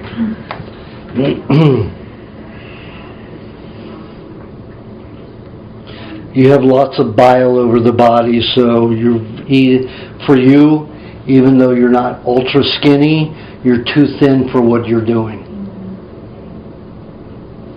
Because you have a lot of toxins stored in the body and a tremendous amount of bile, which irritates the tissues everywhere. Do you know what, like brake fluid, you know how that can irritate the skin? Yeah. We've got that brake fluid kind of reaction internally. So you need to eat lots of milk for those minerals, the calcium, phosphorus, magnesium, potassium, to bind with it and neutralize it. Have carrot juice every other day in the afternoon, about 5 ounces with 4 tablespoons of coconut cream, 3 tablespoons of dairy cream, 2 tablespoons of lemon juice, and 2.5 tablespoons of honey. Now that'll help get rid of the bile. Now you may turn very orange during this period, but when I've done skin scrapings, everybody thinks it's the carriage is causing the orange. It's toxic bile that comes through the system. Because when I've done skin scrapings, it's predominantly bile rather than keratin. So. Yeah, normally my hands and feet get cold real easy. Yeah, with mineral deficiency are there. And you could eat, let's say, about an inch by inch by inch section of cheese with about a tablespoon of honey. And that'll help remineralize your body also. And sip on milk all day. You could be one of those mechanics that have, the cans of beers and they have the tube going down into the mouth. You have milk doing that. Don't tell them it's milk. Get a different color tube so they can't see the color. They can't see it's milk. You have lots of lymphatic congestion in areas, not in your groin area, in your legs. I get a lot of headaches. Yeah. And also, you've got a lot of lymphatic congestion in the left side of your brain. Most of your headaches on the left side? Kind of more in the front of the head. Yeah. I'm Center necessarily front? one. Yeah, I'm more. I don't really notice one right or left. Yeah, I guess swelling there. Shouldn't be getting headaches, must be salt. Salt causes 80% of all headaches. You eat salt? Not a lot. Doesn't take a lot for somebody, When we've been cooking, I use quite a bit of salt. Sea salt. Doesn't make any difference. Yeah. Salt is the worst thing you can do besides cooking your food. Okay, well, we're not going to be cooking. I forgot to tell everybody about what salt does in the body. Salt is the worst explosive that we've ever had. They don't use it as an explosive because it's too volatile. it will explode with a 4 degrees temperature change. So it's 4 or 5 times more volatile than nitroglycerin. But when you have isolated sodium, rock, it is like the size of a softball is the equivalent of an atomic bomb. They've tried to use it and General Electric tried to to use it. And there are a lot of people who are very hurt by trying to use it, and it caused a lot of damage, and my father was responsible for rebuilding the rooms to do that. So salt is a very, very bad thing, because even though it goes in as sodium iodine or iodide or sodium potassium mixture in table salt, the body fractionates it and separates it. So you have all these little explosions going off in the bloodstream, damaging red blood cells and white blood cells. White blood cells aren't as affected, but the red blood cells are. The chips you snack on. Yeah. Pardon? Because we've been gluten-free for a while, he snacks on like tortilla chips and potato chips and things like that. Salt. Yeah. Quite a bit. They're your headaches. My father was just like you. I told him back in I was 27 years old, so he was 65. No, he wasn't that. He was 57. He was 57 years old. And I said, if you stop eating salt, all your migraines will go away. And he suffered migraines his whole life that I knew him. Didn't pay any attention, and then when he hit 67, he started having arrhythmia. And he went to one cardiologist that made sense. He said, stop counting. That's how I told my father to deal with it. Don't worry about it. Don't worry about your erratic heartbeat. Just stop taking salt. My father stopped taking salt. He's never had a migraine since. And I told him 12 years before that. So he would have saved himself 12 years of headaches. When you hear it from a family member, that doesn't Yeah. register. So can you give livestock salt? Not a good idea. What about, Give them Terramin clay. Let them lick Terramin clay. well, I give my horse Terramin clay. There you go. I put some flaxseed oil with it, so it's not, is that not good? Okay. What's wrong with the flaxseed oil? You want to demineralize an animal? That's the way to do it. Really? Yeah. Just, what about pears? Can you have pears? To a horse, just remember that it over-alkalinizes and gets high alcohol in their system and starts demineralizing them. So apples either, or carrots? If you give them one, carrots will be fine. It's a vegetable. It's not a fruit. But any horse that eats fruit will demineralize. So Their knees will get weak. Their backs will get weak. So the cows should have Terramin clay and not salt blocks. Because they sell these big chunks of the earth, the big crystal. And your animals won't be as healthy. The milk won't be as healthy. There's so many things that won't be as healthy. So no salt. Clay. That's all they need. Clay. Well, the problem is you get people that intellectualize what's good for an animal instead of really. If you lived with the animal and watched them and their behavior, like in YPO Valley, I lived with those horses for several months. I watched their habits. I watched them eat. I watched their behavior change with this fermented, and they would go for the most fermented of the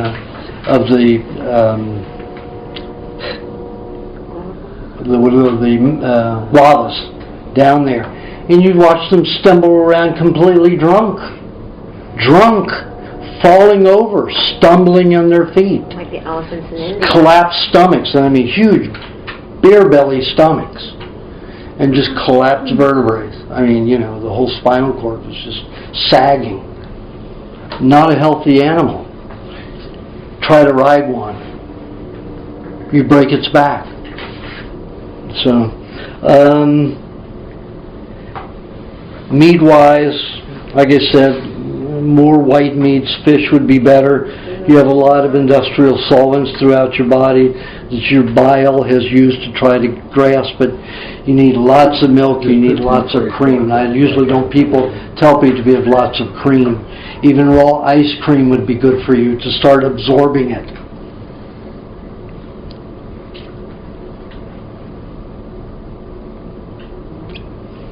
Vegetable juice, you can just have the same thing as your wife. It's no problem.